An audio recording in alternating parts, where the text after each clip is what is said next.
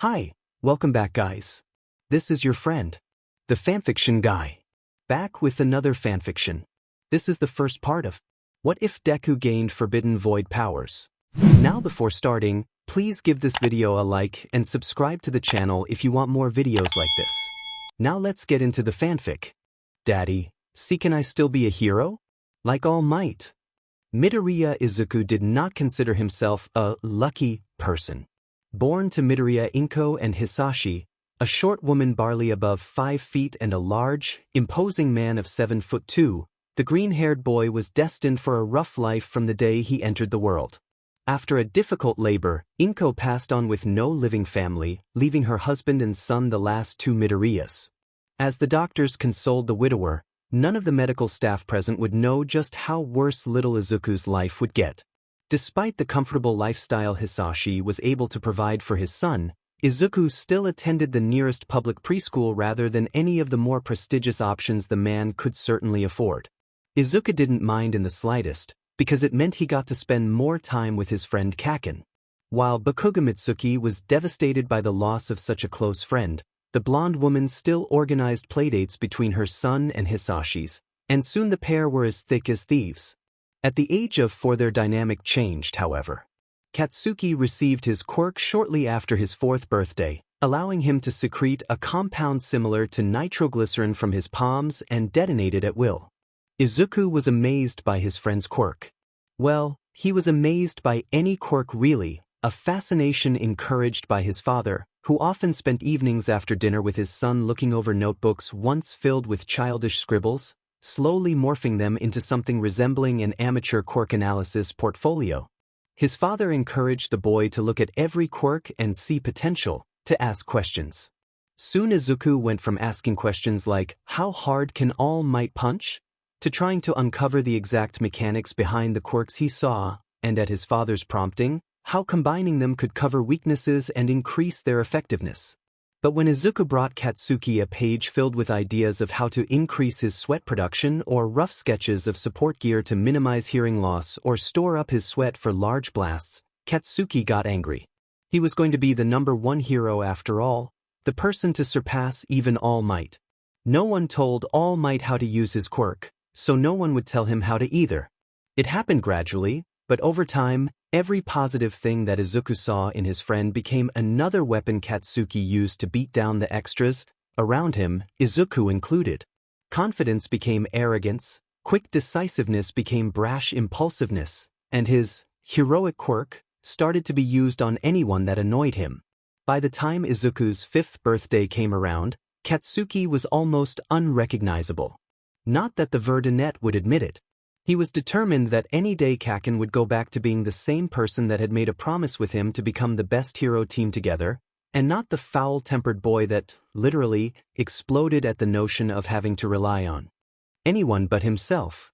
The death knell of their relationship was after Izuku's father brought him to a quirk specialist. Most children got their quirks at the age of 4, and the fact it had been a year without Izuku's quirk making an appearance made him the target of his peers' mockery. Hisashi was strangely hesitant on the idea, but eventually caved to his son's repeated requests. After some tests and x-rays, father and son sat in the waiting room for the results. Izuku was a mess, the muttering habit he had developed on full display as he alternated between assuring himself that everything would be fine and near panic attacks. Hisashi sat next to his son running his hand through the boy's curly mess of hair, exactly like his father's, only green instead of white, telling the boy that no matter what the results the doctor came back with he would go on to do great things.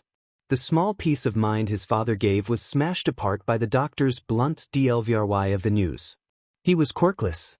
Being as fascinated by quirks as he was, Izuku knew how rare it was for his generation to be quirkless, as while 20% of the population may have been born without a quirk, this was due to the older generations having a higher rate of quirklessness. Most estimates put the current quirkless birth rate at anywhere from 3% to 7%. While the doctor was telling him how he should give up being a hero, Izuku could only think back to his promise with Kaken to become the #1 and 2 heroes. Sure, there had never been a quirkless hero before, but maybe Once he was home, Izuku immediately went to his father's computer to watch the same video that had always inspired him when he was feeling down, a recording of All Might's debut. While Hisashi never held heroes in much regard, more interested in dissecting their quirks with his son, for whatever reason he held a particular disdain for the so-called symbol of peace. But Izuku idolized the man, as All Might was everything he had ever wanted to be as a hero, someone who could make people feel safe simply by being there. It was several hours and a few hundred replays later when Hisashi checked on his son, worried after he hadn't come down for dinner. He found his son in front of the computer screen with boisterous laughter filling the unlit room, when Izuku, tears forming in the corners of his eyes, asked his father if he could still be a hero. As the towering man kneeled down to look his son in the eyes, he told the boy what he thought was best for his son. He told him no. All the heroes at the top have strong, powerful quirks. You are such a smart boy and I'm proud to call you my son, but no one would let you become a hero no matter how hard you try. Izuku's eyes welled up with tears, and Hisashi briefly worried about the ensuing water damage to their house. But just because it never happened before? I just have to try really hard. Right? Hisashi pulled the boy close, the comforting rumble of his voice rising from his chest contrasting with the devastation Izuku felt hearing his father crush his dream. You can try as hard as you want, but you were born differently, which means people will never look past that. Even if you manage to become a hero, it would be a shame for someone as brilliant as you to waste your talents like that. Izuku broke out into a sobbing mess, and Hisashi felt his clothes stained with a copious amount of tears. Like mother like son, it seems. Hisashi waited for his son's wailing to subside into quiet sniffles before continuing. You remember your little friend, Kaken, was it? A short hum into his chest prompted Hisashi to continue. Everyone says he has a quirk meant for a hero, but he doesn't help people with it, does he? He only uses it to hurt people around him, like a villain. But all his lackeys and the teachers don't call him a villain, do they? No, replied the meek voice of Izuku. Do you know why? Because despite everything they say, despite all the smiles for the press and charity events they go to, heroes don't help people. Heroes only do all that so they can show off to the public, because they are nothing but glorified celebrities in costumes. I know you want to help people, but there are so many better ways for you to do that. Izuku took a moment to digest his father's words, before looking up at his father. Despite the puffy eyes and tear stains on his cheeks, a burning determination raged behind two emerald orbs. A look that reminded Hisashi of the last time he had seen his late brother. Then I just have to be different than them. I'm gonna be a hero that helps everyone. Hisashi gave his son a small smile to mask the irritation he felt. Why wouldn't the boy just listen to him? Why was he so set on this? After comforting the boy until he fell asleep, Hisashi let out a sigh of frustration.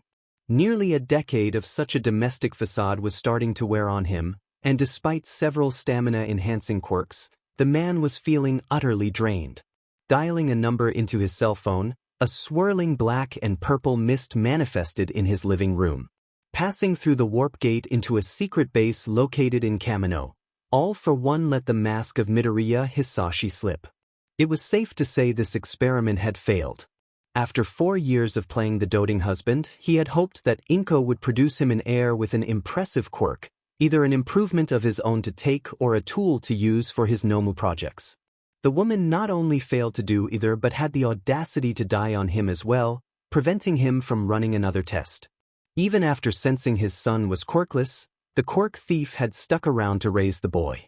Surely the world would crush him for the way he was born, and when that happened, all for one would be there to pick up the pieces and mold them into the perfect successor, one utterly dedicated to him.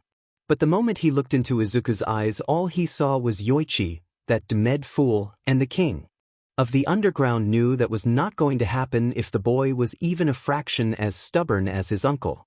All for one briefly considered on giving the boy a quirk to make him dependent on his father, but given how poorly that had ended last time, all for one turned to the sentient Nomu. Kyuri, bring me Tamura. I wish to see how he's doing. With a quick nod, Kurogiri vanished, before another warp gate brought the brunette in question. 10-year-old Shigaraki Tamura, formerly known as Shimura Tenko, looked up at all for one with reverence, but gazing into his red eyes the quirk thief saw something else. A burning hatred towards the world he wished to see in his own son. At least the backup is coming along nicely. In the years that followed, Hisashi became extremely distant to his son. He still provided food, shelter, and all the basic necessities, but that was it. The evenings of quirk analysis after dinner had been replaced with long nights working, even though Izuku never knew what his father even did.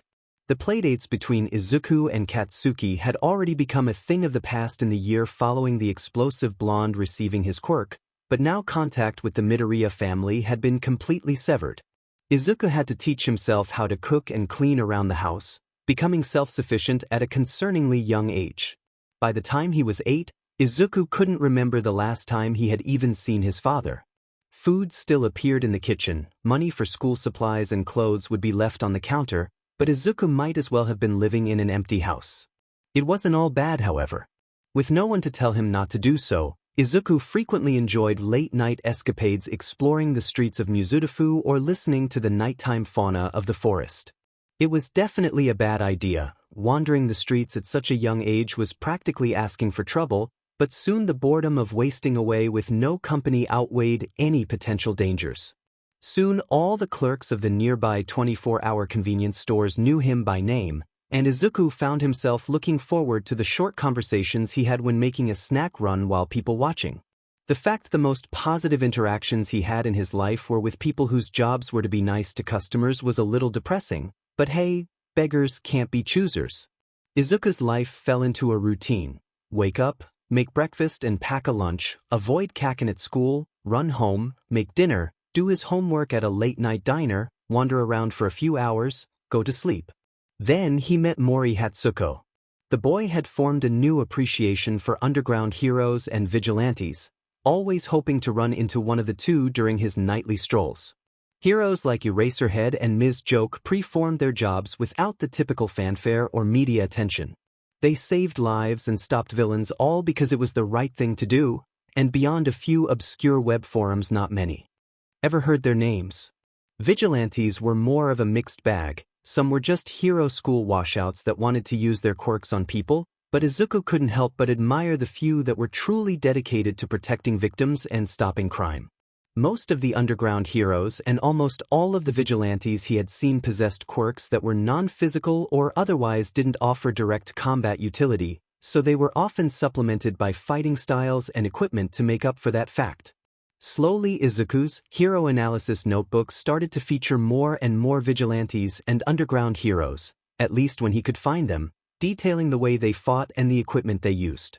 So, when the 8-year-old walking the city streets alone at 1 a.m. heard the sounds of a large fight down a nearby alley, he did not do the smart, reasonable thing and get to safety before calling the police.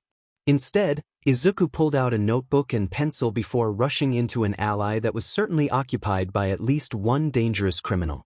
By the time Izuku managed to get a look at the conflict, 6 bodies were laying on the ground as 3 very distressed thugs stared down a woman who looked every part a vigilante. Most of her outfit consisted of simple, dark clothing. Dark gray cargo pants had been tucked into a pair of combat boots, a loose leather jacket was worn over a black tank top, while her hands were covered by fingerless gloves. The face covering over her nose and mouth made it difficult to tell, but from what little her could see of her face, Izuku guessed she was somewhere around her mid to late 40s. Her age was an afterthought, however, as the boy's eyes were drawn to her equipment. The vigilante held a metal tonfa, and several prominent bruises on the fallen criminals showed she knew how to use it. Her left hand was held slightly in front of her, which Izuku first guessed was either ready to intercept an attack or use her quirk, but a second glance had him swearing that she was wearing something on her wrist. The standoff between the 4 was broken as the vigilante made a quick flicking motion with her left arm, exposing what looked like a miniature crossbow attached to the inside of her wrist and confirming the Verdunet's suspicion. The man on the left clutched at his neck as a small syringe was shot into the side of his throat, the chemical concoction inside quickly rendering the man unconscious. Before he even had the chance to fall, the woman made a pulling motion with her hand while a strange, light purple symbol shined through the fabric of her glove. A dark tendril shot from her hand and latched onto the thug on the right, ripping him off of his feet, only for the airborne mook to meet the vigilante's tonfa mid-flight, knocking him out cold. Either from a desperate sense of fear or undeserved confidence, the last criminal rushed to take a swing with a hand ending in jagged, pointed claws. The woman ducked under the telegraphed attack and grabbed a small metal disc from one of her pockets, shoving it onto the man's chest where it stuck. As she quickly stepped back, Izuku watched the man spasm and convulse before collapsing from an electric shock, the occasional spark still arcing off the metal disc. Izuku stared in awe at the sight before ducking out of the alleyway and opening his notebook to a new page. In less than 5 seconds, the vigilante had taken down 3 opponents, 2 solely through use of support gear. Not to mention the quirk she used on the second thug. Could she only use the one tendril, or did she have the ability to create multiple? If so, does their strength diminish based on the amount? How was the glowing symbol on her hand connected to her quirk, or was it purely cosmetic? With how easily she pulled a large man through the air, could she pull herself if she latched onto a surface? Can she only pull things, or could she use them for? Izuku's pencil froze as he heard the woman speak out from around the corner. "Kid, you know I can hear you, right? Diamond, was I muttering again?" "Yeah." As she stepped around the corner, Izuku managed to get a better look at the vigilante now that she wasn't in the middle of a fight. She stood at roughly 170 centimeters, and her jacket hung off of a frame of lean muscle. Her auburn hair was pulled into a tight bun, while a few scant gray hairs could be seen. The metal tonfa now rested at her hip on what looked like a utility belt that heroes from pre-Quirk comics wore, no doubt holding even more gear like the pockets of her cargo pants. The woman gave the green-haired boy, who was certainly much too young to be out this late, a quick look up and down before moving to one knee. "Aren't you a little young to be out this late, kid? I'm pretty sure you're breaking curfew right now." "And you're a vigilante," the Verdunette retorted, "so you can't lecture me about breaking the law." While it was hard to tell with the face covering, Izuku guessed the woman was grinning from the amused huff she gave. "Really, how do you figure that? I might be an underground hero about to drag you home. You didn't tie up any of the people you were fighting after knocking them out or call for the police to arrest them, you're wearing normal clothes, and all the support gear you use looks like you make it yourself, even if it's well made." As the boy in front of her stared to speak about how heroes typically avoid using chemical sedation to avoid accidental overdoses or negative reactions, with a small tangent on the exception of midnight, as her quirk didn't have such drawbacks, the vigilante found herself impressed with the kid. Alright, you got me, but my point still stands. It's not safe to be on the streets this late, and one of these days you're going to run into someone who doesn't have a problem hurting a kid. Do your parents even know you're out?" Whatever passion Izuku had was snuffed out in an instant. Casting his gaze downwards, Izuku's hands clenched around his notebook hard enough to leave a crease in the paper.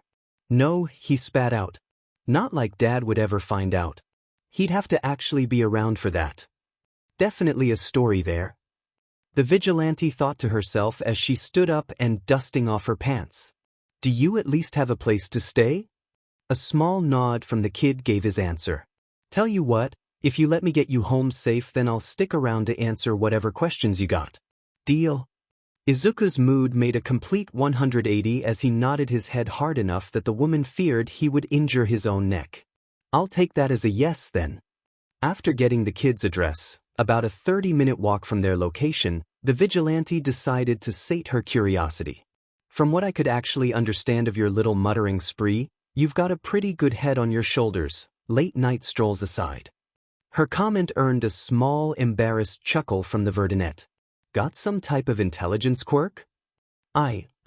No, I don't." After weighing the pros and cons, Izuku decided it would be best to rip the band-aid off now and hope for the best.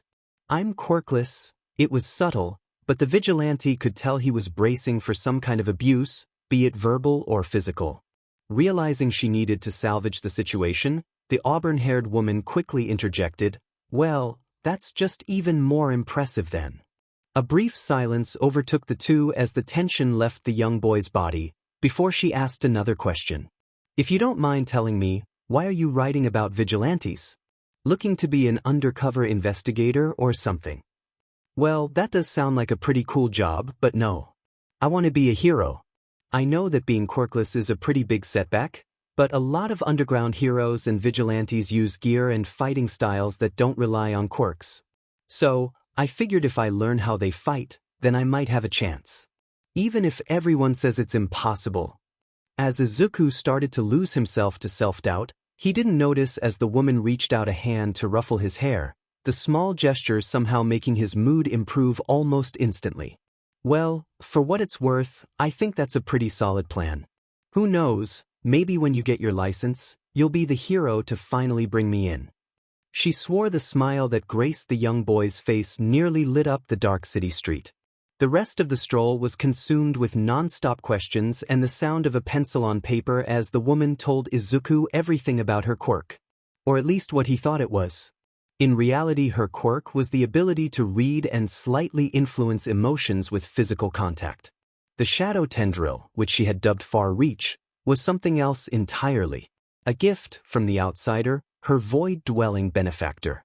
But it's not like she was about to tell some random kid that she had magic powers from a godlike entity. Upon reaching the kid's house, the Warlock inspected the building. It was fairly large with 2 stories, likely able to comfortably house a large family, and the wealthy neighborhood meant the boy should have been left wanting for nothing. Was his father away on business a lot?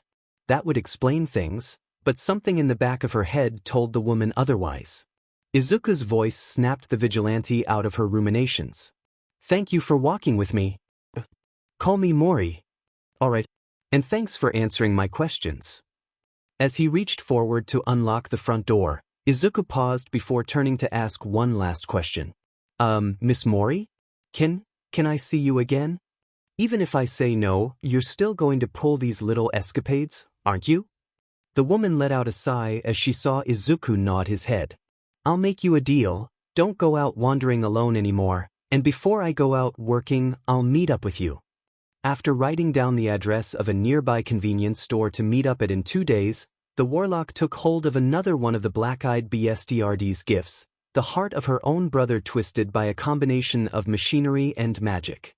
The only one who could see it was herself, and it could not only help her locate objects touched by the void's influence but also divine secrets about anyone she focused on, albeit in cryptic, roundabout riddles more often than not. It may be a slight invasion of privacy, but she was worried about the kid. A quick little peek wouldn't hurt. Before the door closed, Mori gave the heart a soft squeeze and the voice of her departed brother filled her mind. He was lucky to have been born quirkless. His father would have done so much worse to him otherwise.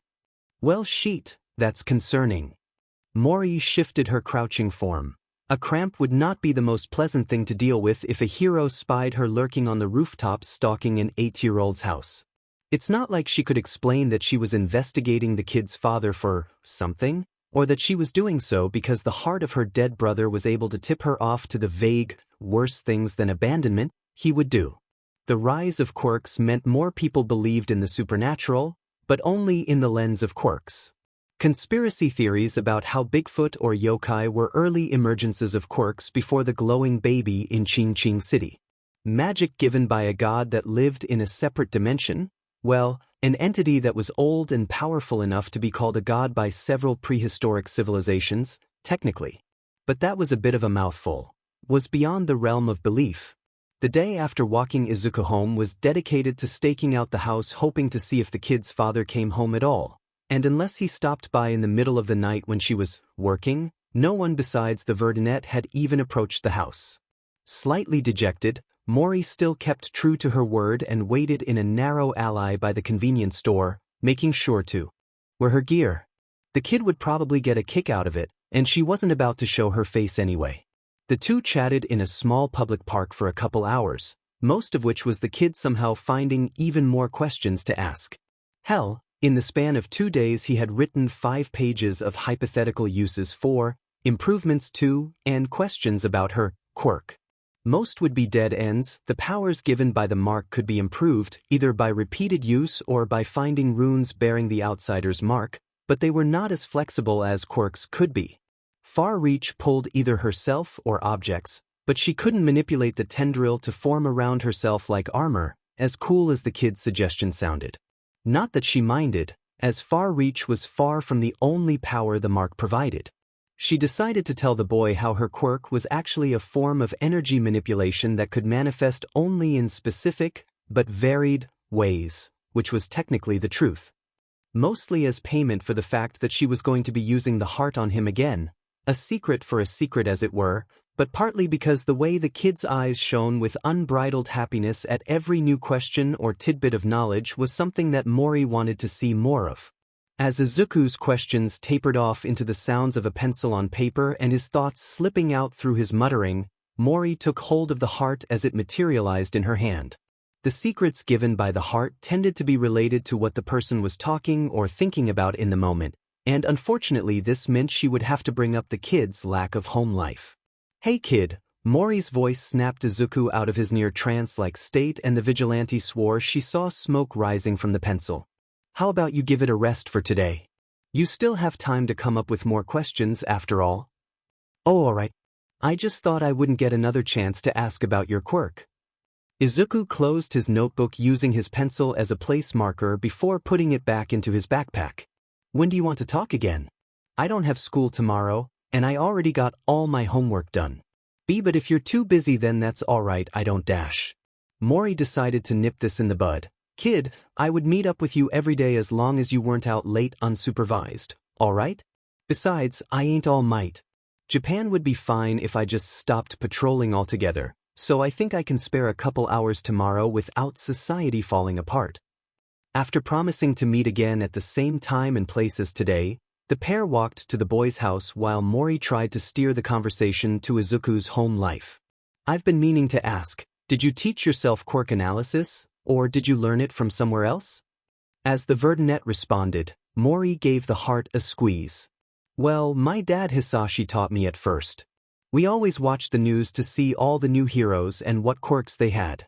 The past few years I've been teaching myself as much as I can." He saw inspiration where his father saw power. "Must be hard, having your old man practically disappear from your life because you were born quirkless." Another squeeze. "Well, he didn't actually mind that I was born quirkless, but after I was diagnosed he tried to say I shouldn't be a hero, called it a waste of my talents. My dad likes seeing new quirks, but really doesn't like heroes themselves, All Might especially. It will take years after their battle, but the age of the 8th will come to an end. I would understand if he wanted to keep you safe, but wasting your talents? You would think any parent would be proud if their kid became a hero." Squeeze. "I guess not him. Dad mentioned once how his brother Yoichi died in front of him. Maybe he blames heroes for not being good enough, or something." The first's eyes shined with a brilliant determination as he died. "His brother's creation has the same gaze." Creation? Is that supposed to mean Izuku? And what the hell is with the 1st and 8th crap? While Mori attempted to divine more information during the short stroll, any further uses of the heart only gave information about Izuku's near future, such being caught by some bully named Kaken, or how the cafeteria staff would serve him extra food tomorrow after he forgot to make breakfast. That seemed to be a trend with the heart. You would get enough information to point you in the right direction, but never an outright answer. Stopping at the sidewalk in front of the boy's house, Mori produced a small notepad and a pencil from one of her pants pockets. You would be surprised how often writing implements came in handy for a vigilante, and jotting down a phone number. "Here, kid," the vigilante said while tearing off the page and giving it to Izuku. "If you ever need help and you can't wait for our little chats, call me. That number is to a burner, so I'll tell you if I get a new one." The Verdunette carefully took a hold of the paper scrap like it contained the secret to world peace, before preforming a bow so deep he was nearly forming a right angle. "Thank you for trusting me with this. I promise I'll keep this number safe so no one finds it." "Geez, it's just a phone number. Not even my personal one." The woman thought to herself, finding the boy's display a bit much. After bidding the boy farewell, Mori found herself trying to make sense of what the heart had told her about Izuku. If the kid was in fact the creation, that painted a bad light of his father. Quirk marriages were largely a thing of the past, with practically every country on Earth outlawing the practice, but they never really went away entirely. But if the man did organize a quirk marriage to create Izuku, wouldn't he want his kid to be a hero? The only reason she could think of for a man to want a child with a powerful quirk but be so opposed to the idea of becoming a hero would be if he was a villain. Mori couldn't help but speak aloud after the realization hit her. It would explain a lot, but it was a major leap to go from absent father to literal villain, even though the heart was implying as such. This was something she had to be sure about, with nothing left to speculation. Shaking away the thought, Mori focused instead on the hours ahead of her. She still had work to do tonight, and it wouldn't help to get distracted. Midoriya Hisashi would come later. As weeks stretched into months, Mori would find almost nothing about the man named Midoriya Hisashi. There were records him of purchasing a house and marrying one Midoriya Inko, taking her family name, but nothing beyond that. With no knowledge of his previous family name, trying to find him through his brother Yuichi via death certificate or obituary would be next to impossible. Even finding out his quirk was breathing fire from Izuku and going through the government's quirk registry, which was only possible after an entire escapade involving a drugged cake, a spool of silk cloth, and 2 pounds of thermite. For any Hisashis with a quirk even remotely related to fire came up a bust. It was like the man didn't exist. Given that Mori was trying to figure out if he was a villain or not, it was growing increasingly likely that Hisashi was never real in the first place. Without any realistic way to find the man, the vigilante placed the search for Hisashi on the back burner. Besides, she had more important things to focus on right now, like how Izuku's 9th birthday was in a week. While she would never say it out loud, Mori found herself becoming attached to the Quirkless kid. Maybe it was the way he was so much like her brother Akio, bright and cheerful with a tendency of hyperfixation on whatever caught his interest. Perhaps she stuck around to try and keep that spark of hope alive and avoid what happened with Akio. Or maybe she just too stubborn to admit she had a soft spot for the boy. Whatever the reason, somehow the woman who spent her nights bashing skulls in seedy alleyways found herself in a mall while asking herself a question of dire importance. What the hell do I buy this kid? Hero merch was the first and most obvious answer, but that just felt too impersonal, even if the kid would cherish it forever. It didn't take a magical heart containing someone's soul to tell that Izuku was really looking forward to actually celebrating a birthday with someone else for the first time in years. The kid insisted that simply spending time together was more than enough, but Mori was determined to get Izuku something amazing. But what else besides merchandise did you get a hero nerd like him? The only things he liked to talk about besides heroes were quirks, and it's not like there was anybody who could give him one, and becoming a hero. Wait a dim minute, that's it? With her sudden strike of inspiration, Mori confidently strode back to her home above the tiny little toy shop she ran as a day job. Oh, the kid's gonna love this. A week later, after meeting the kid at one of the usual spots with a bag of takeout katsudon and sodas, Mori grabbed the boy before using far reach to pull herself and Izuku up to a nearby rooftop where they could have their celebration uninterrupted. After a shared birthday meal and some pleasant conversation, Izuku thanked the vigilante with a wide smile on his face. This was the best birthday ever. Thank you, Mori. Having long since ditched the face covering around Izuku, Mori returned the grin. Well, in that case, maybe I'll just save your gift for next year. Need to make sure the next birthday's even better, after all. You didn't have to get my anything, the Verdunette protested, before the vigilante cut him off. I believe your exact words were, please don't feel like you have to spend anything for me, spending the day together is enough. She said, before pulling out a stack of papers from the bag. And wouldn't you know it, I didn't spend a yen. Happy birthday, kid. After passing over the papers to Izuku, Mori watched as his eyes darted over the front page. The training schedule? Yep, the woman said with a heavy pop of the th. Being a hero is one of the toughest jobs out there, and doing it quirkless means you'll need to push and claw every step of the way, even just to prove you belong with the rest. Might as well start now, right? Izuku flipped through the pages, taking in the training hours and meal plans. There were even hours set aside for supervised free running and learning how to make and maintain gear like her own. I don't know what to say. Well, thank you would be a good start. Mori quipped before letting loose a light chuckle. Nah, But seriously, don't worry about it. I know how much being a hero means to you. No, it's not that. Well, I mean, I am thankful, but that's not, Izuku stammered out, before stopping himself to take a deep breath. It's just, you really believe I can do it? Mori pet her head in confusion. Course I do. Said that the first time we met, remember? Yeah, I do. It's just, part of me always thought you were just saying what I wanted to hear. Running her hand through the verdant locks, Mori used her real quirk to improve Izuku's mood as much as possible. Kid, anyone that has an actual conversation longer than 5 minutes with you knows you'll be one of the greats. And if they still don't, well, screw 'em. Whether it was her quirk or her comment, the small laugh and wide smile meant at least one was working. It was certainly going to be tough, and he would have to search what half of these exercises even were, but for the first time in a while Izuku felt like the luckiest kid alive. For the next few months Izuku followed Mori's plan, his afternoons spent working out followed by evenings learning fighting styles, basic weapon handling, and how to build his own support gear with Mori. It was certainly difficult for the first few weeks, but as his body acclimated and the faintest of muscle began to appear on his previously twig-like frame, Izuku couldn't help but feel like he could be doing more. Not that he would try and deviate from the plan.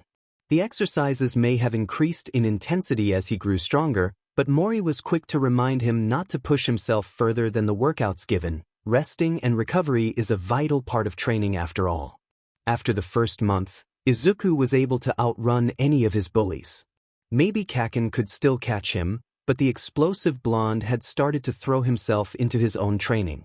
While he still called him Deku, and made sure that Izuku knew it was impossible for a quirkless weakling to be a hero, that was largely the extent of it.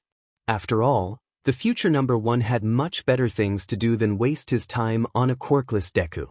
Then one Sunday, the day groceries inexplicably ended up in the kitchen. Ever since his dad had vanished from his life, there was nothing.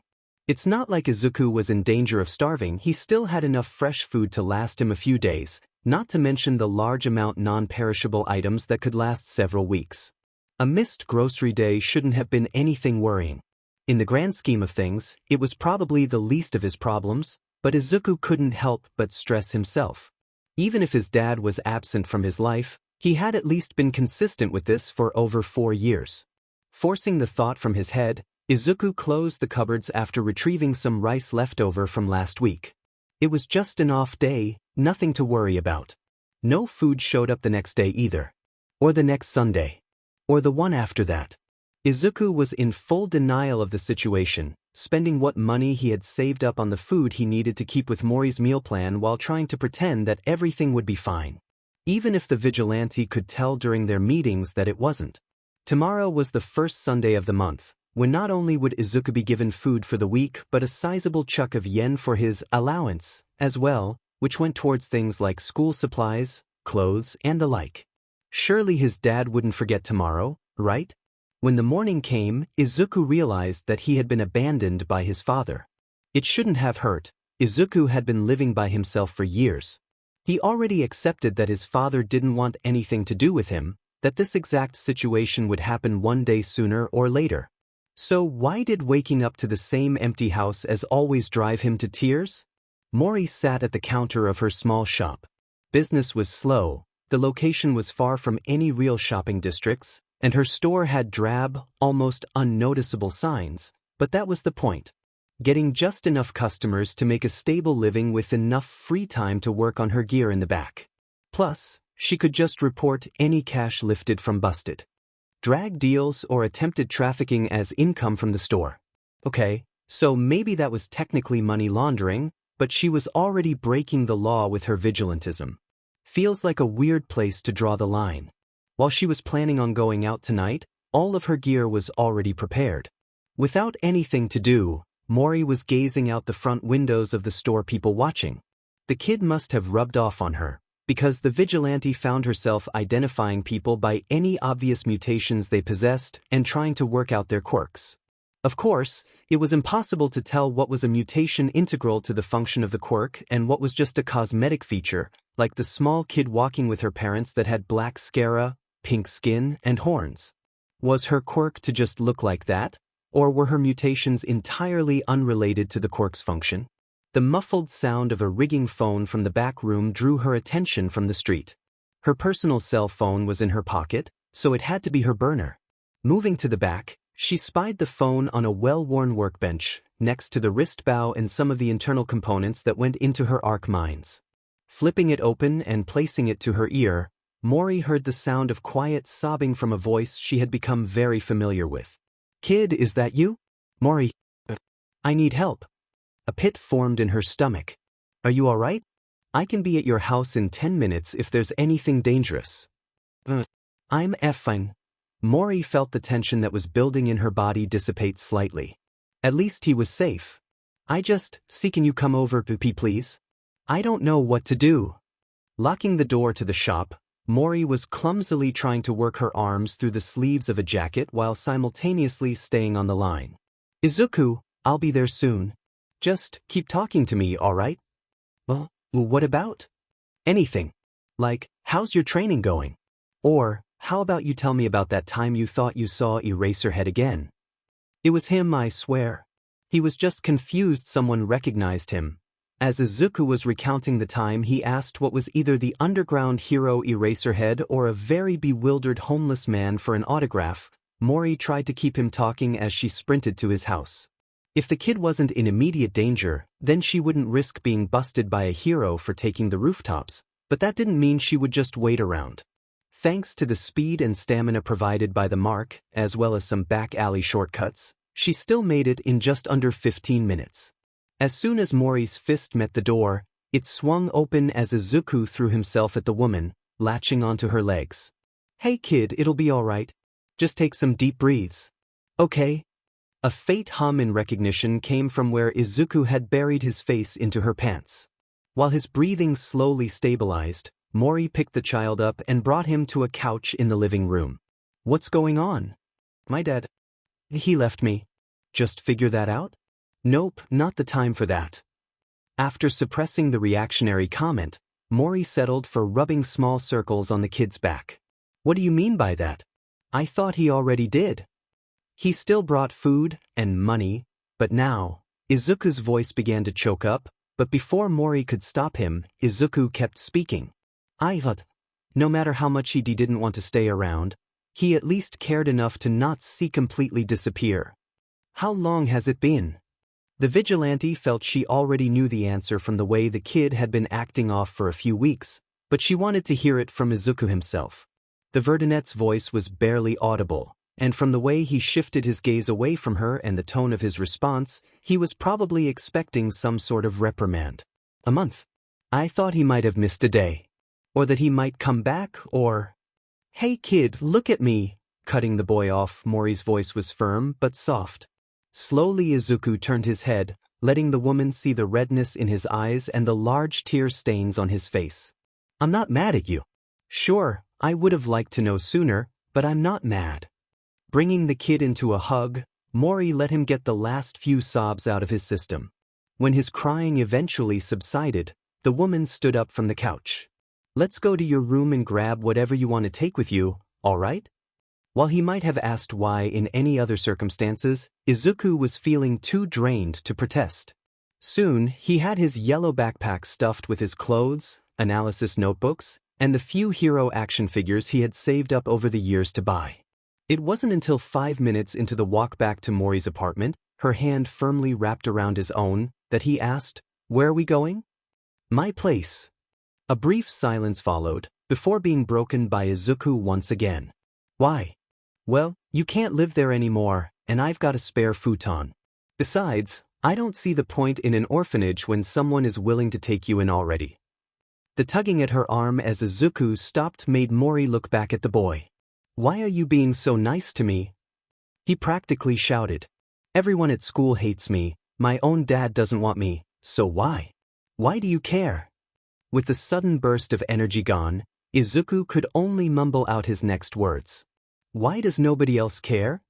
Looking around the area, Mori spied a small cafe roughly half a block down the street. Deciding they needed to have a talk, Mori kneeled down. "Hey, you probably haven't had breakfast yet, right?" At the prospect of food, Izuku's stomach answered for him. Why don't we get something to eat? After paying for their meals, the two sat down at a table set up near the corner of the building. While Izuku stared at the glass of juice in front of him, Mori decided to speak. I'm pretty sure I mentioned my brother Akio before. A short nod from Izuku was all she needed to continue. He was a lot like you. You know? He was always so full of energy, and whenever he had an idea for some new invention, he would drop everything. Hell, with some brown hair and a growth spurt you could pass as his brother. Taking a sip of her coffee, Mori gave the kid a soft smile. He was quirkless too. Izuku snapped his head up. Really? Yep, wanted to be a hero as well. Before he even knew what his quirk was, he always planned on making support gear to help with the job. When he got the diagnosis, he just decided to double down, use his brain to compensate. Just like a certain green-haired menace. Mori gave a small chuckle as the kid's cheeks were dusted pink by her comment. He didn't make the hero course for UA, but he heard a rumor that if you did well enough in the sports festival then you could get transferred over, and students in the support course get to use any gear they make for the festival. So, he went into support and started cranking out gear like a madman. I may have made some tweaks over the years, but all the stuff I use is based on the gear he made for the sports festival. How did he do? Izuku asked, now fully engrossed by her story. He won the whole Demon thing. Mori's voice was full of pride at the memory of watching her brothers sweep the competition, cheering him on from the stands. Not only the first support corps student to win the entire sports festival, but the first quirkless student at that. The smile on her face and the enthusiasm in her voice suddenly dropped. Not that it mattered. This was before Nizu became the principal, and the previous administration was a lot less egalitarian. Told him in no uncertain terms that he would never make it into the hero course. They didn't even broadcast his quirk status like the others, also the hero kids didn't look bad for losing. Mori took a brief drink to steady herself for what came next. Akio was crushed. The light in his eyes just died. He could barely muster the effort to even go to wake up and go to school. Fearing the worst from her story, Izuku quietly asked, Did he? Mori shook her head. He didn't kill himself, if that's what you're asking. She took a deep breath before continuing. All Might was still in America at the time, so organized crime was a big problem. One day we were walking home together, when this van pulls up beside us and some guy just grabs Akio. I tried to stop him, but his buddy just comes up and knocks me on my butt. Akio, he didn't even struggle. For 2 weeks the police didn't do crap, so the next day I grabbed the gear Akio used for the festival and went out to find him myself. She decided to conveniently leave out the part where she was pulled into the void while she slept and was given the outsider's mark. And her dead brother's heart, even if she didn't know it yet. Took a couple more weeks, some cracked skulls and a lot of persuasion, but I finally found where they took him to. Akio? He was already dead by then. Izuku couldn't help but let out a quiet gasp. The gang wanted him to make support gear for them, get an edge against the pros. When he didn't cooperate, they killed him. Did they get away? No, I made sure of it. Mori wouldn't go into detail with the kid. They were all still alive, but she made sure they would regret every minute they lived. Look, Izuku. You remind me so much of Akio. I just don't want to see you end up like him either. Izuku started to say something, but Mori cut him off. And I don't mean about how he died before that. Seeing Akio just close himself off to the world, it was terrible. I couldn't help him then, but I can at least help you now. Either by fortuitous timing or the waitress waiting for their conversation to be over, their food was brought out. Chopsticks in hand, Izuku paused before taking a bite. Mori. She responded, mouth full. Thank you. Swallowing the bite of rolled omelet, Mori shot the kid a smile. Don't mention it. Katsuki sat at his desk with a scowl. Something was off today, but he couldn't tell what. Looking over the rest of the class, none of the other kids seemed to pick up on anything amiss.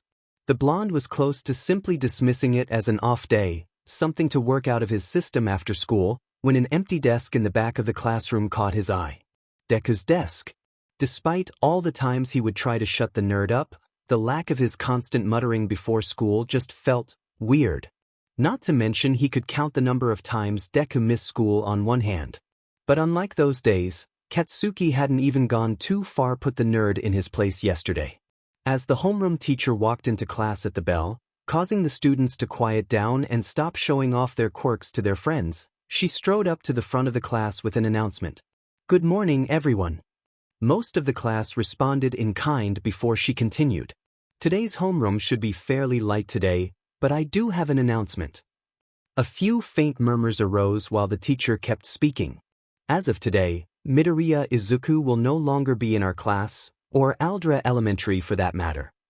Most of the students gave a few disparaging comments under their breaths along the lines of "good riddance" or "about time," while a few others, mostly those with weaker, non-combative quirks, tried to swallow the growing fear they would be made the next target for bullying now that Midoriya was gone.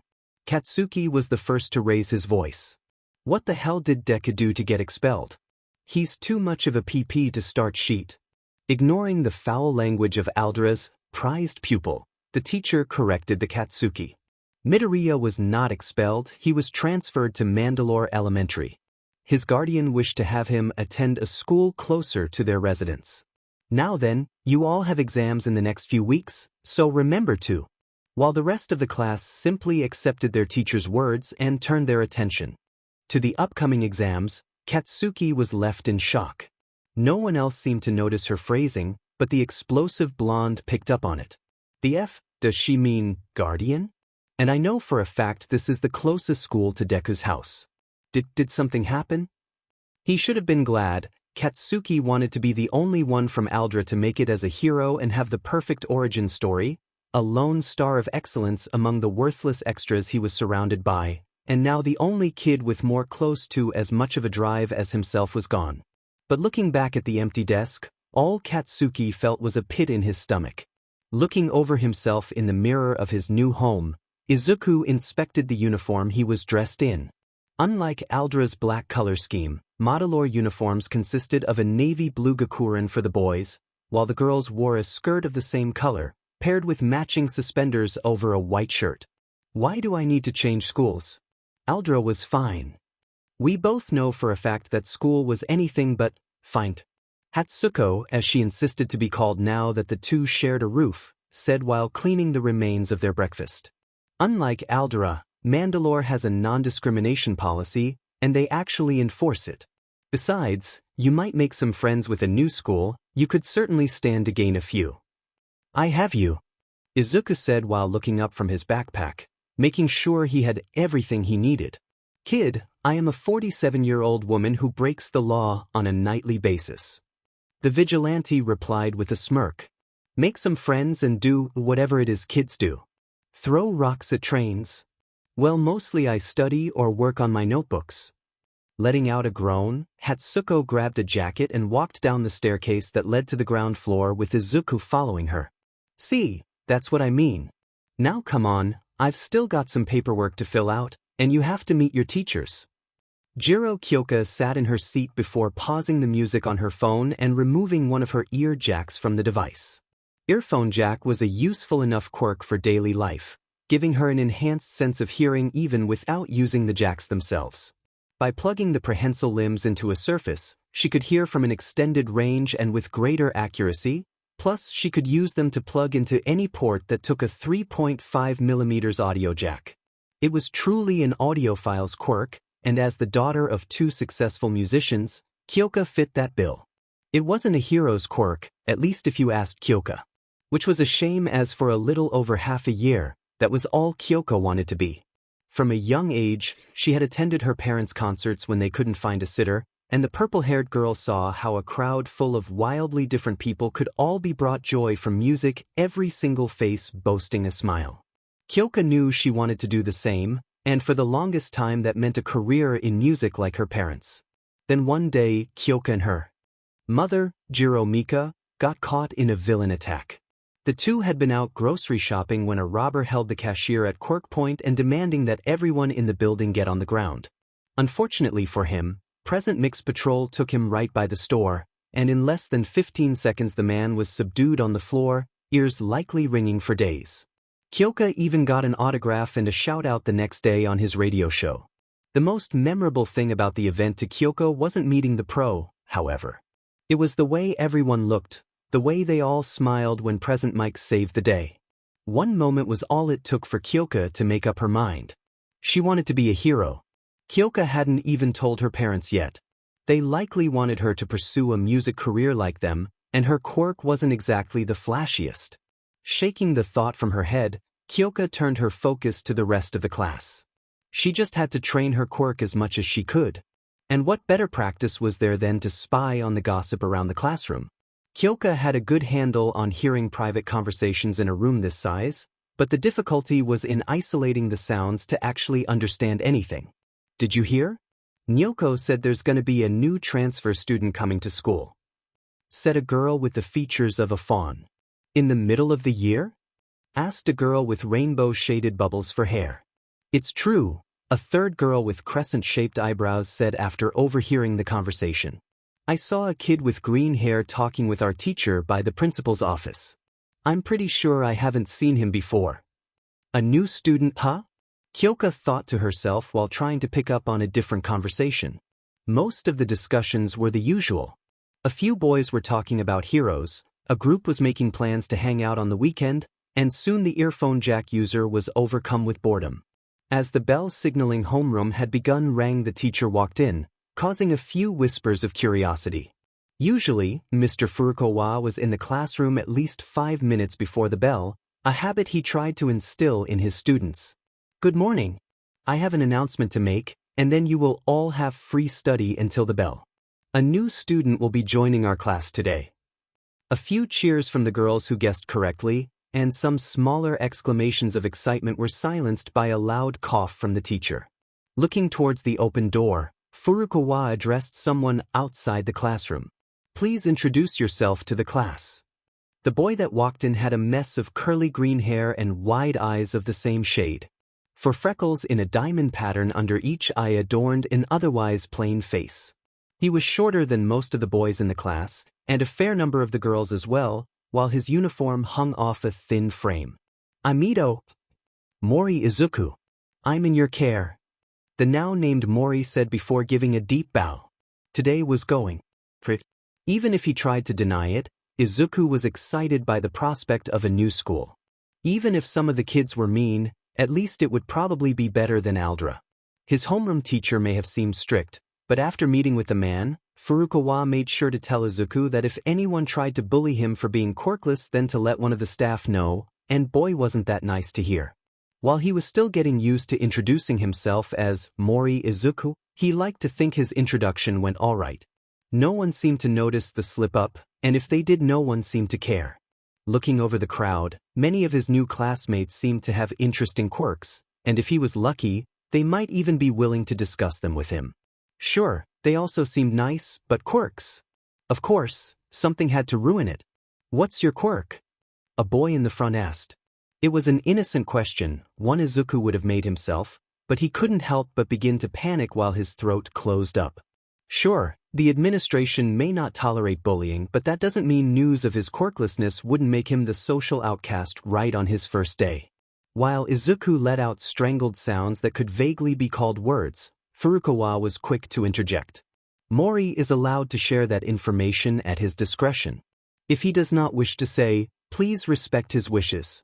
To Izuku's amazement, his new teacher's words seemed to actually work.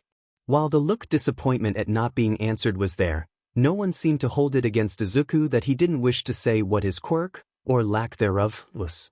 Now then, I'm sure you all have questions for your new classmate, so I will allow some time to ask them. Furukawa said before addressing Izuku. If you do not feel comfortable answering a question, simply say so. This seemed to open the floodgates for the class, who all began to bombard Izuku with questions.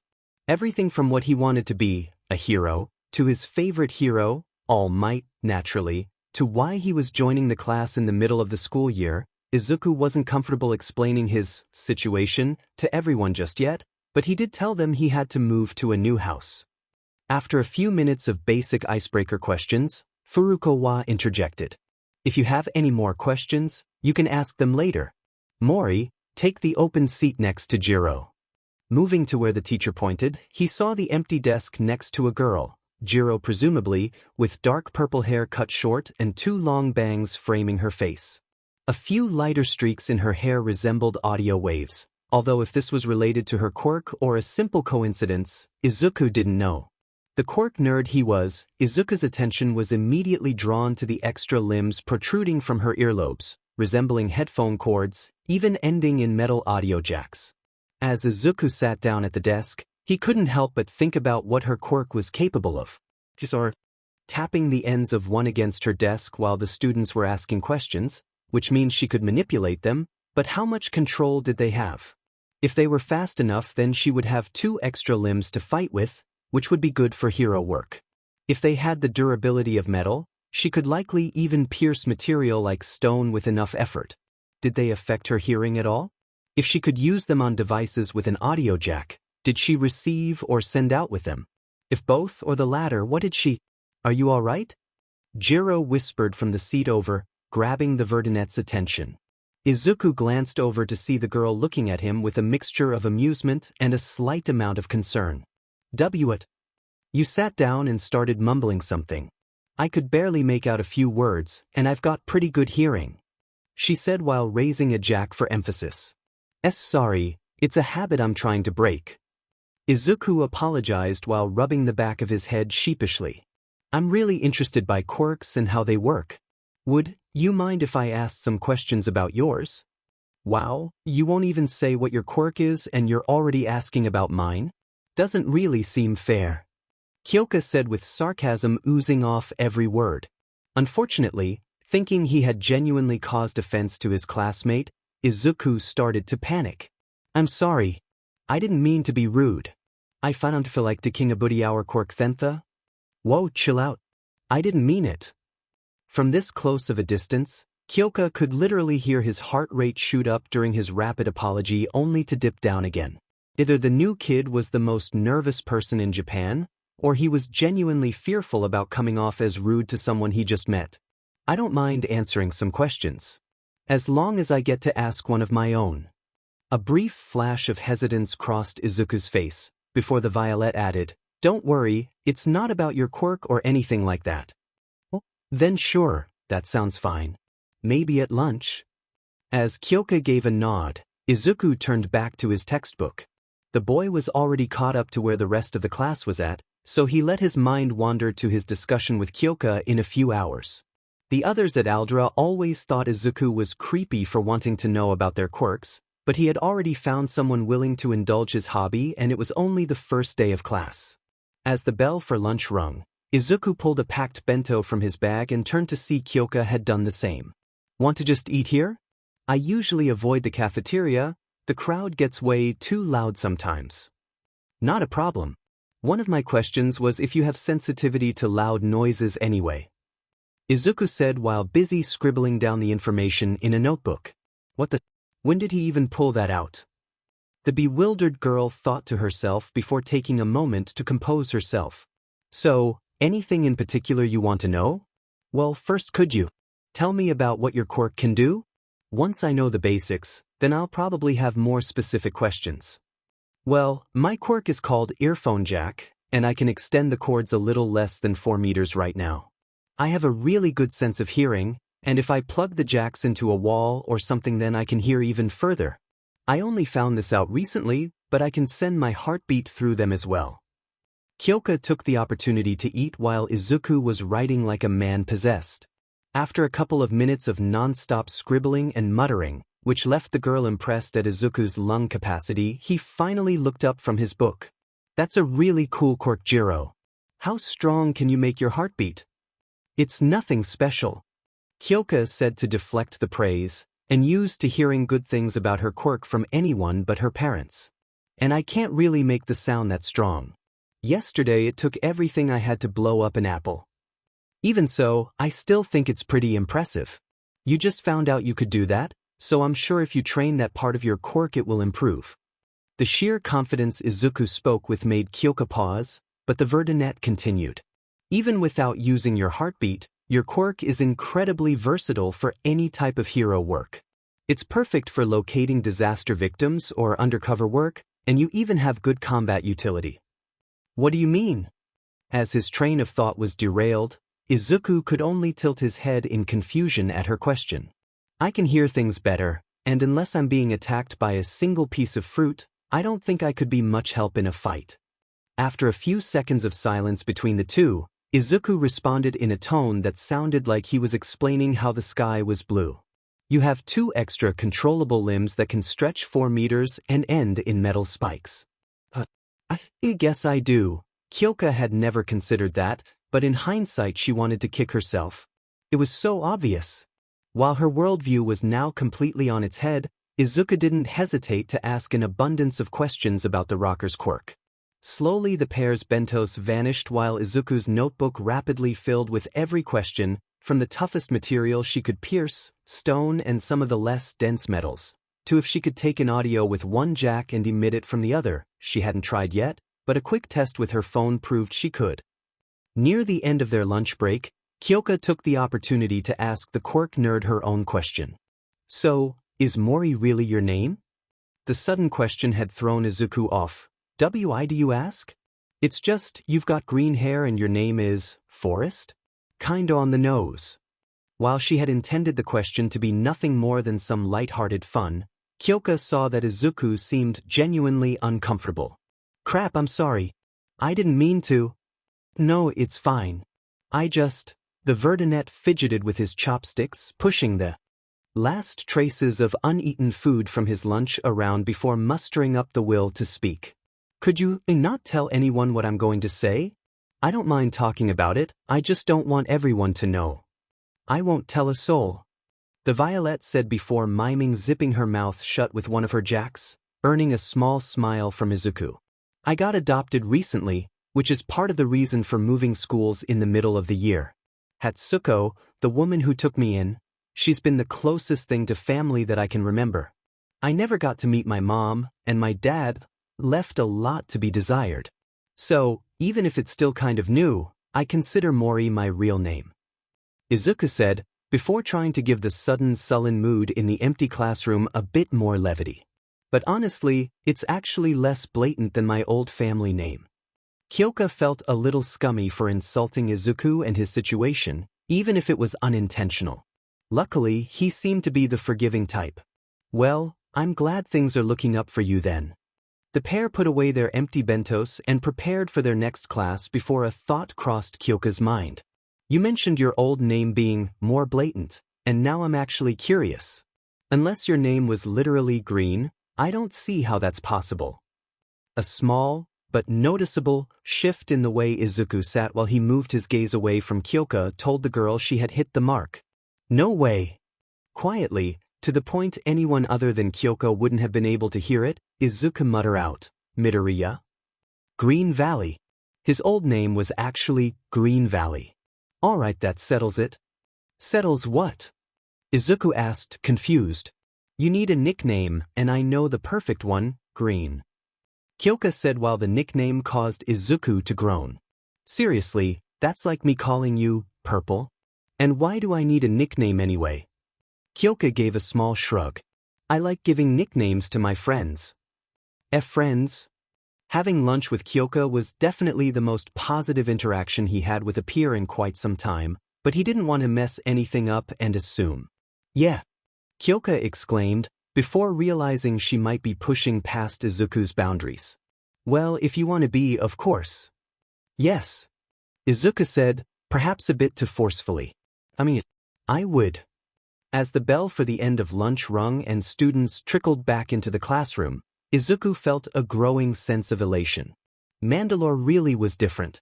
Near the front gates of the school, Kyoka and Izuku chose to walk home together. Izuku's new home was a short detour along the path Kyoka took, and she was excited to show the boy her favorite stops along the way. There's a music store not too far from here that has a lot of different genres, and sometimes street performers play nearby. Maybe tomorrow we can check dash. Do you? Izuku froze at the familiar shout, before turning to see an angry Bakugo. Although he couldn't tell if he was breathing heavily from sheer anger or the fact. He likely ran all the way from Aldra. Hey, Kaken. W at our Y dash. Don't Kaken me death. What the F are you doing here? The blonde shouted while stomping forward to Izuku, who took a step back in fear. See coming home from school. Izuku responded with a meek voice. Quit playing dumb. Why the F did our teacher say your guardian moved you to a closer school? I know for a fact Aldra was the closest place to your house. The F is going on? Kyoka moved to place herself in between her friend and the loud-mouthed blonde. I don't know who you think you are, but you better dash, only to be interrupted by Bakugo. Stay out of this extra. This is between me and the Quirkless F dash. Izuku cringed at Bakugo letting his Quirkless status slip. He wanted to believe Kyoka wouldn't care, but 5 years of bullying from his former classmates kept Izuku from getting his hopes up. Well, Bakugo demanded from the Verdinet, small pops and sparks coming from his palms as his quirk flared up. Start talking, Deku. I got adopted. Izuku blurted out. He was used to Bakugo's temper, but from the look of fury Kyoka was sporting, she was close to coming to blows with the blonde. The last thing he wanted was for her to get hurt on his behalf. Amendalore is closer to my new home, so the woman who took me in transferred me. For a split second, Izuku could swear the anger faded from Bakugo's eyes, only to come back with even greater fury. The hell? Why didn't you just come to the old hag? You spent years trying to look down on me, and now you think you're too good for her too, is that it? Kyoka was confused by the sudden shift in conversation. This JRK was just threatening her friend, and now he was angry he didn't want to live with him. Looking over to Izuku, she saw he was just as lost as herself. You spent years calling me worthless, but now you're confused because I don't want to live with you? Izuku managed to spit back at Bakugo. And how was I looking down on you? I've got the quirk, skills, and drive to be the best hero ever. Everyone FNG knows it. But then you come along always talking about how you'll be number one, even without a quirk, no matter how many times I have to show you your place.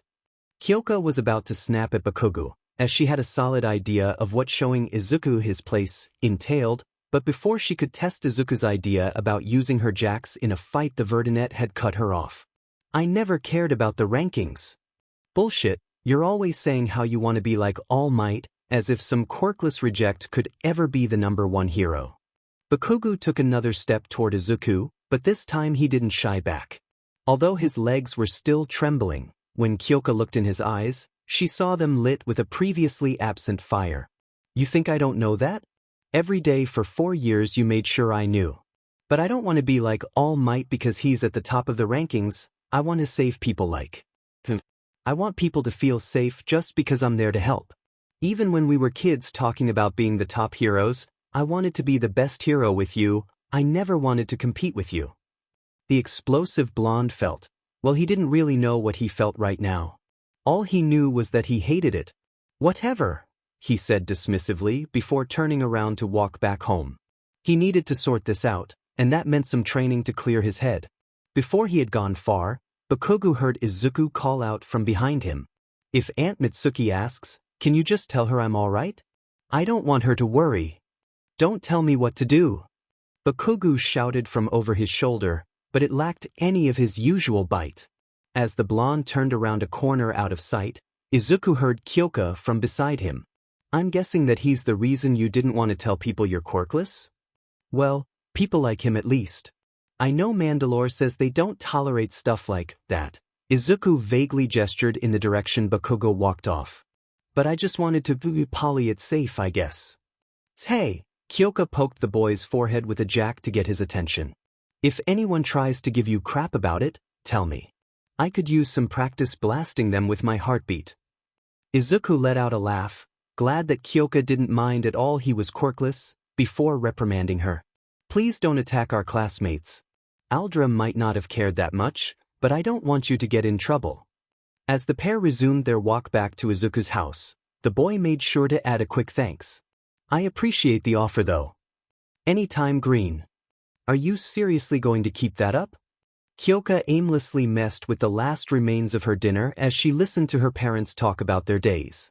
Meeting Izuku and seeing how determined he was to become a hero despite being quirkless had lit a fire in the Violet, but now that she sat next to her parents, Kyoka felt the flame begin to sputter out. They had always been supportive of Kyoka's interests in the past, but some part of her whispered that was only because her interests had up until now lined up with theirs. They wouldn't be angry at her for not wanting to pursue music, that much Kyoka was sure of, but the possible disappointment or complete lack of support was something the girl feared even more. Kyoka, is everything all right? The voice of her mother, Mika, snapped the young punk out of her thoughts. Kyoka got most of her looks from her, from the short, purple hair to her quirk. Luckily the need for glasses was not something she inherited. Why are you asking? Kyoka said, trying to brush off the question. Well, you've been staring at your plate for close to 10 minutes now. Kyotoku, her father, had the longest hair out of the family of 3, with curly blonde locks that pooled on his shoulders. His triangular, onyx eyes were the only noticeable thing that Kyoka had inherited from him. You don't have to. Tell us if you don't want to, but me and your mother will always listen if you do. Taking in a deep breath, Kyoka tried to steel herself. It was either talk to her parents now, or chicken out and dance around the issue for months. Do you think I could be a hero? The pair were surprised. They had guessed their daughter's funk was because of some drama at school, but the question came out of left field for them. As far as they knew, Kyoka had never shown an interest in heroism before. Kyotoku was the first to speak up. Well, of course you could. My little rock star would make any villain think twice about even showing their faces in the same city. While normally her father's nigh overbearing praise would have made Kyoka extremely embarrassed, even in the privacy of their house, she was too overwhelmed with relief to care right now. While I do agree with your father, I am a little curious where this came from. Did you just decide this today? Mika asked, drawing Kyoka's attention. Well, not really. Do you remember that time we saw Present Mike stop that robber? A nod and an affirmative hum from her mother had Kyoka continue. I want to make people happy, like you do with music. But when I saw how much everyone was smiling when Mike stopped the villain, I knew I wanted to be a hero, so I can make even more people happy like that. Wasn't that almost 6 months ago? Kyotoku asked. Why wait until now to tell us? Kyoka glanced down to avoid her parents' gaze. I thought you would want me to be a musician like you, or at least, not be a hero. I know it's really dangerous and my quirk isn't the strongest, but… Kyoka, sweetie. We would both love it if you wanted to be a musician like us, but as long as you're doing something that makes you happy, we will always be proud of you. Mika said while running a hand through her daughter's hair, earning a bright smile from the girl. And there are a lot of heroes out there that don't have quirks that are great for fighting, but they still do good work. You shouldn't look down on your own quirk so much. I know. Kyoka said while trying to fix her ruffled hair. It's just, besides you two and Izuku, not a lot of people think it's anything special. Kyotoku caught the attention of the two. Who's Izuku? Oh right. Izuku's a new kid in my class. He's really smart, and even though Kyoka paused for a second before correcting herself. She wasn't about to out Izuku as quirkless without his permission, even to her parents. Doesn't have a strong, flashy quirk, he's really determined to be a hero. I actually made up my mind on talking with you two about being a hero after he told me how good of one I could be.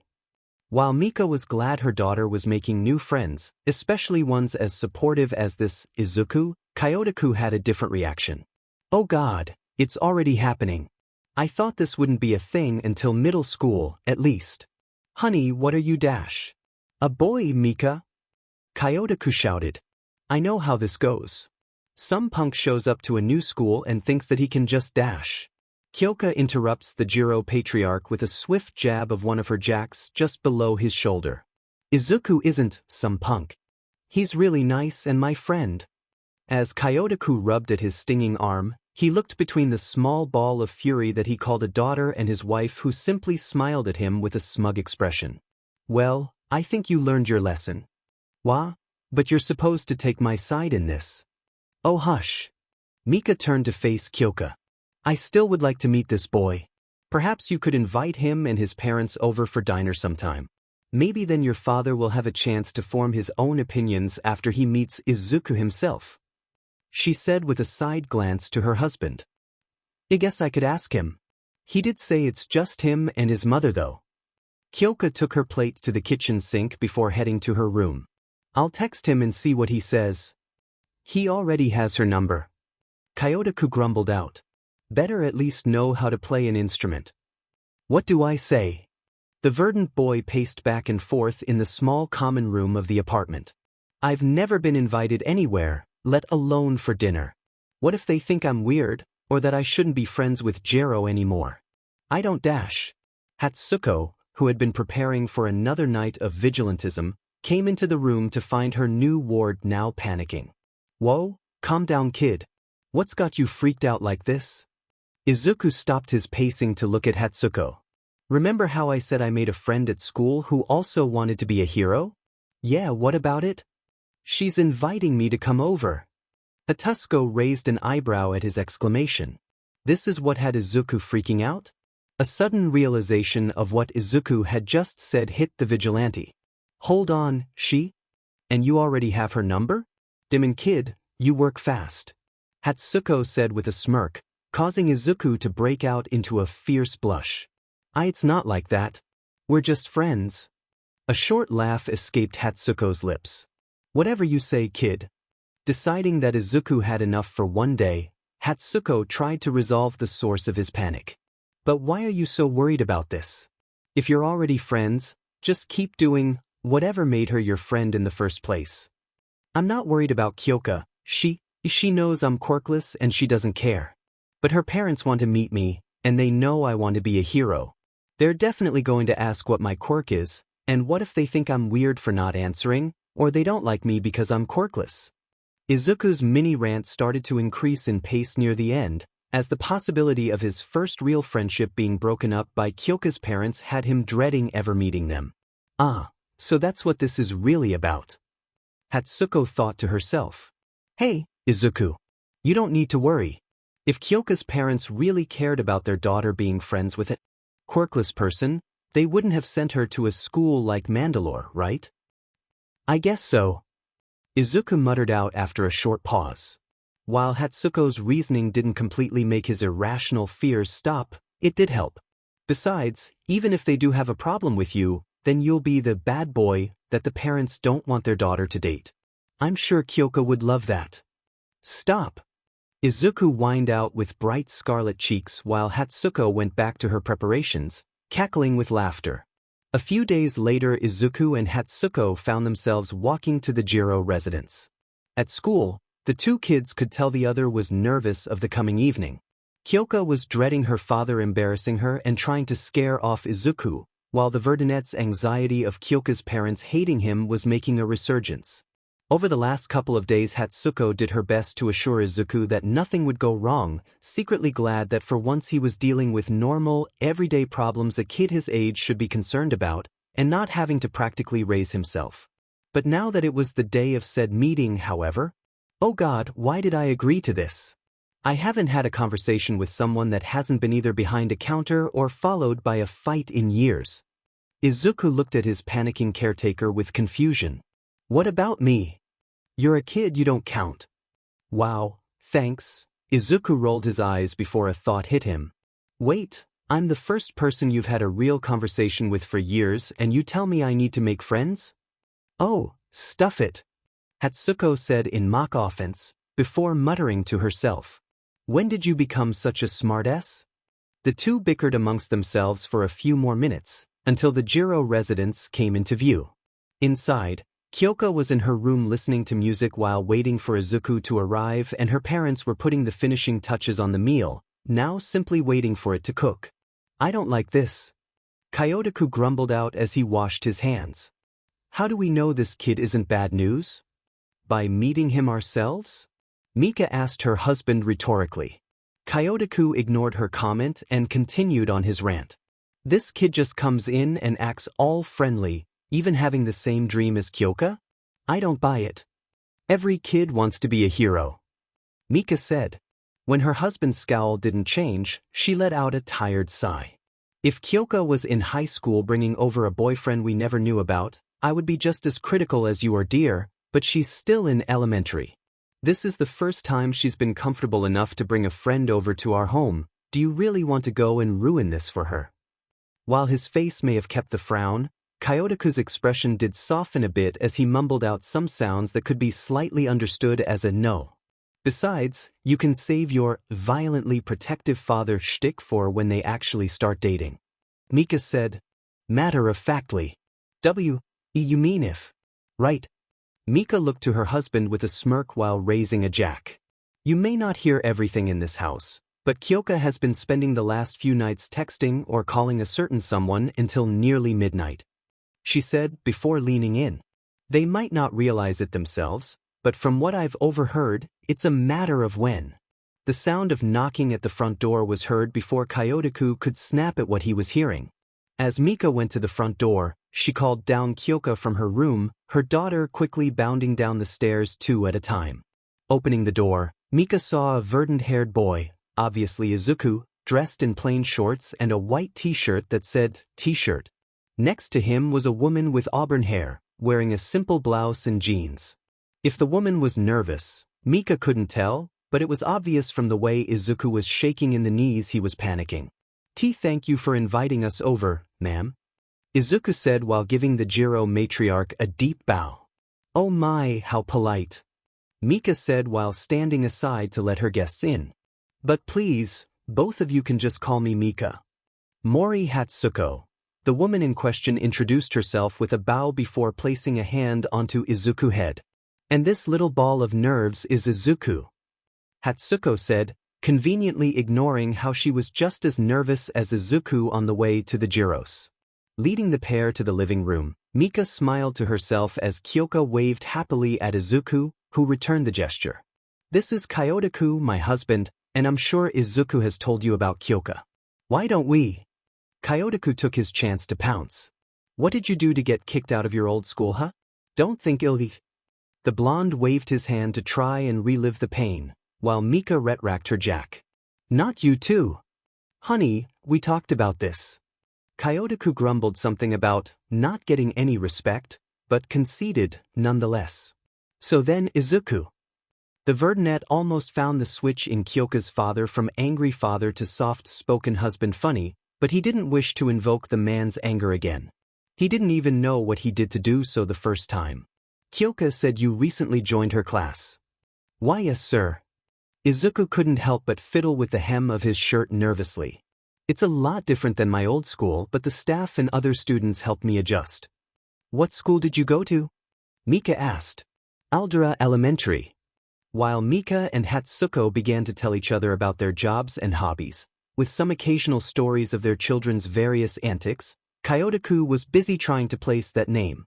Aldera was familiar for some reason, but he couldn't exactly tell why.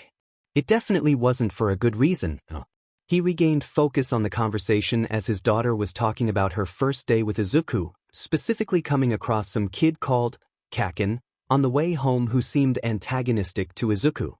He went on about how Green was looking down on him for some reason that wasn't even true, or how everyone knew he would be the best hero.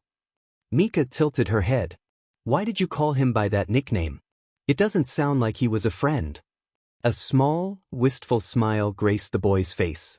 We used to be. Kaken was always so confident even back then. He wouldn't let anything stop him from becoming the best hero, and I guess I admired that about him. Izuku's eyes dropped to the ground and any trace of joy found in recalling past memories vanished. But when he got his quirk, Kaken started to change. By the time I flew well. Hey Green. Izuku's gaze settled on Kyoka. You can tell them if you want. My folks are cool about that kind of thing. Kyoka's words seemed to boost his confidence, as while still didn't look either of the elder Jiros in the eyes, Izuku wasn't staring down at the floor anymore. I'm Quirkless.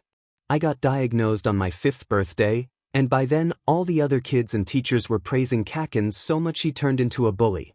Mika's initial reaction was to offer condolences for what happened but settled on making sure Izuku knew neither her nor Kyotoku thought any less than him.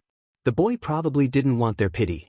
Meanwhile, Kyotoku was having a revelation on why Aldera was familiar. It was only a rumor, but when looking at the various school districts in Shizuoka, some other parents told the Jiros that Aldera was quirkist, extremely so. There was never any proof of the claims, but it was enough for Kyotoku to look into other schools, eventually settling on Mandalore. Izuku's story only confirmed that he had made the right decision. And the first interaction I had with the kid is to practically yell at him. Sheet. The man thought to himself. Before Kyotoku could say anything, a timer went off in the kitchen. That was the last thing we were waiting on. Honey, could you help me set the table? Mika asked her husband. After setting enough silverware and plates for the group of 5, the pair entered the kitchen to move the food to the dinner table. So, Mika grabbed the dish from the oven while shutting off the device with one of her jacks. Now that you've actually met him, what do you think of Izuku? He seems like a good kid. Never let it be said that Kyotoku was too proud to admit he was wrong.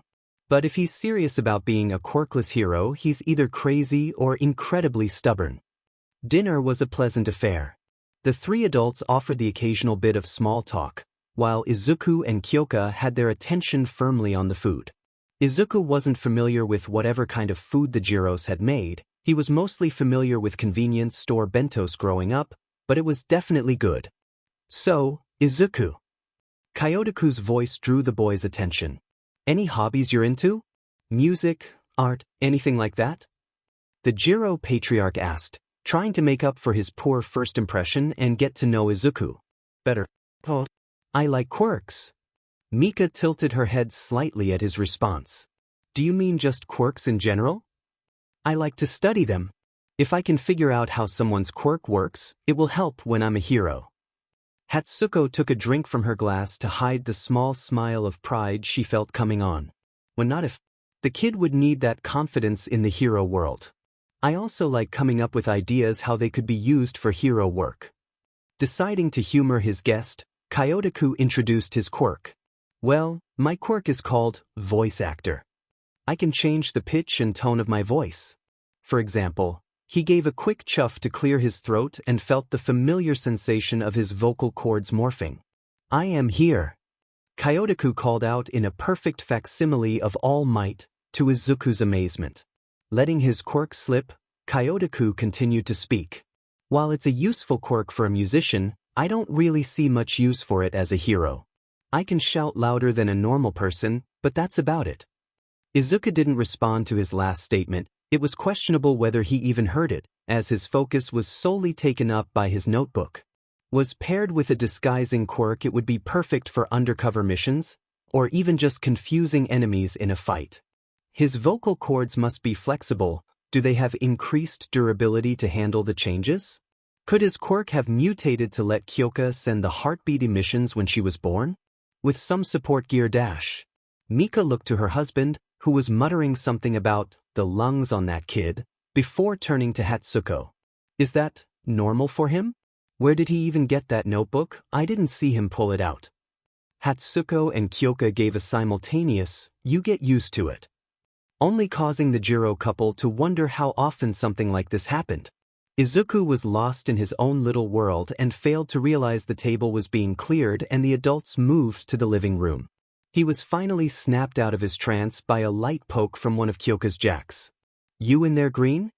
Looking around, Izuku saw the table had been cleared without him noticing. Oh, sorry. I didn't mean to dash. Don't worry about it. Kyoka cut him off. Our parents are busy talking in the living room. You want to see something cool though? Nodding his head, Kyoka quickly grabbed Izuku's hand and led him through the kitchen to grab some fruit before making her way to the backyard. Just a week ago I had to use both jacks to do this, but now, she set an apple and an orange down and walked as far away as she could while still reaching with her jacks, before making both pieces of fruit explode simultaneously. I only need one, and it's a lot faster too. Whoa! If you improved that much in a week, you could probably break stone with enough training. Izuku added some more information to his entry on Kyoka and her quirk, while Kyoka cleaned off the ends of her jacks. As the girl was realizing she would have to clean them off at a sink to avoid her jacks getting sticky, Izuku caught her attention. What other training are you doing? The question threw the punk for a loop. What do you mean? You know, training. For you like weapons or free running. Things like that. Oh, I was just going to, Kyoka waved her jacks in the air. Train my quirk. But you could be doing more. All the most effective heroes have their specialties, but still have gear or training to work outside their roles. Flipping to an early page in his notebook, Izuku handed it off to Kyoka. Looking at the pages, they seemed to be sketches of support equipment with labels of what they do and when they would be useful. From metal discs that could incapacitate a villain with electrical shocks, canisters of some kind of gas or dust that could impair a group, and diagrams of common electrical equipment and security systems with notes on how to rewire or shut them down. The most impressive drawing was a full-page spread of a wrist-mounted crossbow. Hatsuko is teaching me how to build and use all that stuff, but she also makes sure I learn things like emergency first aid and how to fight. I don't have a quirk, so I need every advantage I can get, but that doesn't mean anyone else should just rely on their quirk alone. Well, I guess that makes sense. Honestly, the fact Izuku was giving everything he had to be a hero made Kyoka feel a little bad for thinking she could just train her quirk and get away with it. I just don't know where to start. I could go to a gym and take some first aid classes. It would certainly help, plus it was never a bad thing for anyone to know first aid. Better to have and not need, after all. It probably won't be as good as whatever Izuku is learning though. Why not just train with me and Hatsuko? Izuku asked, snapping Kyoka out of her thoughts. Are you sure? I appreciate the offer, but I don't want to cut into your time. I'd have to ask Hatsuko first, and you'd probably need to ask your parents, but of course I'm sure. While the two made plans to ask their respective caretakers to train for UA together, neither noticed that said guardians watching from a window, having finished with their conversation. Without the benefit of enhanced hearing, Kyotoku was lost. What are they talking about? I only heard the end of the conversation, but Izuku offered to train for the hero course together. Mika responded, before turning to Hatsuko. But why are you teaching him? Aren't there classes for self-defense? On the spot, Hatsuko tried to keep calm while making an explanation that sounded reasonable. After my brother passed, I took up some self-defense lessons. I enjoyed them, so I just stuck with it over the years. Plus, it's free to teach the kid myself. Luckily, the Jiro couple seemed to believe her story.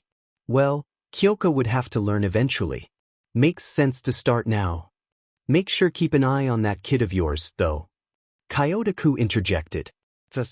Because he seems nice doesn't mean I trust him.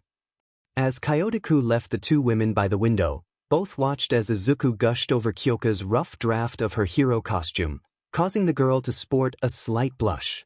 It's obvious, right? Hatsuko asked. Absolutely. I think they'll realize how they feel in their first year of UA.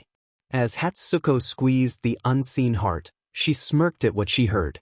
I give them until the second year of middle school. At the latest. 4 years later. Got everything you need? Hatsuko asked Izuku, who was busy preparing for his last day of middle school for the year. Checking to make sure he had packed away his notebooks and planner, Izuku gave a nod and a hum. Well then, go get him, kid.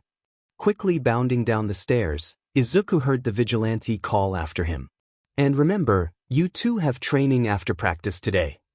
I know, Mom. Izuku spoke out in response. The first time he had called Hatsuko his mother had been a slip-up, a little over a year after she had taken the boy in, but by now it came naturally. Hatsuko still called him kid more often than not, but in one of her non-teasing moods confessed she reciprocated the feeling. As Izuku exited the front door, making sure to flip a little sign from closed to open, he saw Kyoka in her usual spot, scrolling through her phone with a jack plugged in. Hey Green. Kyoka pocketed the phone, earphone jack still attached. Ready for today? Izuku's home was closer to the elementary school, so Kyoka had taken to waiting by the front of the store to walk together with the Verdinette, a trend that continued into middle school. Yep. From what the pair had overheard, the school day would end early, meaning the two would have more time for their practice. Speaking of, so, who's running the lessons today? Kyoka had shown Izuku her room a few weeks after he came over for dinner, only to immediately regret doing so. Izuku immediately started to heap praise onto the Violet about how cool it was she knew how to play so many instruments, even as she tried to protest that she really only knew the basics for most of them while trying to fight the rising blush she felt creeping up onto her face. Mika, Overhearing the exchange, latter asked the boy if he had any interest in learning how to play an instrument. In truth he had, but never really had the chance to, not willing to dip into the small amount of money his father left him for lessons or an instrument. For the better part of 4 years, Izuku learned how to read sheet music and play a variety of instruments with Kyoka. Mika liked to focus on topics like chord progressions and music theory in between practice with instruments, as she was of the opinion one needed to learn the rules of music to know when to break them.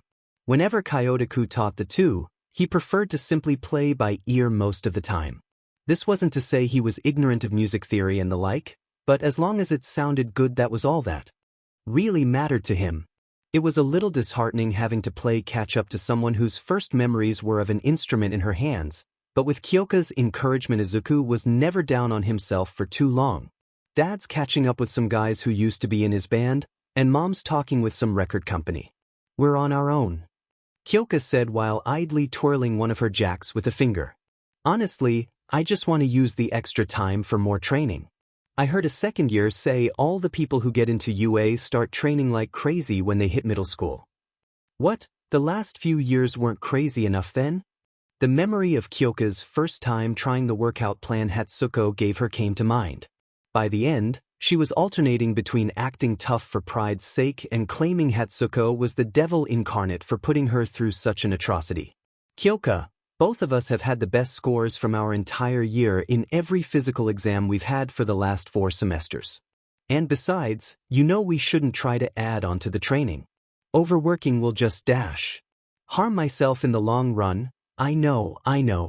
I've heard it enough from the both of you. Kyoka cut Izuku off.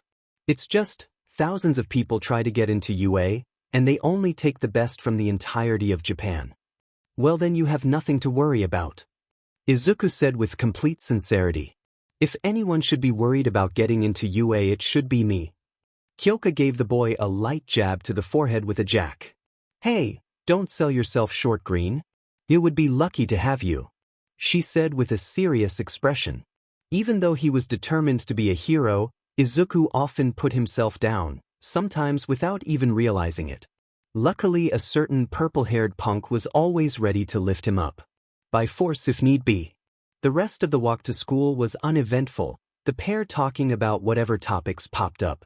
The school day was short like they thought, with their teachers simply assigning work to prepare them for the next school year starting in April. Mandalore Middle School provided lunch for the students after the short day, but most simply chose to return home or hang out with friends. As Izuku packed away his planner, already filled with a schedule to finish the assignments, out of the corner of his eye he saw Kyoka walk up to his desk. "Want to go get lunch somewhere? We can celebrate getting through the year. Aren't we doing that tomorrow?"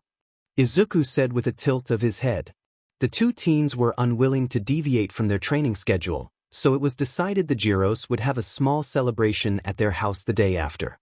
"Well yeah, but I meant more like a private thing, you know? Just us," Kyoka said, hoping the slight blush didn't betray her intentions.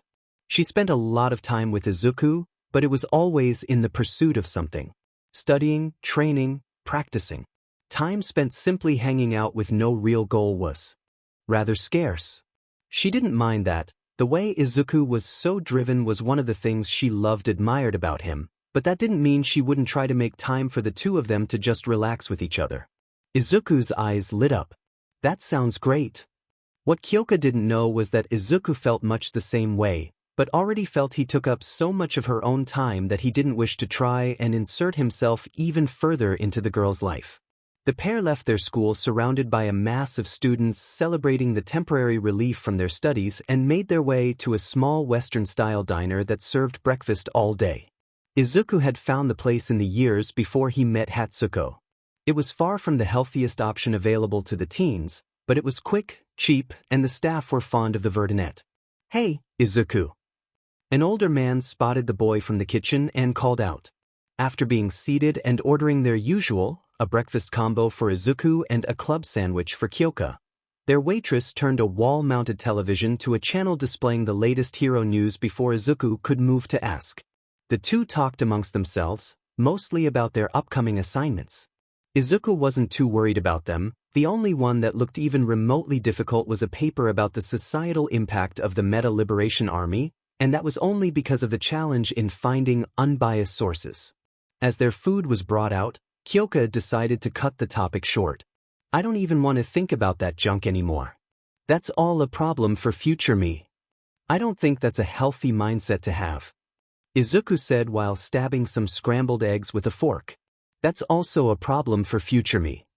She replied, earning a laugh from her friend. The two ate in relative silence, with only the sound of Izuku's silverware and the ice in their drinks hitting glass able to be heard. Kyoka broke the quiet moment after she saw a report on the news. Former sidekick of the water hose agency, Backdraft, announces plans to form his own. She had only heard of the water hose agency in passing, but the finer details eluded her. If only she knew a veritable repository of every minor detail about almost any hero or hero-related topic. I don't really remember much about them. Kyoka pointed at the TV with a French fry that was promptly eaten. What kind of hero work does Waterhose do? They specialize in disaster rescue, mainly fires and other urban disasters. Although they do have a few sidekicks that focus on villain incapacitation. Izuku said with only a passing glance at the news report. He did make a mental note to keep an eye out for Backdraft in the future. Now that he had formed his own agency, Izuku would have to add him to his hero analysis notebooks. Kyoka felt a little curious hearing more about the agency. I thought almost every agency besides the ones run by the top 10 specialize pretty hard. Usually but water. Hose is one of the few agencies run by a hero duo. The two are pretty versatile together, combining a water-producing quirk with a hydrokinetic one, so they take on almost any type of hero work available. I guess they keep that philosophy when running their agency. Izuku replied. What's their team name? Water Hose. Seriously? Kyoka asked with an incredulous look. She only received a shrug from Izuku in response. Whatever, the punk said before returning to her food. While the lack of creativity in their naming did draw Kyoka's attention, something Izuku said did leave the girl thinking. After downing the last bite of her sandwich, Kyoka turned her attention to Izuku. Why don't more heroes do that? Team up, if those two can be a lot more effective together, why are there so many solo heroes? Izuku pondered the thought for a few seconds before responding. I guess it's mainly two things. Even if two heroes work well together personality-wise, their quirks or methods might not. A lot of heroes do team-ups on larger operations often, but just can't work well together, like someone with a fire quirk and another that has a sensitivity to heat. Kyoka nodded along to his reasoning. Makes sense. And the other? It's kind of related to what you said about the top 10. A curious tilt of Kyoka's head prompted the boy to continue. Heroes in the top 10 and even the upper 20s can afford to hire a lot of sidekicks, so they scout out new hero course graduates that either work well with their own quirk or work well together and fill niches in their agency to avoid becoming too specialized. Heroes that are compatible enough to be a viable hero duo often get picked up by the same agency. As Izuku's mini-lesson ended, he started to debate on if he should say what he was thinking next. Eventually he decided to go for it. Plus, I think a lot of the higher-ranked heroes don't want to share the spotlight, and new heroes wanting to rise the ranks don't pair up for that reason either. Well, at least we don't have to worry about that. Kyoka's comment drew some confusion from Izuku. Why do you say that? I'm pretty sure neither of us really care about the rankings that much, and I like to think we work well together. With my hearing and all that ninja stuff Hatsuko teaches you, we could probably take out villains before they even knew we were there. Kyoka's enthusiasm for the idea was infectious, but Izuku's mind was stuck on one thing. Why you want to form a hero team? With me? Izuku asked incredulously. Of course, dude. What? You think I would go through all that hell you call training just to let you go? You're stuck with me. The Violet replied with a smirk. Oh, I didn't. I appreciate it, but I don't. Izuku struggled to get his thoughts into coherent speech. There was a third reason hero duos were uncommon, but the boy didn't know how to say it out loud without making the situation awkward. Not like he wasn't doing so. Anyway, Kyoka backed off on the offer when she saw how flustered Izuku was becoming. Hey, if you don't want to, that's fine. I just thought dash. No, it's fine. Izuku quickly interrupted Kyoka. I would like that. It's just… Taking a breath to calm himself, Izuku explained what had him so flustered. There's actually a third reason not many hero duos exist. Most are in a relationship with each other. A small blush crept up onto Izuku's face, while Kyoka's own cheeks gained a slight dusting of pink. And even the few that aren't, the tabloids just assume so anyway. Oh, yeah. I wouldn't mind being a hero duo. Actually, now that you brought it up, it sounds like a good idea, but if it means you wouldn't have tabloids making stuff up about you, then I don't mind being solo heroes. Izuku messed with the fork in his hand as he spoke, before absent-mindedly adding, besides, it would be better for you anyway. Kyoka, now distracted from her own embarrassment at the topic, perked her head up in confusion. What's that supposed to mean? Having stories made up about you is bad enough. But if they were printing stories about being with someone, like me, you would probably get a lot of harassment for it. Well, so effing what? Kyoka's outburst shocked Izuku. Luckily, they were the only patrons in the diner at the moment. I can choose whoever I like to be with, and anyone would be lucky to have you. If some no-name rag of a tabloid has a problem with me and you being together because you're quirkless, then that's their problem. The anger Kyoka felt flare up at Izuku's words kept her from noticing the insinuation her statement held, until she heard Izuku's voice from across the table. Do you mean that? Suddenly, the realization that she had all but confessed to her crush just hit Kyoka all at once. For a brief moment, the Violet was at a loss on what to say. As her cheeks turned a shade of crimson that she had seen only on tomatoes and a very embarrassed Izuku, Kyoka took the only option left to her. Why, I do. The two sat at their table in silence, neither daring to speak first. They didn't speak when the waitress came to take their empty plates, or when she brought the check. Izuku and Kyoka pulled out cash to pay for their meals without looking the other in the eye. After the woman brought their change, Izuku mustered up enough force of will to break the silence. Should probably get going. If you still want to practice today. But if you don't, that's dash. Why, yeah, I still do. You're right, we should go. The pair made their way to Kyoka's house in silence, both still trying to rationalize what had just occurred. Kyoka thought she was the kind of girl to get stuck in the childhood friend role forever, while Izuku was simply amazed someone as amazing as Kyoka would even think of him like that. While the two were busy appreciating the miracle they felt blessed with, neither noticed they had been holding hands. Until they reached Kyoka's front door. Something was off. Hatsuko knew off days existed. Anyone who exercised or trained for any PRD of time knew there were days things just seemed to not work out, but this went far beyond a simple funk. The actual workout she had her two trainees perform went well enough. After the pair had come back from their practice together, Hatsuko had Izuku and Kyoka run the gauntlet. No longer able to use the rooftops for free running training, it turns out that's illegal. Who knew? The vigilante stumbled on an absolute dump of a beach by the name of Dagoba. Half of the beach she reserved for strength training, having the hero hopefuls clear the beach by hand. The section reserved for cleaning was completely pristine by this point, however, so the two had to exercise with actual weights. The other half of Dagoba Beach Hatsuko converted into something resembling a schoolyard playground, only made of rusty appliances and refuse, designed for the two to practice free running without the risk of falling several stories. Today was combat training, so Hatsuko only had the two run the gauntlet once as a warm-up. Kyoka was learning how to use a pair of Excrima sticks, while Izuku preferred a tonfa like his caretaker. Both were also learning basic unarmed combat, how to throw a punch as well as take one, coupled with some disarming techniques.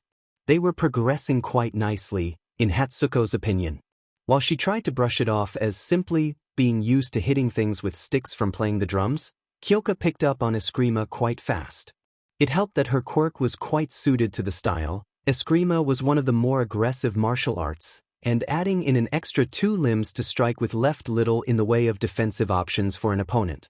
Izuku preferred to stay on the defensive when he fought, looking for an opening to make a quick, decisive strike. In all fairness, he would likely be forced to as a hero, studying the way an opponent fought and used their quirk to find a way to slip in without getting hurt himself. Atanfa was an obvious choice then, as he was able to quickly flip it and guard with his forearm for defense but still have a solid way to attack, all while keeping a free hand available for a variety of support gear. Looking at the two now, however, Hatsuko didn't see two students who had been training for 4 years. What she saw before her looked more like some kids who walked into a dojo for the first time and started swinging around whatever they could grab. Kyoka was sloppy, any swing she made was telegraphed to hell and back, and she wasn't even trying to slip in her quick to throw Izuku off. Despite this, Izuku just kept getting hit, his attention on something other than the beating he was receiving. It was obvious their minds were somewhere else, but Hatsuko couldn't figure out what it could be. Surely if there was something wrong to cause the two to lose focus like this, they would tell her, right? Hatsuko was close to calling their training for the night, give them another run through the gauntlet and see if she could pry whatever was going on from one of them when she saw it. Kyoka landed a hit that sent Izuku sprawling on the sand and quickly moved to help him up. Once Izuku was off the ground, both gave each other a small smile, before glancing down at their meeting hands and quickly separating, arms held firm at their sides and a faint blush just barely visible in the light the setting sun cast off the ocean. "Oh my god," Hatsuko said, drawing the pair's attention away from each other. It finally happened. Kyoka had a good idea of what it meant and was trying to form her scrambled thoughts into something. An apology for messing up during training, some snappy comeback, or even a request for her blessing to date Izuku. Okay, dial it back, Kyoka. It's the 22nd century, not the Middle Ages. The girl thought to herself, only to stop mid-thought. Wait, finally? You expected us to get together? Izuku said, just as confused as his now-girlfriend. Although given how much Hatsuko teased him when it came to the violet, he really shouldn't have been surprised. Yep. The woman said with a heavy pop of the P, although I am a little surprised. I thought it wouldn't happen for another year. The two introverts began to visibly wither at the scrutiny Hatsuko was giving their new relationship, but she wasn't about to just let them go now, not when she still had details to pry from the two. So, how did it happen? When did it happen? Who confessed first? Come on, tell me already. Are you going to keep pestering us until we tell you? Kyoka snapped, only to sigh in exasperation as her trainer responded with a cheery, aha. Seeing no way out of the situation, the girl folded. We were having lunch today when a report about a hero duo came on the news. We started talking about forming duo, and, well, I told her how most duos are couples, and the tabloids make assumptions about the few that aren't. Izuku picked up the story where Kyoka began to falter. When I told her that people would say a lot of messed up stuff about being in a relationship with a quirkless person, she kind of implied she liked me. Hatsuko took a second to reflect on what she heard. So it was an accident? The nod from Izuku and Kyoka only widened her grin. Yeah, that seems about right. What's that supposed to mean? Kyoka grew indignant at the vigilante's response. It means that despite the fact both of you are smart and empathetic when it comes to other people, you each are dense when it comes to your own feelings. That's fair. Izuku responded, causing Kyoka to move her gaze to the verdunette. Don't agree with her. Is she wrong though? Kyoka opened her mouth to reply, only to fail to come up with a suitable response. Eventually she looked away from Izuku and let out a quiet, shut up. Not even 6 hours into a relationship and you're already arguing like an old married couple. Man, kids move fast these days. Hatsuko said just loud enough for the two to hear. Feeling she had teased the pair enough for the day, and still wanting to make their time at Dagoba productive, Hatsuko addressed her students. Alright, if combat training is a no-go for today, then you two might as well run the gauntlet a few more times. As she watched the two move across the course, committing movements and techniques to muscle memory, Hatsuko couldn't help but feel ecstatic her son would have someone like Kyoka in his life. Jiren was a man who had been around a lot, seen a lot, and knew a lot of people. As an information weapon drag whatever you want for the right price dealer, it helped to stay connected.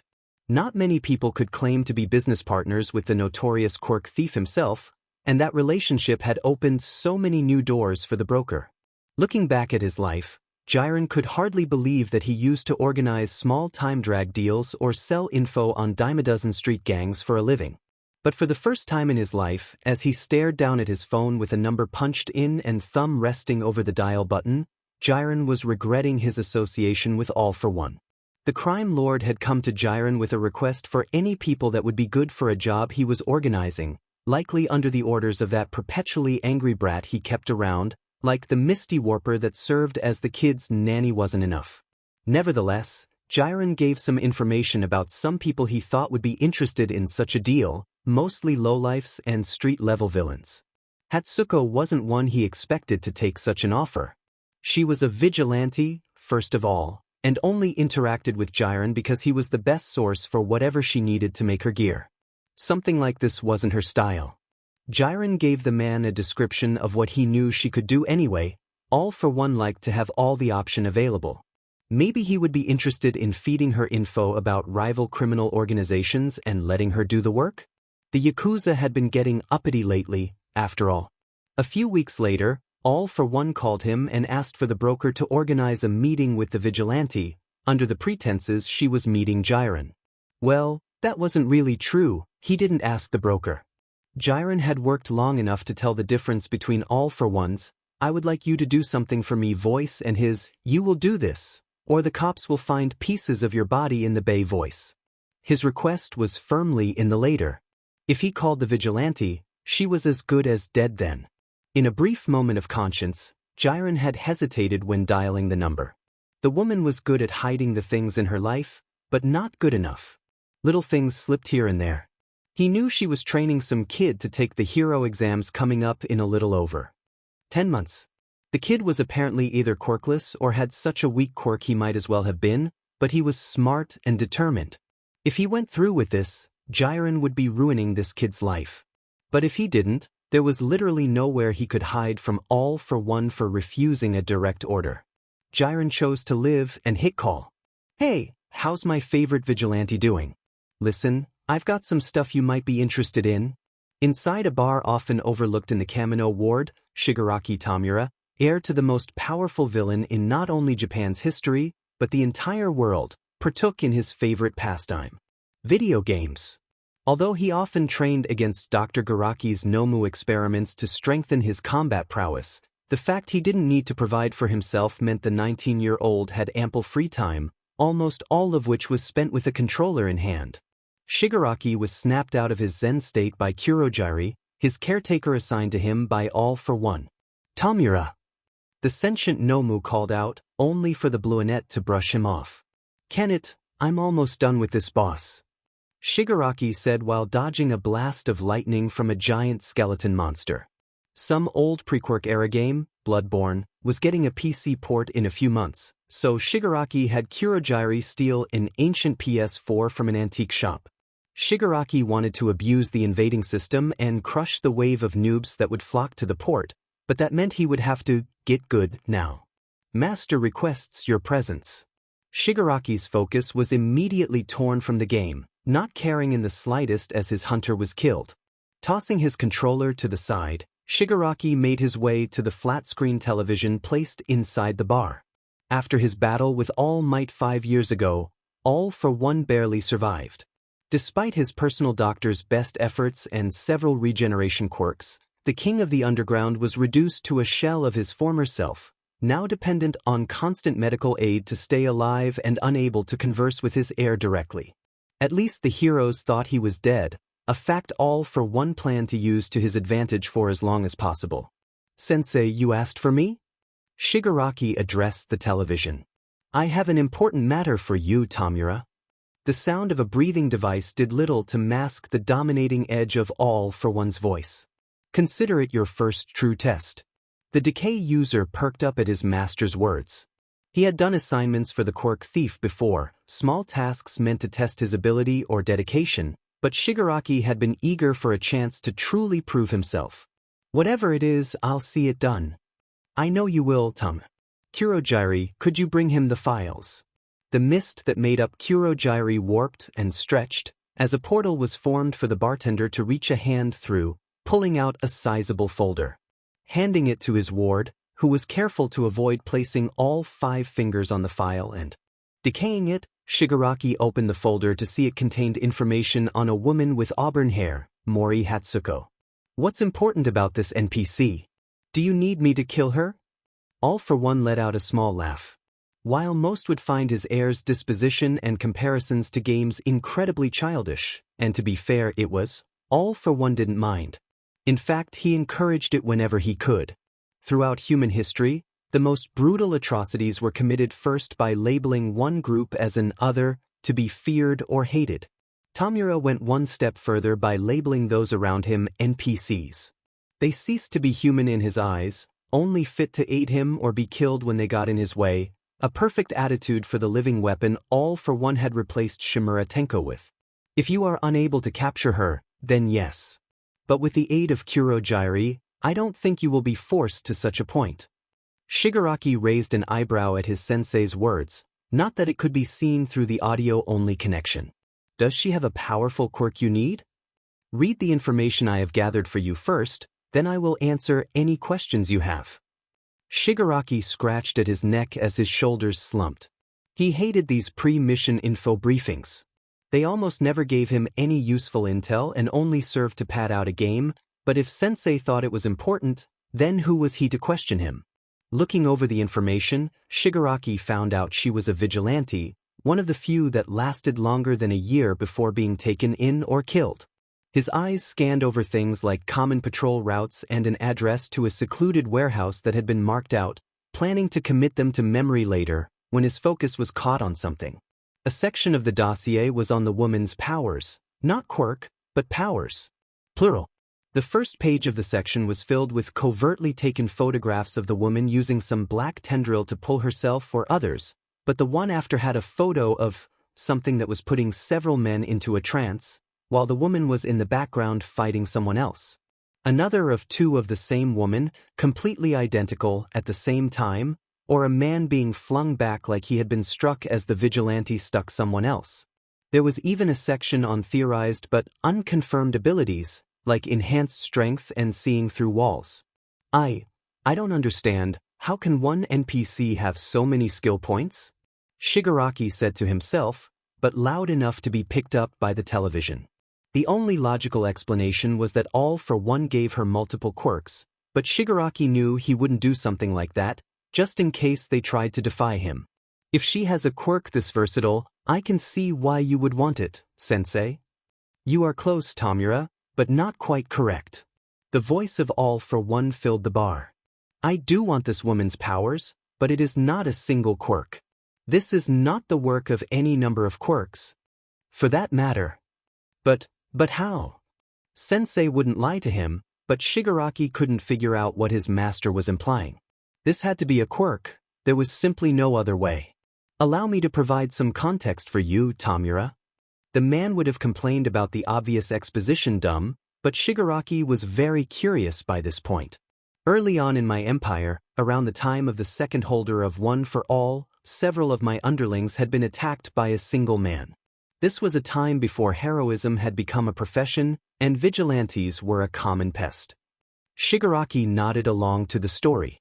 He had been taught about the history of how their hero-obsessed society had been founded, all to better dismantle it. This one was quite persistent, however, and in the end, I was forced to personally deal with him. When we fought, I came to the same conclusion you made about this woman, that he must possess multiple quirks. I initially feared there may have been someone with a power like my own to contend with. But when I took his quirk, I was shocked to find it was only capable of minor fire breathing. The man still continued to employ his powers, even though I had rendered him quirkless. I eventually killed him, of course, but I learned something new. There exists a power beyond the scope of quirks in the world. The exact abilities change with the user, but in every case, they all have had the same marking on their left hand. Shigaraki flipped through the files, and sure enough there was a grainy photo of a symbol glowing through the fabric of one of the vigilante's gloves. It was completely alien to the air, and not good enough quality to get more than the rough shape, but it looked vaguely like a half circle with the needle of a compass cutting through the middle, and some extra lines and markings added here and there. Oh goddamn it. Shigaraki's outburst was accompanied by a renewed scratching at his neck. So now we have to deal with cheating tryhards that think they're hot shit because they bought some overpowered DLC? Suddenly the scratching stopped, and the brunette looked to the files on his target. But why capture her? If she's a threat, and you can't take her power, why not just kill her? The fact each individual possessed the same symbol leads me to believe that it is possible to acquire these powers from an outside source.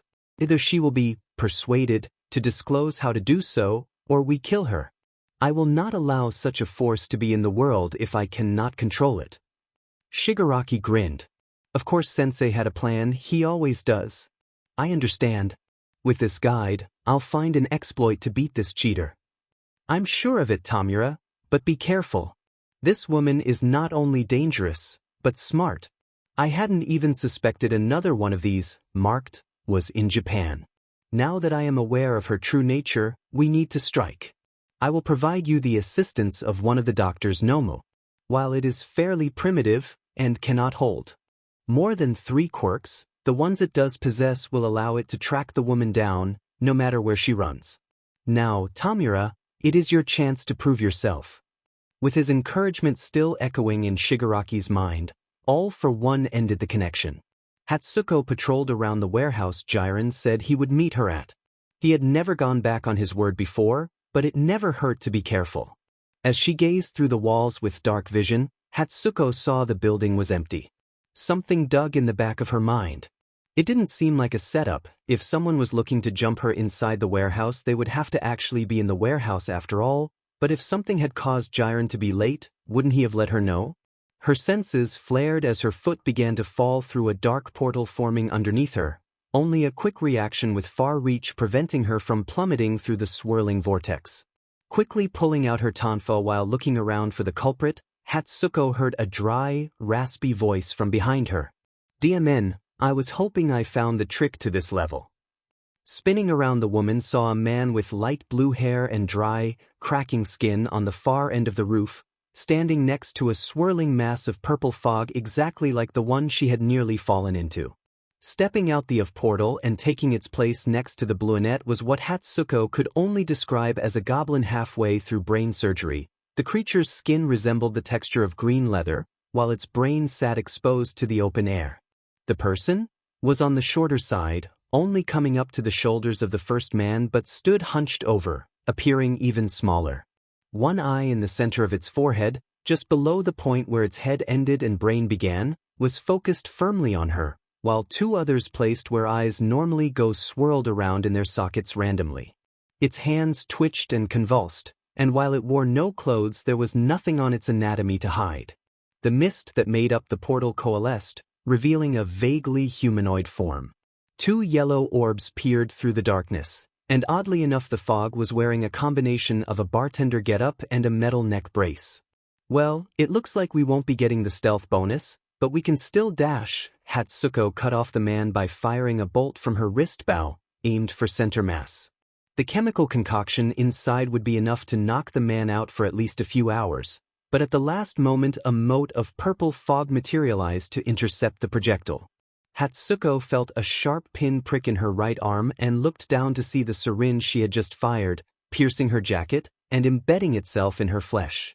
The vigilante quickly grabbed the syringe from her arm, already feeling the effects of her own dart as the feeling left her fingers.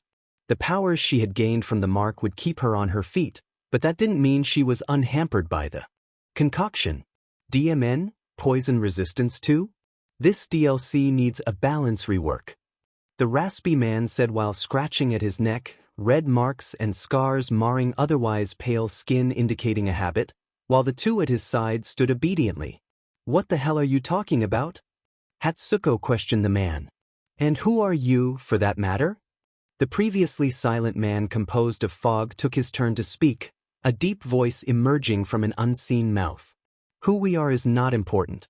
Our master has requested your presence, and your cooperation is not a factor. I would still request that you do not struggle against us. And if I refuse? The vigilante asked while slowly moving her hand down to better grab at her equipment, while shifting her grip on her weapon. Sensei asked for you alive, but I have a feeling you've got a lot of HP. the walking eczema ad said while clenching and releasing his hand. Wow, you make a real convincing argument. Unfortunately, Hatsuko cut herself off by pulling herself towards the bluinet with far reach, aiming a strike for his head. Before the blow could connect, the green creature on his left moved to take the blow with a deceptive amount of speed, not showing pain or even any acknowledgement that it had been hit. Hatsuko saw the apparent shot caller reach out a hand towards her, but before he could touch the vigilante, she pulled an arc mine from her belt and slapped it onto the three-eyed beast before leaping out of reach. While the creature's muscles convulsed and writhed, it stayed upright, still conscious by the time the batteries had drained. A wide, sadistic grin spread across Shigaraki's face. How do you like the Nomu? It's not built for fighting, but the doctor's buffs mean it's strong enough to take quite a beating. No sense in a party member being obsolete the moment it gets attacked after all. Will you just shut up? The vigilante threw down a canister at the feet of the three assailants, where it exploded into a cloud of dust that obscured their vision and irritated their throats. By the time Shigaraki had stumbled out of the cloud, and his eyes stopped watering enough to look around the roof, the vigilante was gone. I hate these tracking missions. At least I got a hack on my side. Shigaraki looked to the green-skinned Nomu as it sat in the now dissipating dust cloud, unaffected by the irritant. Nomu, do your job. Hearing his master give an order, the Nomu's eyes ceased the random spiraling, freezing in their place. Less than 3 seconds later, its head snapped to the right while all three of its eyes pointed in the same direction. The beast gave a high-pitched screech, the inhuman sound causing Shigaraki to laugh. I've got you now. Hatsuko stumbled down a deserted alleyway clutching at the left side of her torso. It had been close to an hour since she was first ambushed by the three, and it quickly became clear she wouldn't be able to run. While she was able to get away from them easily using a canister of choke dust or with mesmerize, no matter how far or where she fled to, another swirling purple and black vortex would cut her off, and her three pursuers would start the chase over again. The Nomu had to be tracking her somehow, given that it apparently wasn't meant for fighting. Despite that, it could still take abuse without flinching and would leap to take any blow meant for the decaying villain, while the warping villain would simply redirect or remove itself from the path of any attack. But if she tried to focus on putting the Nomu out of commission first, the other two would make their move on her. The wound at her side was testament to that. The vigilante was nearly out of her equipment, and she had lost her tonfa to the guy's quirk, decaying it to nothing, only to experience it intimately a moment later as he finally got a chance to grab her. She would live, but the decayed flesh would scar over and hurt like all hell. At least she managed to gouge out the Nomu's third eye for her trouble. That seemed to be a linchpin in the thing's tracking ability, and now the two were forced to find her on their own. She managed to get away after taking out the Nomu by using a combination of powers, using Doppelganger to make a clone of herself and link it to the bluinet with Domino. After kicking the side of her clone's leg to break its knee followed by a swift stomp she was sure would knock him out, she ran. The villain was more durable than he looked though, now down a knee but still conscious, swearing after Hatsuko as she fled. Even with their advantage gone and the leader with only one good leg, the Fog Man's warping abilities meant he could still search the entire district in no time. Meanwhile, Hatsuko was nearly out of options on the other side of the city from her home, the wound at her side slowing her down, and the overuse of her powers giving her a migraine. Things weren't looking good. Fumbling through her pocket, Hatsuko grabbed her phone and punched in Izuku's number. As the call went to voicemail, Hatsuko whispered what hopefully would not be her last message to her son, before hearing the familiar raspy voice from behind her in the alleyway. You really are cool. Crushing the burner in her hand, the vigilante spun around to stare down the man leaning against a wall to support his injured leg, while the portal behind him reformed into a humanoid shape. I thought you were just relying on some OP abilities, but you actually have the skills to back it up. Shigaraki's eyes gained a manic gleam as he stepped towards the woman. But you're out of consumables and MP. It's time we ended this. Using the last dregs of power she could call up, Hatsuko felt the power of the Mark flare. In an instant she was no longer staring down Shigaraki, but now looking at the spot she once stood at. In a last-ditch effort, Hatsuko used possession on the decay user, and brought his hand onto his own face, hoping to kill the villain with his quirk, only for nothing to happen. Sheet. After familiarizing himself with the information provided by his master, Kurogiri recognized what the odd action of his ward and the sudden disappearance of the vigilante meant and formed a portal underneath Shigaraki, sending him to All for One's personal chambers, before quickly warping himself to the same location. After manifesting inside the dimly lit room, Kurogiri spotted his ward hunched over on the ground, vomiting profusely, while Hatsuko was desperately scrambling to get up off of the floor, only to freeze as All for One's commanding voice filled the area. "Ah, Mori Hatsuko. I'm so glad you could join me today." As Izuku woke up, he could already tell something was wrong. As he rubbed the sleep from his eyes and began his morning routine, it took a while for Izuku to realize what was causing such an odd feeling. As he finished getting dressed in a pair of casual clothes, planning to spend his day off with Kyoka and recovering from yesterday's training session, he realized what was making him feel on edge. The apartment was silent. Living with his adoptive mother, Izuku was familiar with the sounds that came with living under the same roof as Hatsuko. The sounds of tinkering coming from the floor below as she crafted more of her gear, the barely stifled groans of exhaustion after she came home from a busy night of vigilante work, and the quiet songs she hummed while at rest reading a book or flipping through television channels. The few times Izuku could remember the apartment being this silent was if Hatsuko was having a particularly long night, which were few and far between. Figuring he would just leave a note for his mother if she was still gone by the time he left, Izuku shrugged off the felling and made plans to prepare a small breakfast for himself and an extra portion for Hatsuko to reheat when she returned.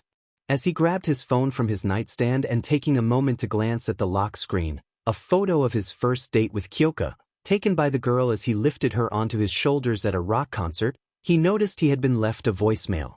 It wasn't a number he had saved, but one he recognized. With every new burner Hatsuko bought, she made sure Izuku had memorized the number. Just in case. Dreading what he might hear, Izuku played the recording. His mother's labored breathing played through his phone's speakers, the short, ragged gasps making it sound like she was either exhausted or in pain. "Hey kid," Hatsuko's voice whispered out close to the phone. "I ran into some trouble out here, and things aren't looking good. Some guys keep tracking me down. I don't know why, but they planed this thing out." A grunt of pain interrupted the recording before Hatsuko continued. "I think I have a chance to get away, but just in case I don't, all the gear I keep around, it's yours now. Keep practicing and keep Kyoka close. That girl's probably got more common sense than the two of us together." The vigilante gave a dry, mirthless laugh, as Izuku started to feel tears well up in the corners of his eyes. "I'm sorry I won't be around to see you make it as a hero, but I am so proud of you. You've come a long way from the scrawny kid I met in an alley. I love you, Izuku." Izuku fell to his knees, clutching the phone to his chest as tears flowed down his cheeks, when he heard another voice recorded on the voicemail. It was further away from the phone, but he could still make out the man's words, and feel the malice oozing from every syllable. "You really are cool." The recording ended abruptly, and for the second time in his life, Izuku's world crumbled. Izuku awoke feeling an odd cold biting into his flesh. The chill penetrated his skin and filled parts of himself he wasn't even aware of, much less have felt be cold before. Standing from where he fell asleep on the floor, the boy tried to jog his memory on why he was resting on the floor less than 5 feet from his bed, the strange chill slowing his recollection. "I woke up and got ready, went to make breakfast, checked my phone, and listened to the right. His mother was dead. Someone tracked her down and killed her." A small ball of fury rested in the pit of his stomach, burning like a smoldering coal, unaffected by the numbing cold that surrounded him. "What's that about? It's April," Izuku thought to himself. Checking his phone to make sure he hadn't gone delirious and misremembered something like the current month, Izuku found the screen remained black and the device unresponsive. Stuffing the somehow drained phone into his pocket, Izuku looked around his room. It was how he had left it before going to bed, curtains drawn to keep the light out and various knickknacks scattered on his desk. His journals rested in their usual spot on a small bookcase, flanked by fiction novels and hero biographies. Writing off the cold as something wrong with the building's heater, Izuku moved to fix it, to have anything to do other than think about Hatsuko. As he reached the door and twisted the handle, it didn't budge. That's weird. My door doesn't lock. Izuku tried again to open the door, and when that failed, he tried to clear whatever jam was blocking the door with his shoulder, only to meet unyielding wood. Letting out a tired, frustrated sigh, Izuku turned around hoping to find something to help clear up the door, or failing that he could just exit the window. This is just what? Instead, Izuku gazed into the void. The corner he had pressed his bed into had simply exploded outward, shards of wooden flooring and insulation from the walls suspended in midair. Instead of the broken wall leading out into the city, the buildings and billboards of Mizutofu had been replaced by an endless gray-blue expanse. Hesitantly stepping forward, Izuku's mind raced with the possibilities of what exactly was going on. Some kind of illusion or hallucination quirk was the only logical explanation, although the Verdunette couldn't recall a recent event that would expose him to such a quirk. As he reached the edge of his room, Izuku saw that where the floor of the bedroom ended, a path made out of concrete and asphalt, like it had been cobbled together from the city streets themselves, began. With no other way available, Izuku took his chances and stepped forward. Walking along the path, Izuku looked around for any clue to the exact nature of what was happening. A broken gutter pipe on the left of the path spilled water that flowed upwards in defiance of gravity, and small rocks or chunks of building floated by, what had sent them or where they were going completely unknown. In the distant horizon, although Izuku wondered if there could be a horizon with no ground, if he squinted, the boy thought he could see rocks big enough to be islands of their own, and was that a whale? Climbing up a set of stairs that Izuku thought looked like those from a local library, Izuku saw a wide, circular platform, composed of stone with tufts of grass poking out in random spots. No other path continued on from the spot, but just as Izuku was wondering where to go next, a previously empty space in the center of the area was filled in an instant by a man, lazily floating off the ground.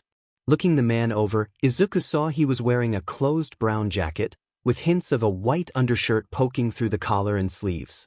Blue pants, now nearly gray from wear and age, had been tucked into a pair of black boots that reached just below the knees.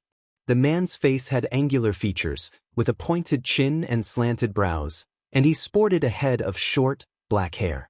All in all, he was rather plain to look at, even without factoring in the visual oddities that quirks had caused to sprout up. His clothes were not ornate, but they were far from ratty, and anyone would be hard-pressed to pick the man out in a lineup.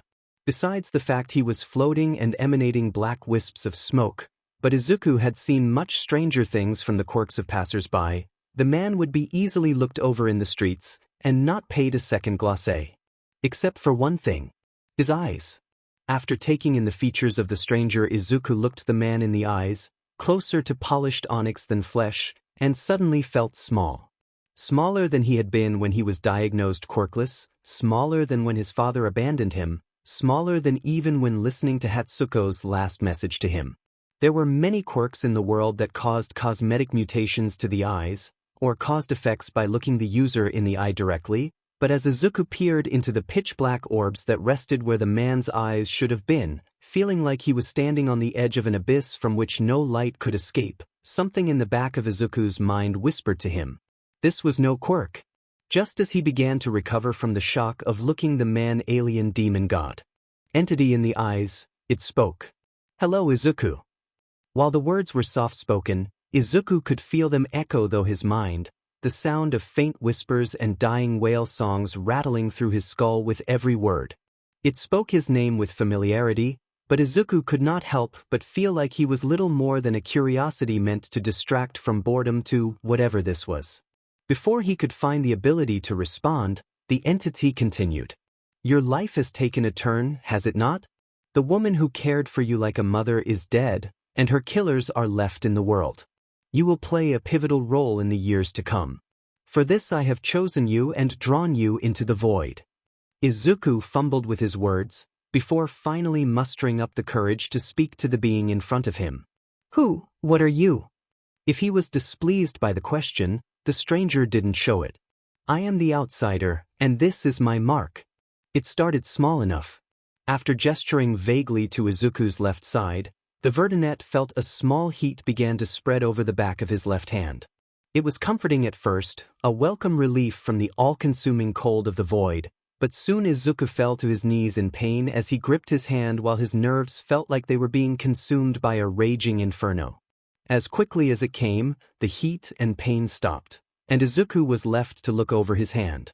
As the last embers of verdant flame faded, Izuku saw that where it had touched on his hand, blackened skin was left. Instead of spreading over his entire hand or leaving a wide, ugly scar, the pitch-black skin left by the flame was not scar tissue but instead resembled a tattoo in the form of a symbol. The same on Hatsuko had on her hand. Before Izuku could question the implications of this, the outsiders seemed ready to answer his questions. There are forces in the world and beyond the world. Great forces that men once called magic, and now those forces serve your will. You should have no trouble acclimating yourself to its use. After all, you've had 5 years to study it. Hatsuko. It wasn't her quirk? Izuku asked. Sure, he had always wondered how her quirk, no, power was so versatile, but he never expected something like this. I am not able to give quirks, but my mark will set you apart from other men. Including yourself, there are only 8 that bear my mark in the world. Use this newfound power, my gift to you. Come find me. As quickly as he came, the outsider vanished from his spot before Izuku could interrupt him, faint, quickly dissipating black wisps the only trace he left. Looking between the mark on his hand and space the outsider was just residing in, Izuku felt his mind racing at all the questions this revelation about the world posed. There was a power beyond the scope of quirks. He had that power now. I have so many questions right now. When the empty void did not come to life and answer him, Izuku was left with no other choice but to continue on. But where am I supposed to? Before he could finish musing out loud, stone rose from nowhere to from a path, as the path he took from his room crumbled and fell into the void. Walking along the path, the patchwork concrete and stone gave way to a solid stone floor. Izuku saw the splitting image of Hatsuko, unmoving, frozen in position. She was kneeling on the floor, clutching at her side as an unseen wound bleed through her fingers and down her clothes. A large man was sitting in front of her, wearing a well-tailored suit and a black helmet that covered his entire head. The man was attached to several medical machines, and the little visible skin was deathly pale, like he hadn't seen the sun for years. Despite his apparent poor health, Izuku could feel the smug sense of victory and pride coming from the man, even as he sat motionless. The implication was clear. This was the man who killed Hatsuko. Izuku looked away from the scene, shoving down the bile that rose in his throat. Even if it was some void-made facsimile, Izuku couldn't stand looking at the man who killed his mother. The path became more treacherous as he continued, a few spots requiring him to clamber up short walls or hop small gaps to avoid falling into the void. Izuku didn't know what would happen if he did, but the new Warlock was not keen to find out. Eventually he came to what seemed like a dead end, a gap several meters wide with no chance of clearing it. There was no way that anyone could make the jump quirkless, even top athletes with a running start wouldn't be able to make such a leap. Izuku paused to look down at his hand. Maybe he didn't need a quirk. Okay, if this is how Mom used her powers, then it should function similarly, right? Izuku muttered to himself before making a plan. Hatsuko often used what she called far reach to pull herself places, so he would do the same. Calling forth the power of the mark and holding it was luckily an instinctual process, and while he did so the mark on his hand glowed with a soft emerald fire. Focusing on the far end of the gap, Izuku released the energy, expecting a black tendril to grab onto the other side and pull him forward. Instead, Izuku blinked forward in an instant, not even feeling himself move. Turning around to look back at where he once stood, Izuku made a mental note. Don't expect the powers to work like Hatsuko's. The rest of the path was much the same, gaps to teleport over occasionally broken up by small vignettes of the world frozen in time. As Izuku hoisted himself onto a ledge after taking a running jump and blinking forward, the outsider manifested before him once more, arms folded across his chest as he floated in the air in front of his new Warlock. In the years that follow your trials will be great, Izuku. Seek the ancient runes bearing my mark in the lonely places of your world and at shrines raised in my name to develop your new gift. To help you find these runes, I give you this. The heart of a living thing, molded by my hands. The outsider unfolded his arms and raised his right palm up, and much like he had done earlier, a heart manifested in the air above. It was larger than any human heart, but still had the general shape of one. Metal staples and wires connected pieces of the heart together, and a large glass port rested in the center, letting Izuku see an odd mesh of gears and machinery inside. With my second gift, you will be able to hear the secrets of those around you and find my runes, no matter how well they may be hidden. In a moment, the heart vanished from where it was while Izuku felt a weight in his hands. Looking down, he saw the heart was already in his grasp, softly beating. As much as it did unnerve him to carry a living heart in his bare hands, he couldn't help but find the slow, steady beat and the faint warmth it carried oddly comforting. Listen to it now. Wait, hold on. Izuku was quicker to try and ask his questions, but the outsider was still gone before he could react. As he tuned his focus to the path ahead, Izuku could feel the heart begin to beat faster, only to slow as he turned away to look elsewhere. Well, that's useful, I suppose. But what did he mean by secrets? As he turned the organ over in his hands, searching for some indication of how he was supposed to hear the supposed secrets and finding none, Izuku let out a tired sigh. In his frustration, the Verdinet accidentally found the answer he was searching for when he squeezed the heart in his hands. This place is the end of all things. And the beginning. Although the voice was distorted by echoes and scratches and thoughts that weren't his own poured into his mind, Izuku could recognize the person they came from. Mom? Izuku squeezed down on the heart again, desperate to hear her voice once more. Your father wanted so much from you but chose another in the end. And you found me. Izuku couldn't tell how long he sat on the path, listening to the voice of his mother tell him secrets of the void, recount how her last thoughts were of her son, and tell stories of her family, half of which involved her brother while the other half were about Izuku. Looking around, the Warlock saw that nothing had changed in the void to indicate a passage of time. Not that he really expected it to, as the heart had said, all of time is meaningless here. Picking himself up from the ground and continuing on the path, Izuku felt the heart dissipate from his hand the moment he shifted focus onto the journey ahead of him. He briefly panicked, not willing to lose her a second time, only to feel the heart in his hand the moment he brought the thought forth. In the end, Izuku didn't need the heart to find the rune, as the path was a linear route, although made treacherous from several drops or gaps the Warlock was meant to blink past, and in short order Izuku came across what could only be called a shrine. A wooden pedestal was flanked by broken wooden beams and ornate fabrics, splayed out in a way that reminded Izuku of a peacock's feathers, while lanterns rested at the foot of the shrine, bathing the scene in an unnatural cyan light. Stepping forward, Izuku saw the rune bore the same mark now etched onto his hand, the black symbol striking against the pale chunk of whale bone. Taking hold of the rune, Izuku felt the mark on his hand grow warm as he pulled something from the rune. As the sudden heat subsided, the rune in his hands quickly darkened until the entire surface was the same shade of ebony as the mark. As soon as the bone had reached the same shade as the symbol etched onto its surface, the entire rune crumbled into dust before blowing away on a non-existent wind.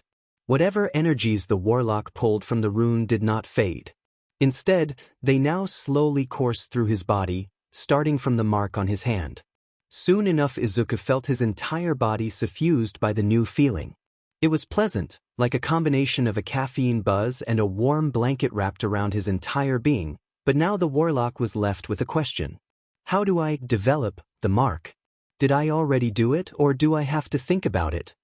Hoping the process would be as intuitive as using the mark, Izuku turned his mind and senses inward to focus on the new feeling.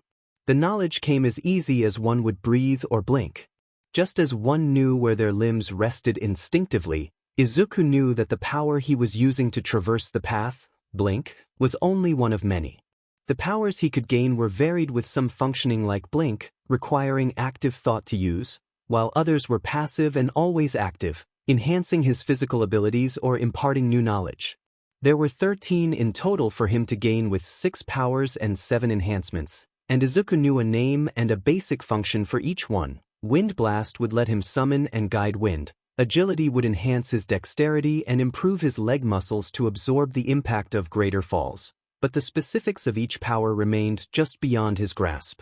Most would need more runes to acquire, and even more to push their limits. But with the power of the soul rune he had, Izuku was limited in his options. Eventually, the Warlock decided to gain a simple but useful power, Dark Vision, which let him see people and sound waves through walls.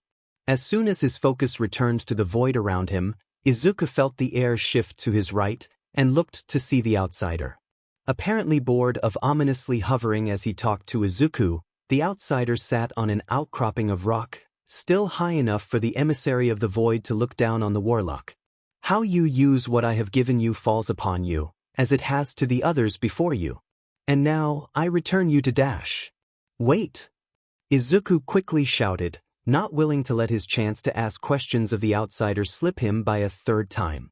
I'm sorry for cutting you off, but you keep disappearing before I can ask any questions, and you just pulled me into wherever this place and gave him powers and didn't want to take up too much to me, but the outsider sat on his perch, looking over the boy with amusement and a faint trace of nostalgia for the childhood he had before the profane ritual that made him what he is now. Before the void.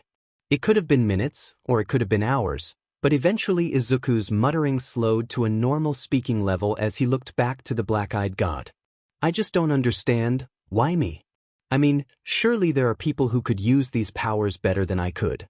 If someone like All Might had powers like this, he could be an even better hero than he is now. But I'm just me. I do not give my gift to those who would use it for good, or even those who would use it well. The response left Izuku confused, but before he could ask what he meant, the outsider vanished from his seat, only to reappear slowly pacing to Izuku's left. Morality or ability is not what I consider when granting my mark. What do you look for then? Izuku asked while the outsider stopped in front of the boy. You are interesting, Izuku. There are many others in the world who would use my gifts well, that may be true, but I want to see what you do with them. I will not control how or where or even if you use my mark on the world. Just know that I will be watching with great interest. Izuku thought he could see the faintest of smiles, really more of an upturn at the corners of his mouth than anything, grace the outsider's face, before consciousness failed him. Izuku woke with a stiff back, the wooden floor being of little comfort. Why am I down here anyway? The boy wondered aloud as he popped his back. Maybe he fell out of bed because of that nightmare. It started out bad, learning his mother was dead, but then it just got weird. Izuku blindly scratched at some odd feeling on the back of his hand while he tried to work the tiredness from his system, only to freeze when his fingers made contact. Looking down, Izuku saw his digits rested over a patch of blackened skin in an odd symbol. The skin felt cold at the touch, and soon an otherworldly yet still familiar chill began to creep up his fingers, only to fade when they no longer touched the mark. It was real. His mother was dead, and after crying himself to sleep, he was chosen to bear the mark of the outsider. The Warlock sat from his spot on the floor, staring at the mark. Not only was Izuku left to question his place in the world, now that he had been graded powers by a void-dwelling god, but Hatsuko was gone. Izuku felt himself being pulled in different directions, his gut reaction to grab whatever he could from the apartment, find whoever it was that killed his mother and end them. The only flaw he could find in the plan was that he didn't actually have an idea of how to find the ones responsible. All he had was a voice from a cell phone recording and a masked man he saw in the void, a needle in the haystack that was Japan. As the grief and fury started to fade, more and more flaws began to show themselves in Izuku's plan, like how he would be throwing away the chance to be a hero by acting as a vigilante, or how someone able to kill Hatsuko could likely kill him with little effort. When the possibility of his death hit Izuku, the thought of Kyoka in his current position shot through his mind. Even as a grief-racked mess, Izuku would do anything to prevent that from happening. But that left him right back where he started. A dead mother, new powers, and no plan. A buzz on the floor to Izuku's right drew his attention. The Verdinet looked down to see his phone had fallen during his sleep. Picking it up, Izuku checked the time to see it was a little before noon and he had several messages and missed calls from Kyoka. Kyo, love. Hey Green, thought you were coming over today? Kyo, love. Did something come up? Kyo, love. Did you not charge your phone? Kyo, love. If you don't respond, I'll call Hatsuko, I swear to God. Kyo, love. I called her number but it didn't go through. Is something going on? Kyo, love. Izuku, you're freaking me out here. Kyo, love. For missed calls. Izuku didn't stop to read the rest of the messages as his thumb shot to the call button. Before the first dial had even ended, Izuku heard Kyoka's voice come through his phone. Izuku. Look, I'm sorry for blowing up your phone, but I couldn't get a hold of you or Hatsuko, and I got worried. Kyo. Izuku's throat closed up as he tried to speak, which was quite the cause for alarm to Kyoka. Are you alright? Did something happen? Forcing the words from his throat felt terrible, like if he simply kept them down and ignored the reality of what happened the world would magically fix itself, but Izuku spat them out anyway. Hatsuko, she died and I? Hatsuko's. Kyoka's voice was filled with a mix of shock and disbelief. After a long pause, Izuku rustling in the background before the violet spoke again. Izuku, are you home? Wherever you are, I'll be there soon. Yeah, I am. Izuku wanted to keep talking to her, but he couldn't bring himself to talk about something like this over the phone. Ending the call, Izuku managed to pick himself off the floor after a while. Kyoka didn't have a key to the shop, which was still locked, but moving down the stairs felt like each step was a trial of its own. Not long after he had finally reached the front door and undid the lock, he saw Kyoka run up to the entrance before quickly flinging it open. Before he could speak, the violet had wrapped her arms around Izuku, colliding into him with such force that the Warlock was staggered, nearly falling over. Izuku, God, I'm so sorry. Kyoka whispered out as she felt the Verdinet hug back. She expected Izuku to be sobbing. He was always open about his feelings, but from the tear stains on his cheeks the girl guessed he had already cried all he could. Izuku's legs gave out, pulling the two to the floor where they sat. Kyoka had sent a message to her mother on the way to Izuku's with what she knew, and Mika would be by soon to take the two back to the Jiro residence. The family of three were not about to let Izuku go through such a tragedy alone. How's he doing? Kyotoku asked Mika after stepping through the door to his home with a box containing the necessities from Izuku's room in hand. He had gotten a call from his wife about what had happened to Hatsuko before she went to pick up Izuku and Kyoka, asking him to stop by the apartment later and grab some things from Izuku's room to help him move into their guest room. About what you would expect, Mika said, her voice somber. Izuku barely made it up the stairs when Kyoka dragged him off to her room. She hasn't left his side at all. To be honest, he expected worse. When he got the news of Hatsuko's death, Kyotoku felt hurt, but he was aware that Kyoka was much closer as she was being trained by the woman, and for Izuku to lose his family again. Gods, the kid doesn't deserve this. Kyotoku spoke to himself. You called the police about this, right? Mika nodded. They said a detective would come by to ask Izuku a few questions soon. With nothing left to ask his wife, Kyotoku moved up the stairs to the guest room. While it was livable, the barren walls left much to be desired, but hopefully the small number of decorations Kyotoku managed to grab would improve things. After spending some time changing the sheets on the bed to the ones from Izuku's, as well as placing his clothes into the nearby dresser, Kyotoku hoped the small bit of familiarity would help the Verdinet adjust. Leaving the box filled with his journals, toiletries, and some action figures on the desk, Kyotoku thought up some plans to move over the rest of Izuku's things in the coming days while he headed for his daughter's room. Reaching the door, Kyotoku expected to hear Izuku sobbing, but instead he was met with silence. He found that to somehow be worse. Kyoka, Izuku, can I come in? Kyotoku asked while knocking on the door. It was a few seconds of silence before Kyotoku heard a soft "yeah." Opening the door, the blonde saw Izuku and Kyoka sitting next to each other on her bed, his daughter wrapping her arm around the Verdinet's torso and holding him close while he stared down at the floor. His left arm was supporting his head, but on the back of his hand was some odd symbol that the musician knew he had never seen on Izuku's hand before. Whatever it wasn't important. Hey kid. Kyotoku noticed Izuku seemed to tense up for a moment, before cursing himself out mentally for calling him by the nickname Hatsuko used for him. I grabbed the basics from your room. You're set up in the guest room right now, and I can get the rest of your things later. Izuku was silent for a moment, before a quiet, thanks, was barely able to be heard. It felt wrong to see someone normally as bright as Izuku be so downcast, but to expect someone going through such a tragedy was unfair. I know it probably doesn't seem like much, but I'm sorry you have to go through something like this. If you need anything from myself or Mika, just ask. Izuku lifted his head to look at Kyotoku for a moment. The area around his eyes were puffy, and the normally bright emerald orbs were now dull. Izuku seemed to debate saying something before deciding against it, only offering a small nod to acknowledge that he had heard the man. Closing the door to his daughter's room, Kyotoku made his way to the living room to wait for the detective with Mika. As he sat down on the couch next to his wife, the two sat in an uneasy silence for a moment, trying to digest the death of their friend, before Kyotoku asked her something that was on his mind. Do you know what that symbol on his hand was? Mika shook her head. No, it didn't feel like something to ask about during something like this. If Kyoka knows, I haven't had the chance to ask her.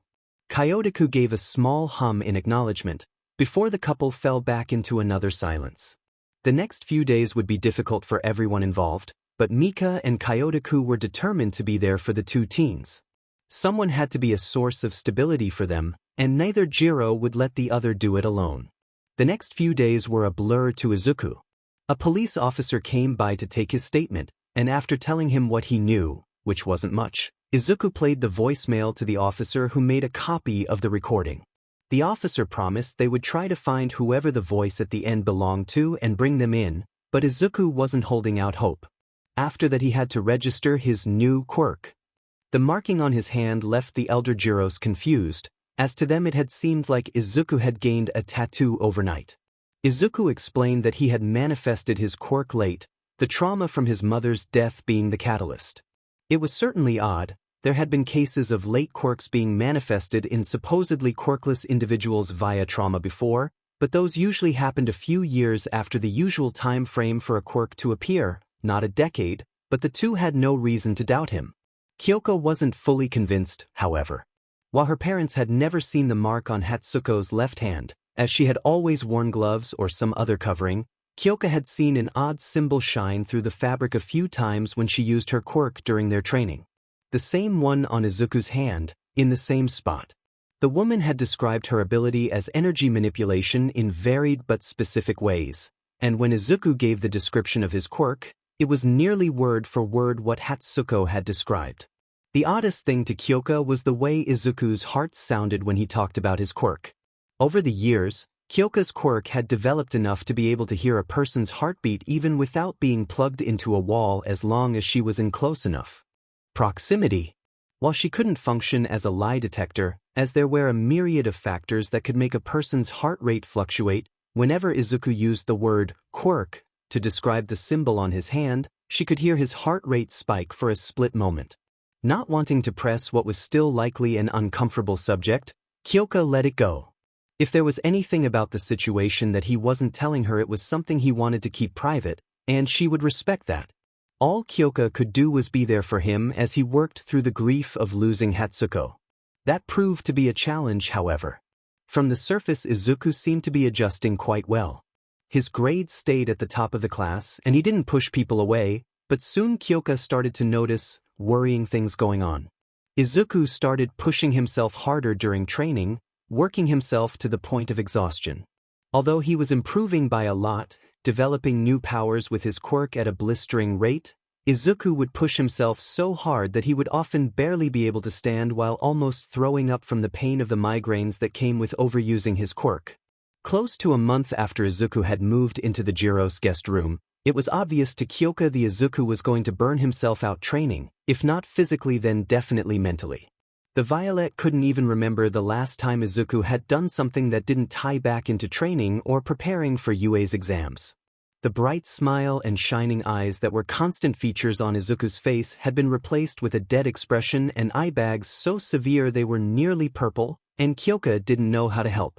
One day, Kyoka stopped by the kitchen for a drink of water after finished her cool-down exercises. She could still faintly pick up the sound of Izuku training in the backyard, despite the fact he had been going for hours without a break. Something must have shown on her face, as Mika was quick to pick up on her daughter's distress. "Something eating you, honey?"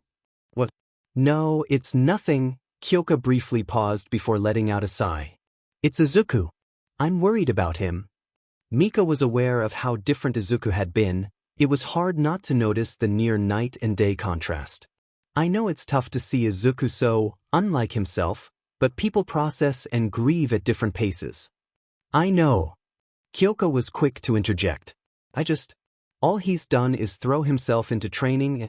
I don't know how to help before he winds up hurting himself." "Have you tried talking about it with him?" Mika asked. "Of course I have, but every time I ask if he's alright he just says he's fine." "I mean, really talk to him." Kyoka looked to her mother confused. "Look, we both know Izuku is the type of person to put others before himself. You both are, if I'm being honest." Kyoka didn't try and deny the claim. "If you just ask if he's alright, Izuku will say yes no matter what, so you don't worry about him." Kyoka felt her shoulders slump. "Then what am I supposed to do? I don't want to force him to tell me what's wrong." "Sometimes you just have to," Mika said while placing a hand on her daughter's shoulder. "Being in a relationship can take a lot of effort. There has been more times than I can count when me and your father had to have some uncomfortable discussions when one of us was being an idiot about something." "So what?" Kyoka asked. "I just keep asking him what's wrong until he tells me?" Mika shook her head at Kyoka's question. "At that point you're pestering him, even if you have good intentions. Izuku will just get mad that you won't stop asking, while you'll get mad that he's not telling the truth, and soon you two are just arguing. Instead, you should explain how you feel and why, preferably somewhere you two can have an uninterrupted conversation." Kyoka mulled over the advice while Mika prepared the small snack she came down to the kitchen for in the first place. As Mika grabbed her plate, she saw Kyoka had a much more confident look in her eyes. "Thanks, Mom, I think I know what to do now." It had been a while since Izuku had been to Dagoba Beach. With Kyoka at least. Izuku had stopped by the beach several times while sneaking out at night to hunt for runes across the city. The heart had pointed him to several runes and bone charms, small trinkets that gave boost to those who wore them, buried under the remaining trash that made up the obstacle course Hatsuko had set up. Oddly enough, it seemed like the runes washed up on the beach regularly. Maybe it had something to do with the currents that pulled in trash to the beach. Maybe it was the fact the void had some odd connection with the ocean and whales that Izuku still hadn't figured out the reason behind. Or maybe Izuku was never meant to know the reason for the odd phenomenon. Outsider knows there was a lot about the void even someone in Izuku's position would never learn. When Kyoka suggested that the two train on Dagoba Beach together, the Verdunette was a little surprised. It seemed lately the two had stopped training together and more adjacent to each other. Izuku knew that was largely his fault, as even with the increase in stamina that vitality gave him, he was running himself ragged with his training. There was no way that Kyoka would be able to keep up. But it didn't matter, he had to get stronger. The two hero trainees were sparring on the cleared section of the beach, practicing using their quirks, or quirk in Izuku's case, while fighting. The first few rounds were decidedly in Izuku's favor, constant use of blink throwing the violet off and allowing him to strike, but as they continued Kyoka got used to the trick. The Warlock soon found himself falling for feints only to be struck when he warped into what he thought was a free opportunity. Kyoka had just sent Izuku sprawling on the sand after being jabbed with a jack the instant he had blinked, only for the girl to call for a break while helping him up. Izuku sat on the stone steps leading from the sand to the pavement, awkwardly waiting for Kyoka to recuperate. He didn't want to be rude and train without her, but Izuku desperately wanted to do anything besides sit around when he could be training or practicing with the mark. Even as a nagging voice in the back of his head told him he needed to rest. "Hey Izuku?" Kyoka's voice drew the Verdunette's attention from his thoughts. "Can I talk to you about something?" Sure." Izuku responded. Multiple reliable sources, television, told Izuku that he should fear the dreaded, "we need to talk," as that meant only certain doom, but Kyoka didn't sound angry at him for anything. She almost sounded nervous. What about? Kyoka's jacks tapped together, the faint sound of metal colliding being the only thing heard besides the waves of the beach for a few seconds before she spoke. I'm worried about you. Before Izuku even had time to properly digest what he had had, his mouth was already beginning to give an excuse of how he was fine really, but Kyoka continued speaking before he had the chance. It feels like all you've done for the past month is train. I know you're not sleeping enough, and the only time you're not working out is during school. I'm worried that you'll end up burning yourself out at best or wind up really hurting yourself at worst. I don't want to guilt trip you or anything, but it's scary seeing you like this, so please at least tell me why you feel like you have to work this hard. Izuku struggled for an answer. He didn't think how the people around him would feel when they saw him put everything he had into his training, but he couldn't stop now. Not when the people that killed Hatsuko were still out in the world. Not when he wasn't good enough to stop them. I have to get stronger. I have to become a hero and find the people who killed her. But why you? Kyoko wasn't confused by what he meant by her, but she was confused by his thought process. You have nearly 4 years before you graduate UA and become a hero. By then the police or another hero will have caught the people who killed Hatsuko. I just have to. Izuku said with more force than he intended. It didn't feel good to try and shut down the conversation like that, but the Warlock felt it was necessary. That doesn't make sense, Izuku. I know you want them stopped, but it doesn't have to be Dash. Because she was a vigilante. The words came from Izuku's mouth before he could stop himself, and once the first sentence left his throat the rest seemed to flow out. She was a vigilante since high school. Most don't even last a year, but Hatsuko lasted for over 3 decades. Even most heroes don't have careers that long, and they have support teams to help them behind the scenes. Whoever managed to kill her is either too smart, too well connected, or too strong for the police or some random hero. The sign to find them? Maybe all 3. I don't care how long it takes, but I have to get strong enough to catch them. Izuku didn't notice until he had finished, but tears were rolling down his face in fat drops trailing down to his chin. Kyoko was surprised by what Izuku was telling her, but in hindsight the signs were there. It did always strike her as a little odd that some random shop owner knew so much about making her own support gear and fighting. But something like this was beyond what Kyoko would have ever guessed. That was something to think about later, however. Right now, the punk had bigger fish to fry. Izuku, why are you talking like you're doing this alone? Did you really think I wouldn't help you? Kyoko reached over to grab Izuku's hand, rubbing her thumb over the odd symbol on the back and feeling the strange cold that came from the blackened skin. I may not have been as close with her as you were, but if I can help stop the people who killed Hatsuko, I would do whatever I could to help you, even if it means beating some sense into you from time to time. We're a team, remember? The violet gave Izuku a soft smile that made his heart flutter.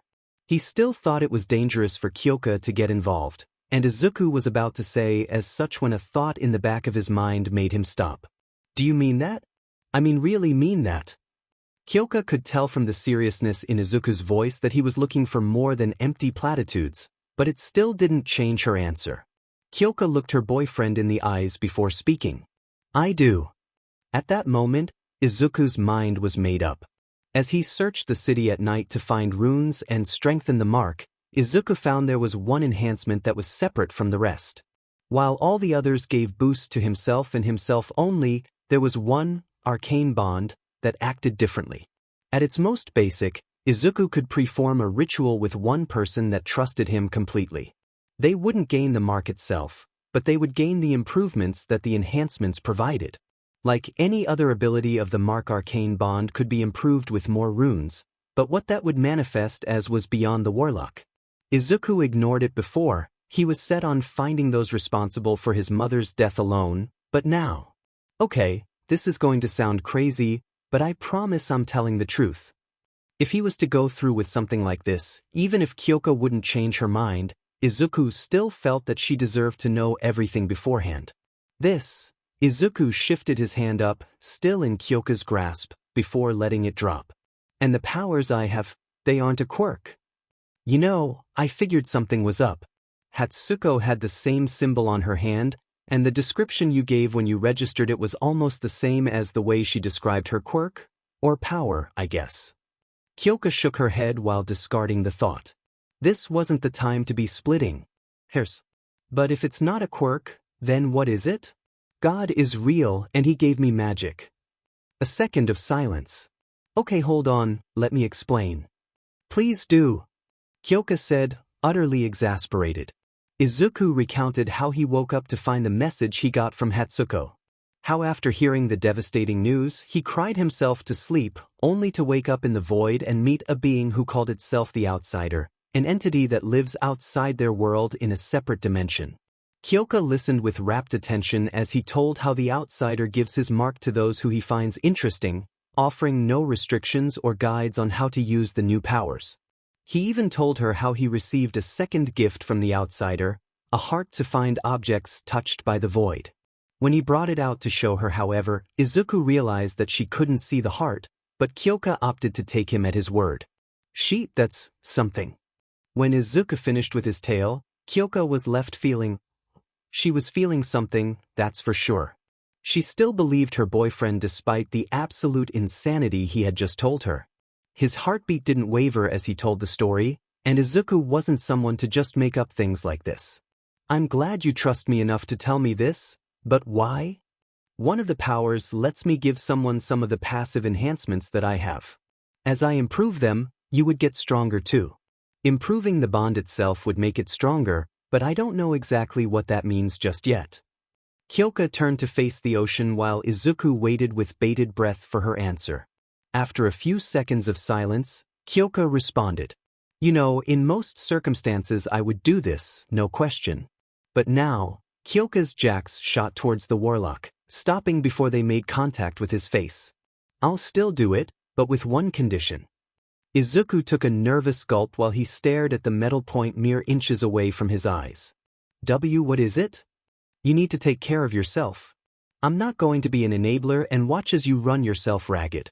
Got it? Kyoka said, the last two words punctuated with a slight jab of her jacks, moving them even closer the Warlock's face. Absolutely.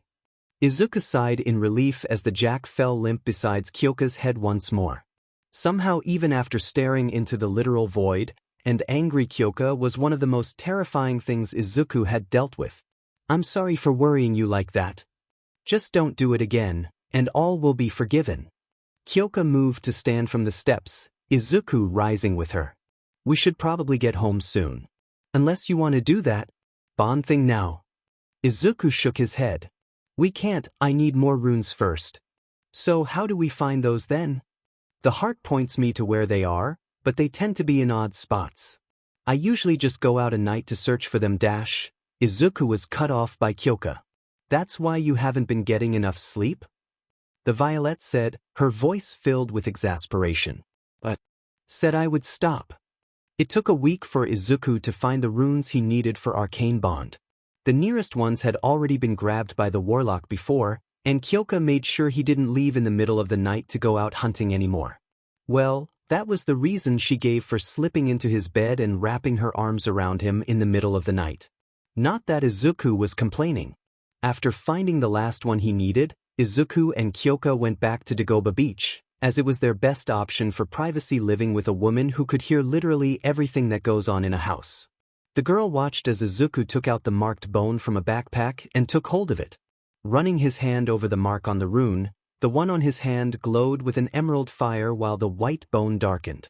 Kyoka had seen the occurrence before when she went with her boyfriend across the city to track down the Void Touch trinkets, but she still sat mesmerized. Unlike the previous times, Izuku closed his eyes while taking in the power, and even when the bone blew away into dust the Warlock did not open his eyes. 5 seconds later Izuku let out a small shiver, almost imperceptible were it not for the proximity between him and Kyoka. She heard his heartbeat change, pumping with a deeper intensity that was so slight a change that Kyoka would have written it off as a trick of her mind. Knowing what she knows now though. So, I'm guessing it worked? Kyoka asked when she saw Izuku open his eyes. Yeah. Turns out I was right, we need some material for the ritual, but much less than I was expecting. Izuku unfolded his legs and sprawled out in the sand. Izuku couldn't tell if it was something about the mark giving him an affinity with the ocean, or simply the fond memories he had made, but he found the beach incredibly relaxing. Maybe Kyoka and I could clear up the rest of this place before the exams. Well, I guess that's good. I don't want to have to start sacrificing animals or stuff like that.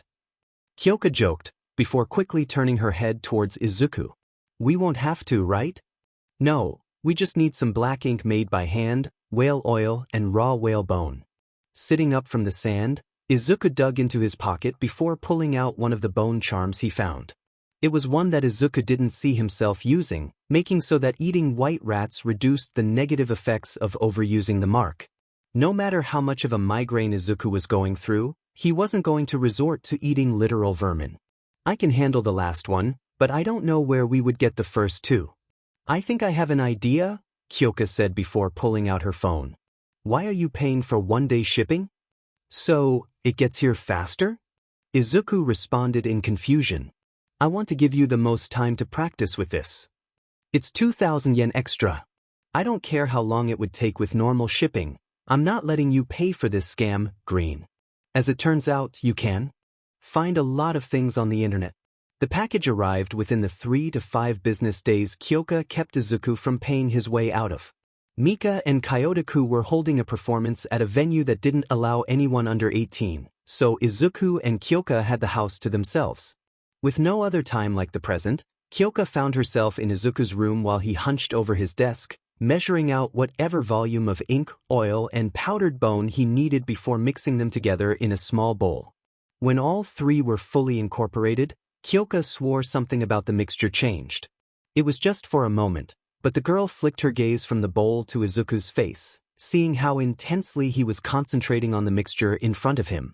It was a fraction of a second, but in that split moment something happened to the ink. When she looked away, the previously black ink was replaced by something else. Black was no longer an apt description, as the mixture seemed to not only absorb any light that came in contact, but actively darkened the room as well. She didn't realize that Izuku had noticed her staring in awe of the contents of the bowl until he spoke. Yeah, I imagine I was like that when I saw The Outsider for the first time. Snapped out of her stupor, Kyoka closed her jaw that she didn't even realize had been left hanging. It. She managed to get out. His eyes are just like this stuff. Izuku lifted the bowl slightly as he spoke. That sounds unnerving. Honestly, hearing him speak was worse. The Warlock moved the second chair to his side away from the desk with his foot, and Kyoka moved from his bed to the seat. Well, there's only one step left now. Izuku paused before turning his gaze from the mixture to Kyoka. Kyoka, this is the last chance to back out, and I won't mind if you do. I just want to know if you're sure about this. I am. Kyoka responded with complete conviction. The Verdunette didn't respond verbally but nodded to Kyoka before grabbing a small painter's brush from his desk. Do you need to apply it to your hand, but? Oh my god. Green, we sleep in the same bed practically every night now, but hand-holding is what's making you nervous. The Violet asked with a grin on her face while holding out her left hand. I know, it's just, you're putting a lot of trust in me to do something like this, and even when I was so focused on finding whoever killed Hatsuko on my own, you made me realize I didn't have to, that you were there for me. So, thank you. For everything. Izuku could feel his cheeks redden, but he still didn't break eye contact with Kyoka. Kyoka could feel her own face heat up, not to the point of Izuku's blush but still there nonetheless. You would do the same for me, Izuku? We're a team. Izuku took Kyoka's hand in his own. Yeah, we are. Dipping the brush into the ink mixture, Izuku painted a slide across the back of Kyoka's hand, the punk shivering as it came in contact with her. The ink was cold, but unlike the sensation of jumping into a pool, the chill didn't fade. With more careful, deliberate strokes, Izuku continued to coat the back of her hand, before eventually Kyoka realized what exactly he was doing. Slowly, the same shape of the mark that Izuku bore was taking form, the ink seeping into her skin and staining it like a tattoo. Just as Kyoka was wondering how she was going to explain getting a tattoo to her parents, Izuku placed the last part of the mark, a small dot in the center of the symbol. The instant the mark was complete, it simply vanished, leaving her skin as unblemished as it had been moments before. Kyoka was briefly worried that something went wrong, but as the girl looked up at the Warlock, she saw that Izuku was calm. "So, it's done?" Kyoka asked while looking her hand over. It seemed normal, but the Violet could swear that she saw the mark manifest for a split second when the light hit the back of her hand just right.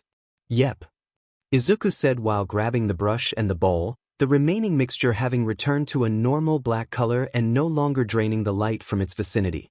"Right now, you'll only gain the benefits of agility and vitality, and only as much as I've improved them with the runes. When I improve my own enhancements or the arcane bond, you'll get more benefits, but I don't really know exactly what."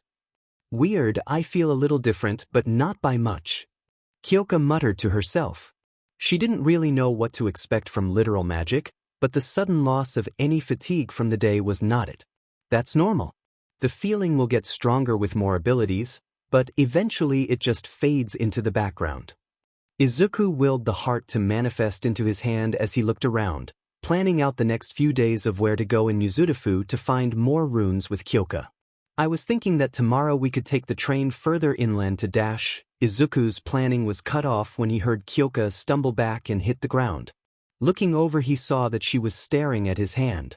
No, she was staring at the heart. What the actual F-? Excerpts from Self-Analysis for the Future, Volume 1, Decoded.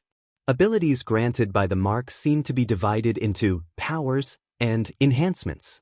Powers require active thought and hand gestures to use, while enhancements are always active.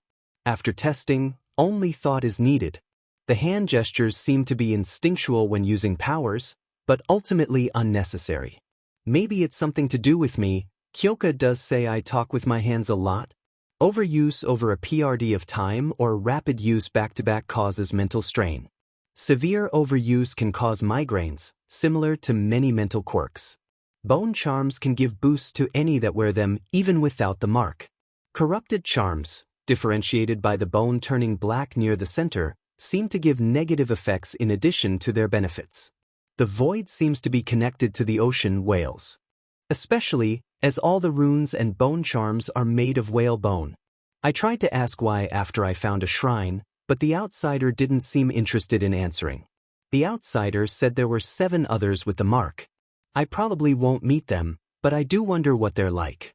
What kind of person does the outsider find interesting? Allows instant or near-instant teleportation from one point to another within 15 meters of line of sight. Line of sight is not necessary. I am able to warp in any direction without looking. Very useful, not only for mobility but combat as well. No one expects to be hit in the back of the head from the guy you're looking at. Well, Kyoka does now. In the future, practice with special awareness and blinking without looking at the destination. Kyoka didn't stop laughing for 10 minutes after I face-planted in the gauntlet. Range seems to be limited when using it vertically. Is the range affected by gravity? If it was, aiming down would extend the range, but it doesn't. Things I'm touching or carrying get warped with me, including people. It's apparently disorientating for others. Kyoka says when I use blink, my body seems to dissipate like smoke, then reforms at the destination, but from my point of view everything turns to light for a split second. Dark vision. Initially I could only see people and sound waves through walls, but empowering dark vision let me see mechanical and electrical devices as well as important items through walls. Paired with Kyoka's enhanced hearing, and we could likely scout out entire villain hideouts with no risk. People are yellow silhouettes. Kyoka seemed relieved to learn that, while devices are blue and items are green. How does the ability tell if items are important? Does the outsider do so, or is it based off what I would consider important? 2 people talking in a parking lot seem to show sound waves, but a crowd on the sidewalk doesn't. Is it because I can actually make out the first conversation, but not the voices in the crowd? Where people are looking is highlighted slightly, but not as bright as their body. People with sensory quirks have extra areas showing where they can detect. Kyoka just has a wide circle around her. Wind blast. Allows for generation and guiding of wind. Fairly simple but effective. The default use seems to be a blast capable of knocking a grown man off of his feet. Avoid using near walls or the impact could be lethal. The blast is able to be made stronger or weaker, or cover more or less area, but any deviation from the standard gust takes more effort, even making the wind weaker. Shadow of turns my body into a smoky black substance, with 2 arms ending in claws to drag myself around with.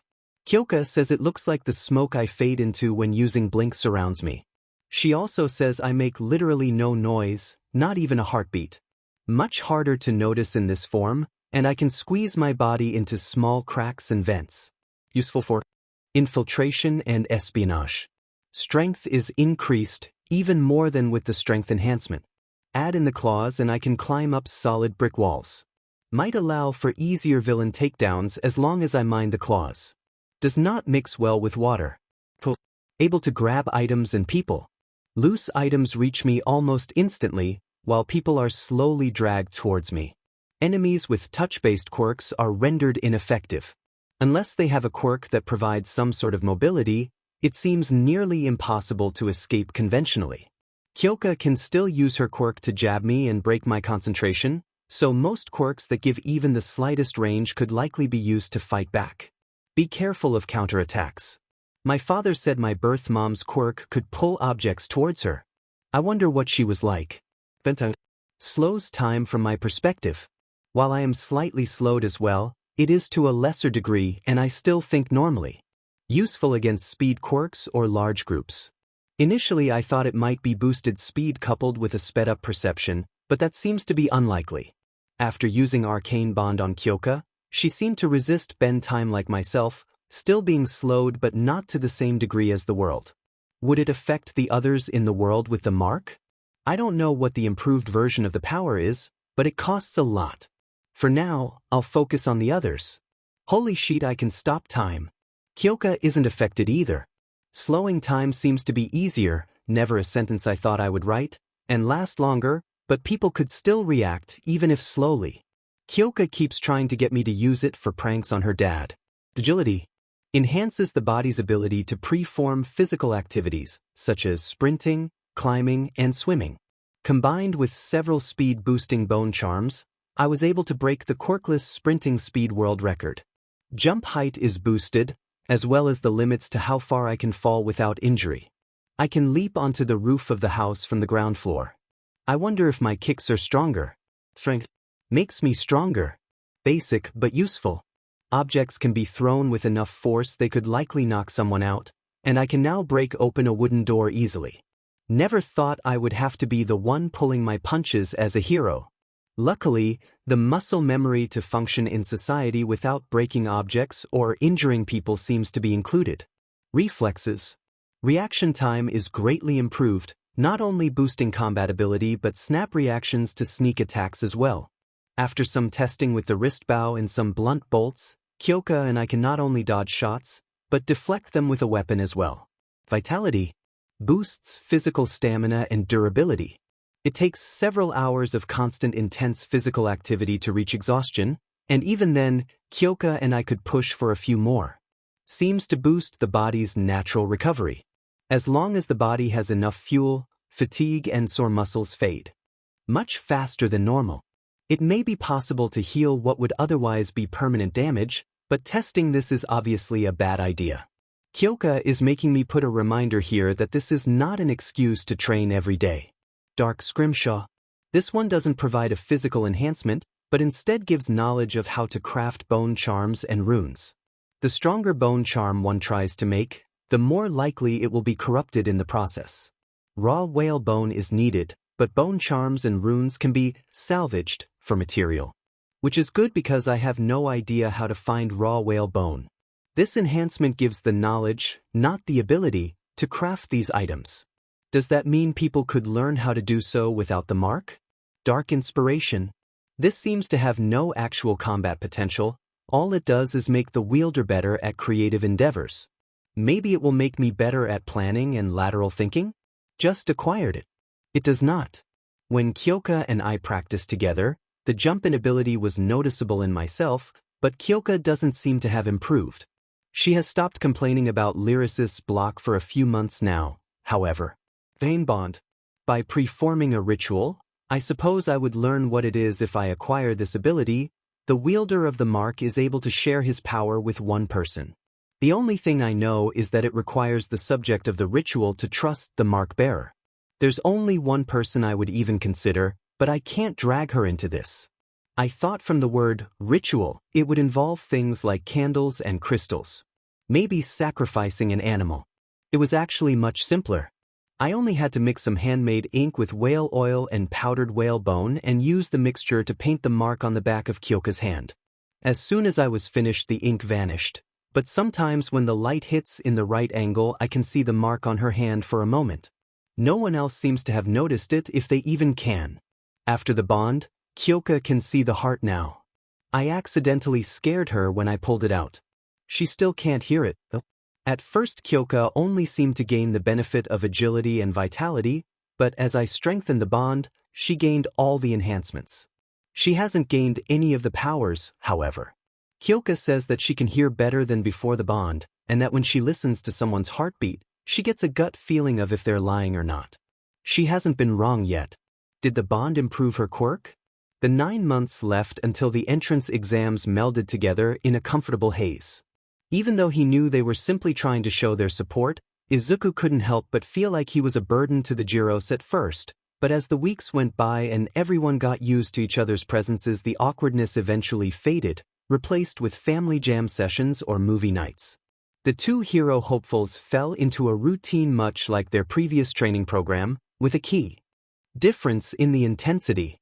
With the increase in physical prowess provided by the mark, the pair needed to push themselves harder than ever, although Kyoka was always sure to keep both herself and Izuku from going overboard. It took some time and many nights filled with cold compresses and poultices, but the two were starting to get a handle on new fighting styles that complemented their new capabilities. If anyone were to pass by Dagobah close to the exam date, they would believe that Kyoka and Izuku were genuinely trying to harm each other from the sheer intensity of their spars. When the two added in quirks and powers into their spars, and any hypothetical onlooker would swear they were trying to kill each other. In a near reversal of their old habits, Izuku's mark provided him the tools not only go on the offensive, but maintain near safety doing so, now able to protect himself from retaliation with blink. Previously the more aggressive of the two, Kyoka was able to use a sudden boost to the speed at which she could manipulate her jacks, which seemed to coincidentally happen when Izuku finally empowered the arcane bond as much as he could, to ward off any strikes from Izuku, even managing to land some quick jabs into the Warlock despite his enhanced reflexes. This wasn't to say she was as reliant on reactionary counterstrikes as Izuku used to be, as when fighting an opponent that can whip out any number of crazy powers with a thought, the best option was to not give them time to think. Months crept by, school records and costume sketches were submitted, and before Izuku could know it, the day of the entrance exams was upon him. Kyoka was not a morning person, a trait she got from her father, but for once the girl was up before the verdinet. As Izuku walked down the stairs and into the kitchen while trying to shove his arms into the sleeves of a green track jacket, he entered to find Mika enjoying a cup of coffee while Kyoka seemed to be on her third.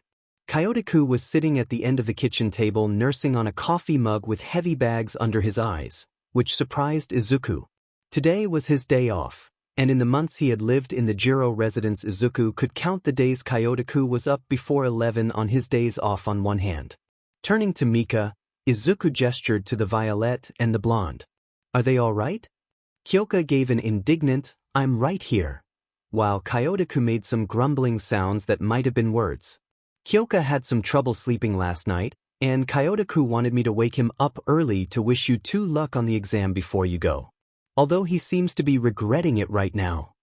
Mika responded with a slight smirk as she saw her husband almost nod off as she was speaking. Yeah, we're freaks for not dragging ourselves out of bed while singing songs and prancing through fields like you two," Kyoka said before draining her mug while looking wistfully at the machine with more of the heavenly brew on the kitchen counter.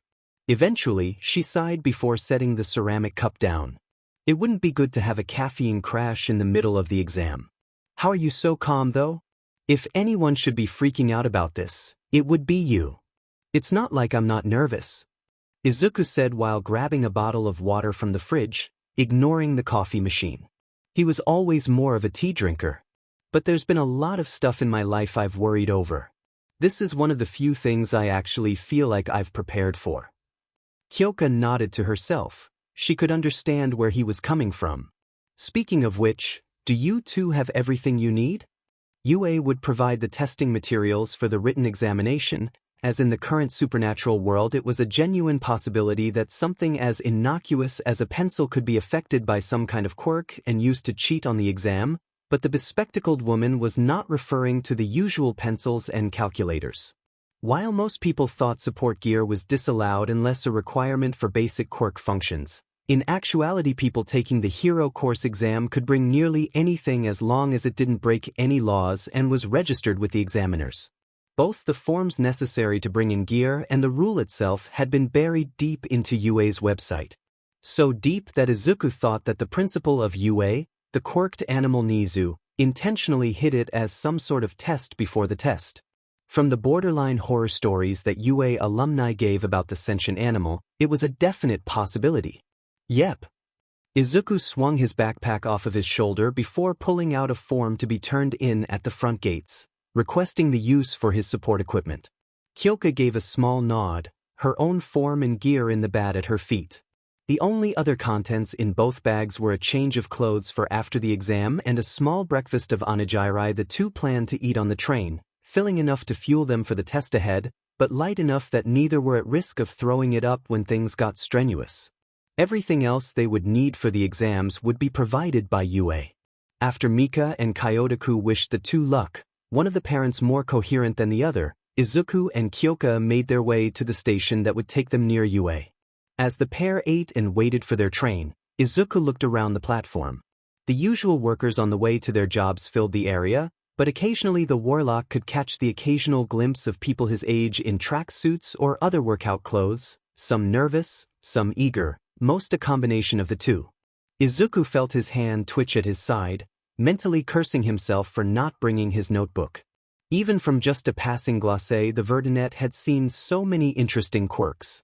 One boy looked like he had a simple bird mutation, replacing his head with that of a crow or raven, only for what looked like a smaller bird made entirely of shadow to poke its head up from his collar and whisper something to the bird-headed boy before retreating back into his shirt.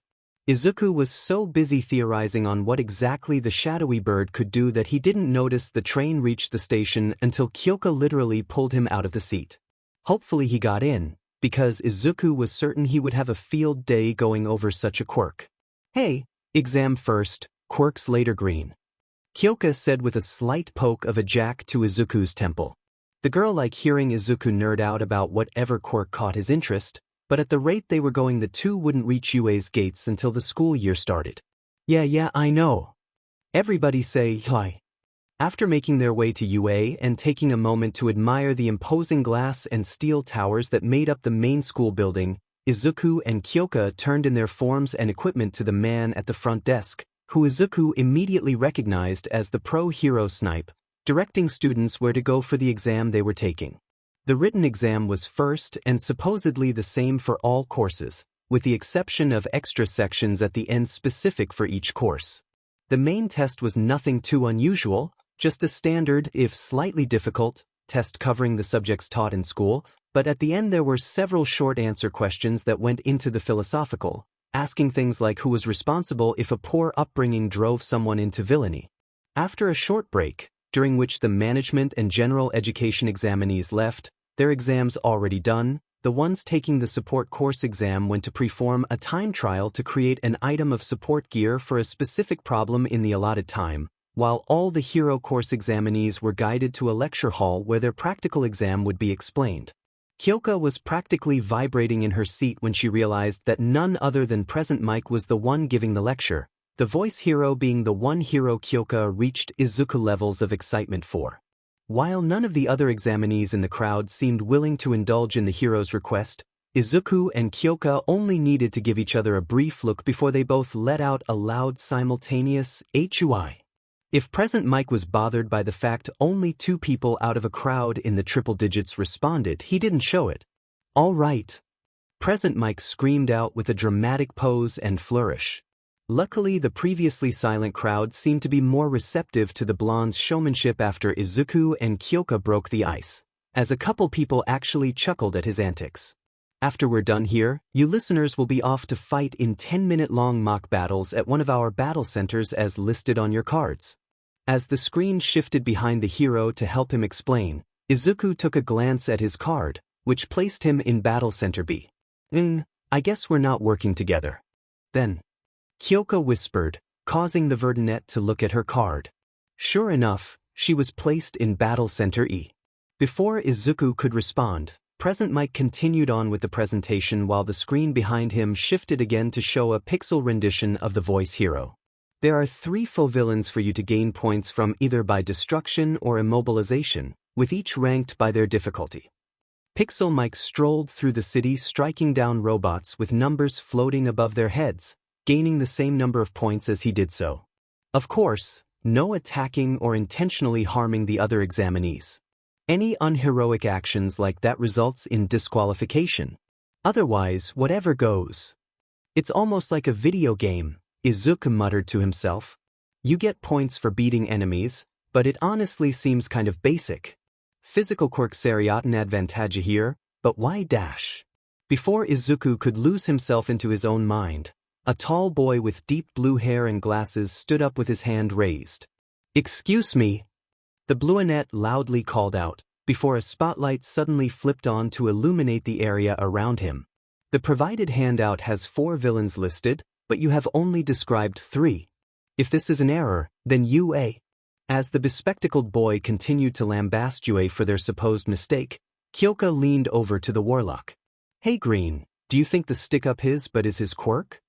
Kyoka's comment drew a snort from Izuku while he tried his best to hide the outburst. Unfortunately, it still seemed to draw the stiff boy's attention. In addition, you too. The Bluinette turned around to point towards Izuku and Kyoka. You have been whispering and muttering to yourselves this entire time. If you think it's all a game, then you should simply leave. Before Izuku could let out an embarrassed apology or Kyoka could tell the boy to kiss her, but another voice beat them to calling out the large student. He was getting to the 4th robot, dumbass. Although he was slightly surprised to hear his voice after years, Izuku would always recognize Bakugo Katsuki's usual blend of insults and shouting. And if all it takes is 2 extras rows away to throw you off, maybe you're in the wrong place. While the blue-haired boy was stunned by such vulgarity being directed towards him, Izuku was surprised that the explosive blonde was actually defending him, even if he did call both him and Kyoka extras while doing it. Okay everybody, save it for the bots. Present Mike said while trying to regain control of the situation. Examinee 7111, you're right about there being a 4th villain to face. Pixel Mike continued to walk down the street as his 3D counterpart continued to explain. This one's worth 0 points. There's only 1 in each center, and it serves as an obstacle. A robot on tank treads dropped in front of the Fomike, sending him running away. It's not impossible to beat, but you won't gain any villain points from it either. I see, thank you very much. Please excuse my interruption. While still off-put by the blonde's comments, the Bluinette still gave the hero a bow so deep he formed a right angle before sitting down. That's about it, but before you all go, I've got one last thing for you listeners. Napoleon Bonaparte once said that, a true hero is someone who overcomes life's misfortunes. So go beyond. As Present Mike set up for the school's motto, the crowd rose up to meet his call. Plus Ultra. After Present Mike's lecture, the examinees were then directed to a group of buses that would take them to their battle center.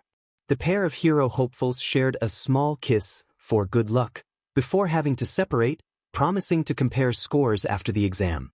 After parking the vehicle and letting the students off, the pro-hero ectoplasm, or at least one of his clones, pulled Izuku aside before bringing the Verdinette to a small compartment in the side of the bus. Everything passed inspection, so you're free to use the support gear you brought. The hero said while unlocking the hatch and handing Izuku the small case he had turned into the front desk earlier. Although I don't think it has to be said, intentionally using this gear on your fellow examinees is an immediate failure of the exam, not to mention the possibility of legal action. Oh, of course, sir. Izuku said with a bow, barely able to push past the awe that came with seeing so many heroes up close. Hopefully I can get over this soon, or else I won't learn anything at UA. Now with his support gear in hand, Izuku went about preparing it near the back of the crowd. A belt was fastened around his waist while a bandolier was crossing over his chest from his right shoulder to his left hip. Small pouches on his chest carried bolts of all types for his wrist bow, while the belt at his hip held everything else, including a holster for the metal tonfa. A long leather glove that went halfway up his forearm held a mounting system for the wrist bow, keeping the contraption not only firmly attached to his body but also able to be fired with a precise flick of his wrist, in a motion that reminded him of a comic hero from the pre-Quirk era. Somehow, despite the decades, Spider-Man comics were still selling strong in America. A lot of the items Izuku had wouldn't be much good against robots. Sleep darts were out, and the choke dust would likely only serve as a smokescreen at best. Even then, Izuku would have to be careful to avoid catching anyone else in the cloud, and with several unknown quirks possibly blowing the irritant around, it would probably be best to avoid using for the time being. The arc mines will definitely be useful, but I only have so many. Hopefully there are some sort of optics I could break with the wrist bow, otherwise that's out too. At least if I run out of anything useful, I still have a weapon. After giving himself and his gear one last check, the sight of a nervous girl with a brown bob cut caught his attention. Wait, I remember her, Izuku thought, calling back the recent memory of the UA gates. He saw the girl talking to a boy with heavy bags under his eyes and indigo hair even messier than the Warlock's own. Izuku thought the boy seemed nervous, despite the indifferent facade he was putting on, and apparently the brown-haired girl thought the same, as she seemed to be making small talk with him to try and lessen his nerves. Now, the girl seemed to be just as worried as the boy, the tension she held in her frame and the nervous fidgeting painting a clear picture. Before Izuku consciously registered it, he was already moving towards her. She seemed nice from earlier, maybe I can help her out dash. A hand fell onto the Warlock's shoulder, breaking him from his thoughts. Looking towards the source, Izuku saw it was the blue-haired boy from the lecture hall. Just my luck. Izuku mentally cursed at his ill fortune. She appears to be concentrating on the exam, the tall boy said, his tone reminding Izuku of his old elementary homeroom teacher, but somehow even more strict. I cannot allow you to. Good Lord, did you bring weaponry to this exam? The sudden outburst drew the attention of the small crowd, and Izuku began to wilt under the focus. Yo, that kid did bring weapons. Is that allowed? How did he even make it into UA? Not only is this a violation of the law regarding public use of support equipment or similar items, but you are also trampling over the integrity of this exam. To give yourself such an advantage is an insult to not only your fellow examinees, but the bespectacled boy likely would have continued his tirade until the exam started, maybe even continuing after, but he was cut off by Izuku's sudden shout. You let me. Taking a moment to blink in surprise, the brunette adjusted his glasses before speaking. That is preposterous. Why would Not letting the boy build up steam for another rant, Izuku was quick to explain. UA has a form you can fill out to let you use support gear during the exam, even if not a lot of people know about it. My equipment was even checked by UA beforehand. I see. Izuku got the feeling that the boy in front of him wasn't used to being corrected. Well, if UA has such a policy and you have gone through the proper steps to use equipment in the exam, then I must apologize for my hasty dash. And begin. The loud voice of Present Mike cut the brunette off while the gates leading to the fake city opened. The tall boy's gaze was torn from Izuku as he looked at the source of Present Mike's announcement, but as he turned to look back at the brunette, he was simply gone without a trace. Assumption? What are you doing? There are no countdowns in real life. That kid's got the right idea. Looking to the gates, the crowd saw that the green-haired boy had not only jumped ahead of the crowd, but already had his focus on a one-pointer. Not one to be outdone, Ida Tenya. Felt the familiar roar and heat coming from his calves as he flexed his quirk. If the boy got into UA, he could give him a proper apology.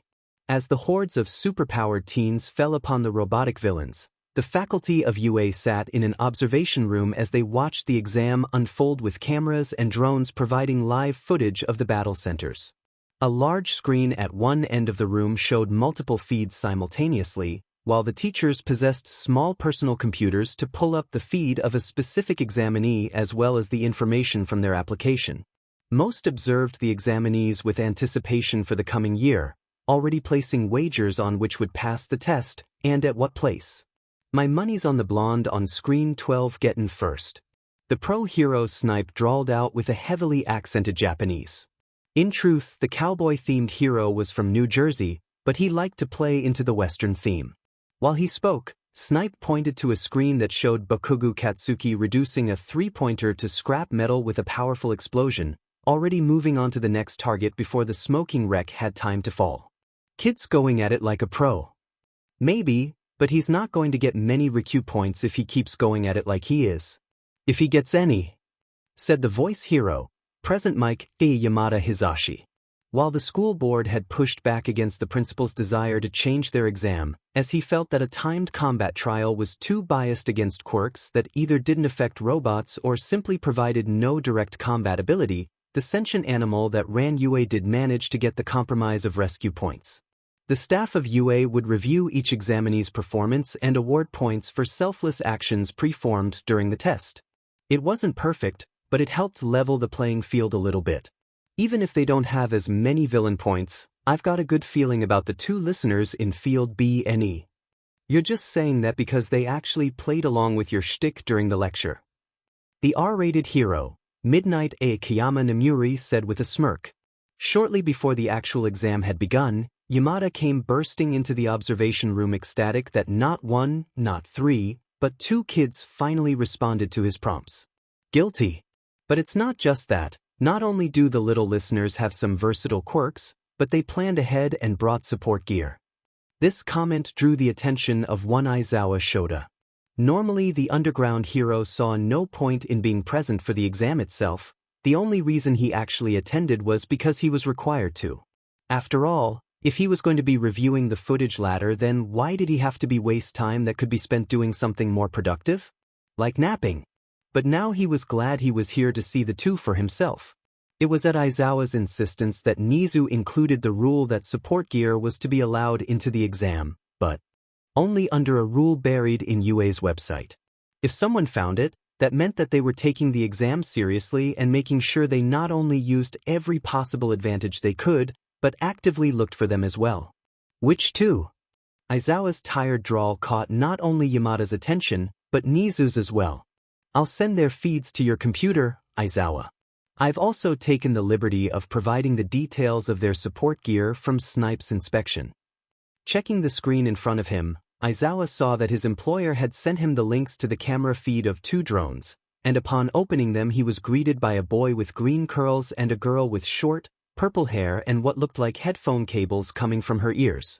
The boy, Mori Izuku, used some form of wrist-mounted crossbow to send a bolt straight through the optics of a one-pointer, causing it to shut down before it could strike another examinee that was distracted. What looked like a tattoo on the back of his left hand began to glow with a green flame before his body turned into a strange wispy black substance, the transformed boy using some sort of claws or spikes to drag himself up 3 stories of brick wall and swiping off the tail of a two-pointer on the roof. The girl, Jiro Kyoka, slid underneath the body of a two-pointer while attaching a small metal disc to its underside. As the robot began to short-circuit and collapse, Jiro was coming out of the slide and into a sprint towards 2 one-pointers, extending the cables on her ears and piercing the frame of each robot simultaneously. The 2 robots began to shake, before the light behind their optics died and the pair of faux villains fell. Likely some kind of sound-based quirk. Aizawa thought to himself. A strong enough sound could disrupt the internals of the robots. Keeping the camera feeds in the corner of his eye, the underground hero began to look through the details of the support gear each had brought. The lists were the same for both, meaning they likely trained together. Pulling up their applications all but confirmed this, as they both attended Manadlore Middle and Elementary School, with Mori being transferred at the age of 9, not to mention the fact they had the same home address and emergency contacts. The actual support gear itself was impressive, even if much of it was of little use against a robotic foe. Canisters that contained an eye and throat irritant designed to spread its contents in a large cloud when thrown at a solid surface, discs that could be attached to either a person and dispense a large electric shock or use a proximity sensor to act as a mine of sorts, and even tools for picking locks and rewiring electrical systems. The most impressive tool in their arsenal had to be the wrist-mounted crossbow. Izawa knew he was not the most mechanically adept, but even he could tell it was an impressive piece of work, somehow having a self-loading system to avoid lengthy reloads and having enough power to accurately launch a projectile while still remaining small enough to be worn on a person's wrist. The ammunition for the contraption was just as impressive. While they had only brought blunted bolts for the exam, the schematics provided when the two checked in their gear listed several other types of projectiles. Darts that contained a chemical mixture to knock a person out, bolts that contained a small payload of explosives meant to clear rubble or for use on villains with durability quirks, and even what was essentially a flashbang shoved into a crossbow bolt, designed to detonate on impact. When those two pass, I want them in my class. Izawa found himself saying by the time he had finished reading. Approved. Nizu said without looking up from a small tablet he held in his paws, flipping through the feeds of the exam at a rapid pace. Hold on, are we just going to gloss over this? Present Mike said, completely losing focus on the exam. If I didn't know any better, I would say you're actually impressed. I know, right? The filtered voice of Kuro's Ainen, the space hero, 13, called out to the blonde pro before turning to Izawa. And when they pass? I never thought you of all people would say that. Saying that someone will pass before the exam is over is entirely illogical. 13 spoke the last sentence with a surprisingly accurate imitation of Izawa, although it was ruined by the voice filter in the costume. Izawa didn't respond verbally, instead shooting a sharp glare towards the space-themed hero. I must be out of the loop. The voice of UA's soon-to-be newest faculty member spoke up. While all those in the room had been filed in on the number 1 hero's second biggest secret, his skeletal, second, form and the time limit he had to serve as a hero, all except the head nurse recovery girl and Nizu himself were clueless as to the real reason All Might had taken up a teaching position. Is this really that unusual for Izawa? Present Mike looked at the fellow blonde coworker. I'll say, Eraser's homeroom didn't even make it a week last year. What do you mean? Did he have them transferred to the other hero course homeroom? All Might asked in confusion. As if, Midnight interjected. He didn't have a homeroom last year because he expelled them all. All Might felt himself cough up a bit of blood in surprise. He what? They were completely unprepared for the world of heroics. Izawa replied. Most of them got the wake-up call and proved themselves in the sports festival last year. The rest simply weren't cut out to be heroes. I see. The skeletal blonde said before turning his focus back to the exam. Man, he's almost as scary as my old teacher. All Might thought to himself, only to correct his thoughts a few seconds later. Nah, Torino was still worse. Turning his focus back onto the large screen, All Might glanced around at the various feeds. Becoming a teacher served a dual purpose for the hero. Not only was he able to better hide the truth of his slowly dwindling time limit on heroics, but he was also in the prime spot to find a successor. Not to his legacy as the symbol of peace, but his quirk, one for all. Let's see. The girl with the vine hair seems promising, going out of her way to protect others. She would need to bulk up a bit though, or she couldn't handle one for all. The girl that can grow her hands seems like a good choice, or maybe the boy with durable skin. Or, the other boy with durable skin? Small world. As the blonde pondered on who was worthy to accept such a power, out of the corner of his eye All Might saw the previously mentioned green-haired boy seemingly teleport from the roof of a building onto the street. Wait, what? I thought his quirk was a transformation type, not warping. Focus now firmly on Mori, All Might watched as he leaped high enough to clear a missile salvo fired by a three-pointer with ease, before driving his tonfa into the robot's head, the metal plating giving way like cheap plastic. Enhanced physicality too? All Might watched as the Verdinet showed off more and more tricks. Controlling wind, telekinesis, and I'm pretty sure he can see through walls. Just what kind of quirk does this kid have? While anyone else could have pulled up his application to see what quirk Mori had listed, All Might was unable to. Technically, he wasn't a member of the school faculty until the start of the school year, which made him unable to access such information. All Might wasn't even going to be grading the examinees. He was only here because Niza decided it would be best to give him an early start searching for a successor. It's almost like he has multiple. All Might's eyes widened in alarm. No, it can't be possible. All for One was dead. All Might had seen it through himself. The heroes might have never found his body, but he had always assumed it was taken by some of his more loyal followers to bury. The villain's head had been almost entirely crushed for Cammy's sake. But here was some random boy with what looked like multiple quirks. Many quirks have multiple facets to them. Hell, Endeavor's youngest child could produce both fire and ice with such an intensity that it was almost like he had two quirks himself. But as he looked on, All Might felt more and more certain that this wasn't just a versatile quirk. No, even if he is alive, what purpose would there be to giving someone multiple quirks and then sending them to UA? Surely he would know something like that would be caught instantly. As the hero tried to solve the puzzle in front of him, a realization hit him. It wasn't all at once, but instead a gradual process. First it was the hair, forest green instead of stark white, but the exact same messy curls as the quirk thief. Then it was the presence of a smattering of freckles on his face like the villain, and then the similar facial structure. Slowly, the small revelations coalesced into one thought in All Might's mind. All for One had a son. The first feeling that hit All Might was anger, not at the boy, but at All for One himself. That bastard had no problem attacking Nana's family to get to her. He even used her husband's death to mock her, only to have a child of his own after forcing Nana to give up her own to protect him?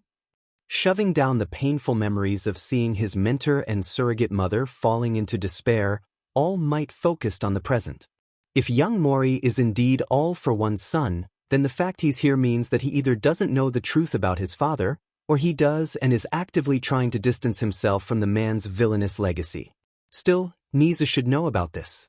Even if the man is dead, we can't have any of his followers dash. The sound of a direct message ping on his personal computer drew All Might's focus away from the boy. The message was from Nizu. Come to my office after the exams. We'll talk about Mori then. Glancing over, the skeletal pro saw the small chimera was acting no differently than normal, only to turn his gaze towards All Might and give a small nod. After returning the gesture, Nizu's focus returned to the exam underway. Well now, the quirked animal's high-pitched voice caught the attention of the observation room.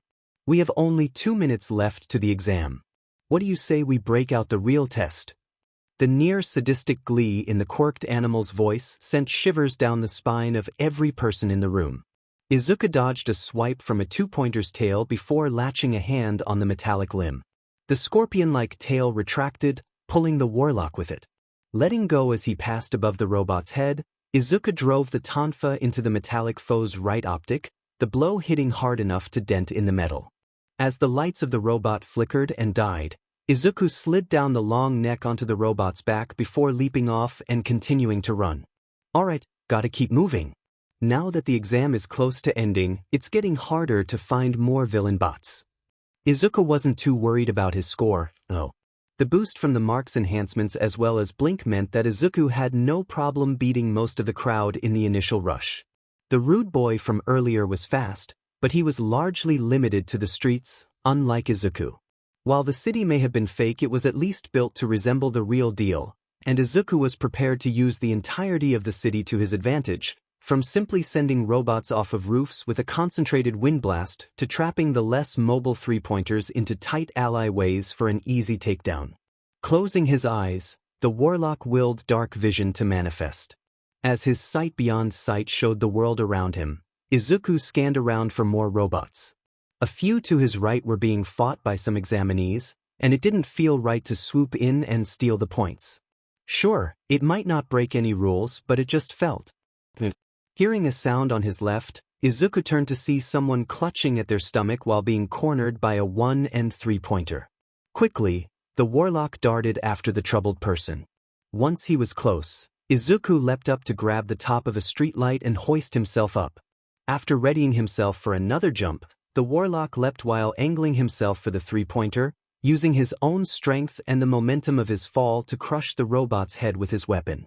As the one-pointer turned to fire on him, Izuku quickly shot a bolt that broke through the glass optic and causing the foe to shut down. "Are you all right?" Now that he was able to properly look at the person he rescued, Izuku saw that it was a blonde boy with some kind of belt around his navel. "Merci, you have saved me from one of my less than dazzling moments. Neen moins, I must continue to shine on. Adieu," the blonde boy said with a flourish and a sparkle before dashing away, whatever problem he was having with his stomach completely forgotten. That was something. 2 minutes left. Sheet, gotta hurry up. Leaving the two defunct robots behind, Izuku ran to find more villain bots. The exam was reaching its end, and while the Verdinet felt confident about his score, it wouldn't hurt to score some more points. Up ahead is a large main street. There are a lot of robots in that area, but most of the other examinees have concentrated there too. I can't find any other robots near me, so maybe I should take my chances and hold on. Why is the ground suddenly shaking? As Izuku ran out of a side street, he saw most of the other examinees shared the same thought. Their curiosity soon turned to horror, as the rumbling only grew more intense while a giant shadow loomed over the crowd. Craning his neck up to properly look at the source, Izuku saw that the thing responsible was a giant robot, its head towering above the buildings of the fake city while looking down at the crowd below. "That's the zero-pointer?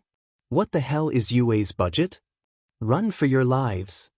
Most of the examinees immediately fled, some more composed than others, while a few of the braver individuals darted off into the side streets and alleys, hoping to use the panic caused by the Metal Goliath to score some more points without interference.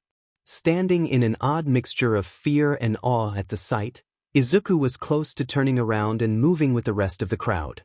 Most of them were panicking while trying to flee the zero-pointer, and it was very likely someone would find themselves trampled in the chaos, so the Verdinet planned to stay near the back and help up anyone that fell. Just as he was about to turn around, however, Izuku saw the zero-pointer bring its hand down onto a building. The roof and sides of the building began to crumble, sending chunks of rubble towards the street. A girl with a brown bob cut dangerously close to where they would land. In a moment, Izuku called on one of them. Mark's powers, no thought given to the migraine he would be feeling when it was all said and done. The world around the Warlock began to slow while the color leached from his surroundings. Panicked students froze mid-step, rubble sat suspended in the air mere inches from the girl below, and Izuku stood alone as the sole speck of color in a grayscale city. "Come on, move it," Kyoka shouted at a boy with wild purple hair and eye bags she saw near the entrance of the school. She began talking with him before the exam started, where he was already dismayed. He never gave the details, but apparently his quirk didn't work on robots, and while she didn't want to say it out loud, from just a look at his thin frame the punk could tell he hadn't done much to prepare for UA beyond train his quirk. Not like Kyoka could bash him for that. If it weren't for Izuku's advice when they first met, then she would have made the same mistake. The test had gone pretty well, Kyoka leaving a trail of shorted out and bashed in robots in her wake, but of course UA had to go plus FANG Ultra.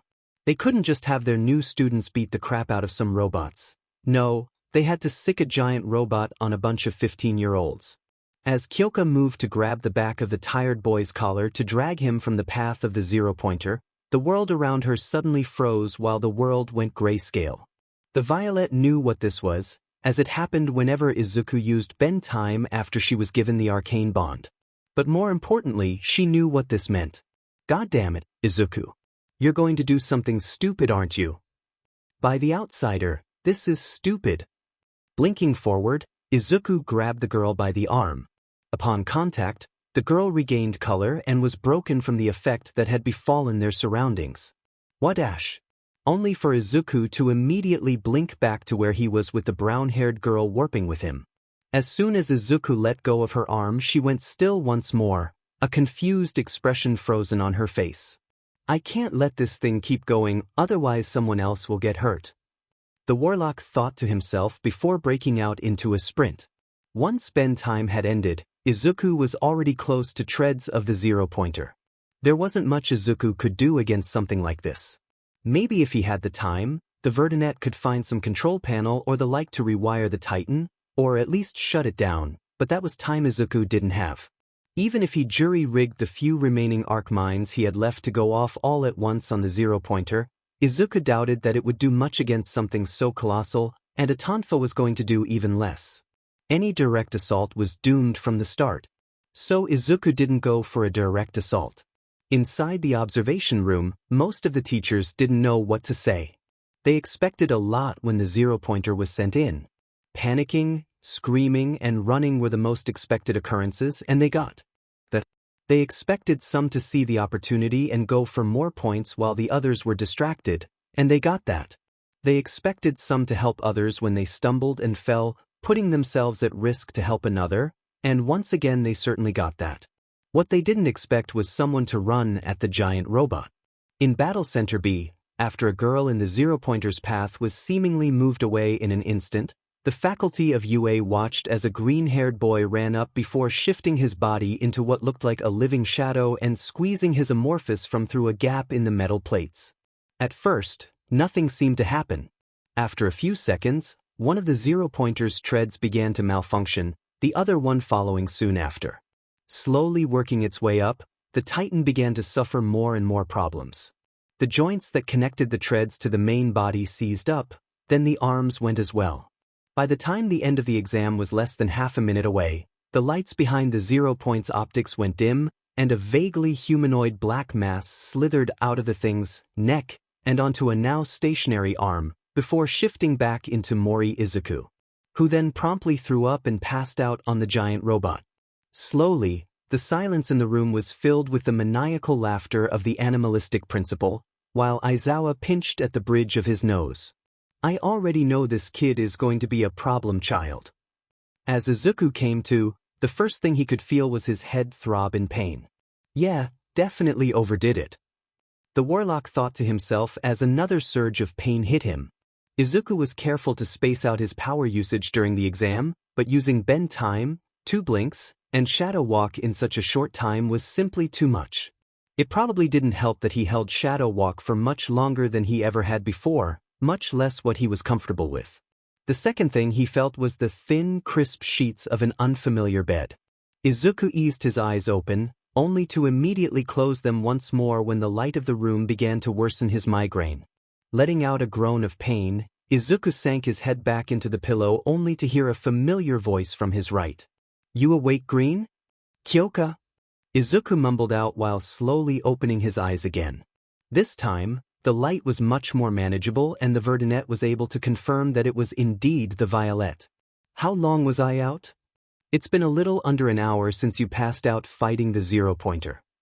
Kyoka responded casually, only for her voice to gain a slight edge. "Speaking of which..." "Oh no." The punk's jacks began to raise threateningly as she continued to speak. "Would you like to tell me why you thought it was a good idea to fight the giant robot?" "It was..." Izuku stammered out while trying to properly form what to say. He wasn't too scared of what she might do. Izuku knew she wouldn't seriously hurt him, but he didn't like making her worry.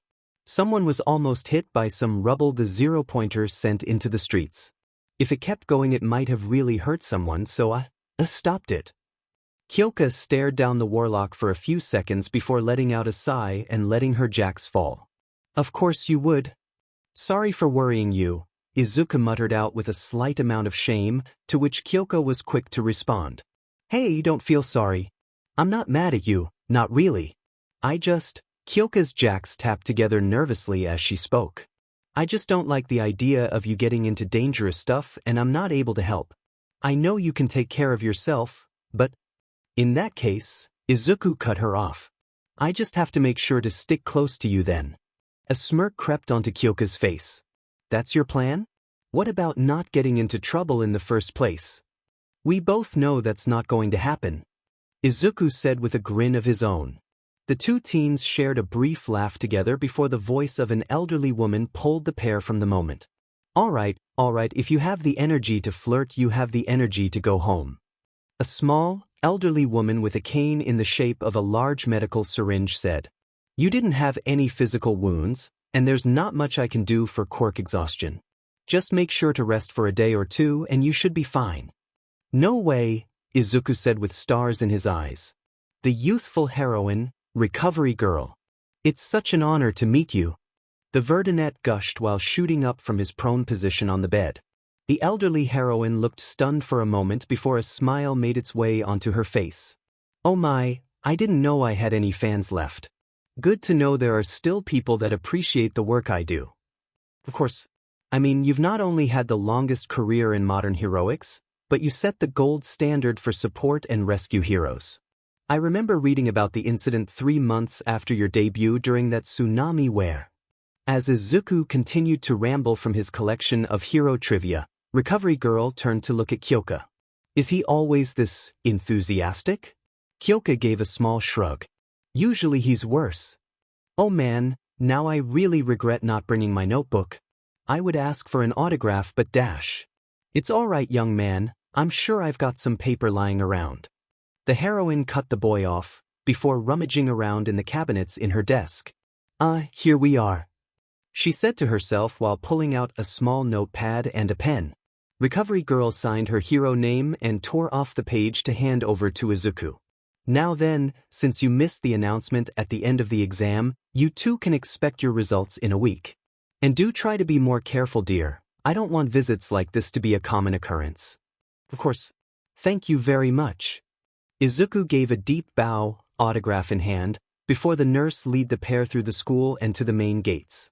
Alright, let's get you home before you pick a fight. With another giant robot. You're never going to let go of that, are you? Nope.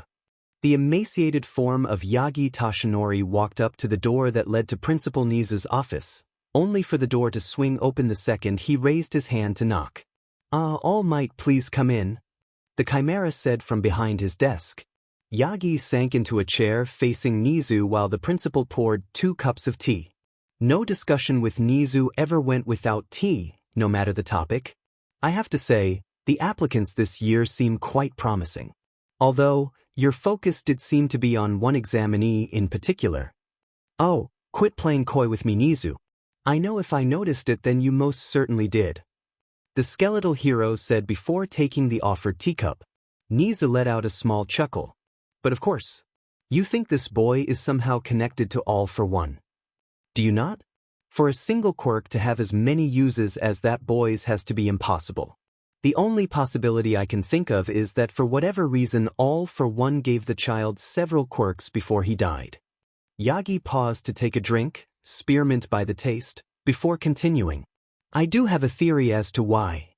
You believe he is truly dead then? The Chimera questioned. Yagi gave a nod to the principal. Yes. For as much of a monster he was, All for One was smart and thorough. If he was trying to place one of his followers into UA for whatever reason, then he would know that simply giving an applicant multiple quirk would be caught immediately, and he wouldn't have given them to someone he thought might try to be a hero. Even if they still tried to, he would likely take the quirks back and dispose of the person. He had to have given the boy these quirks before our fight. Nizu gave a small hum. A valid point. Would I be correct in assuming you think this child is All for One's son? So you do see the resemblance? Yes, I do. The Chimera took a brief pause for a drink before turning to his computer and typing away. Although I disagree with the idea that All for One gave him a quirk, let alone multiple.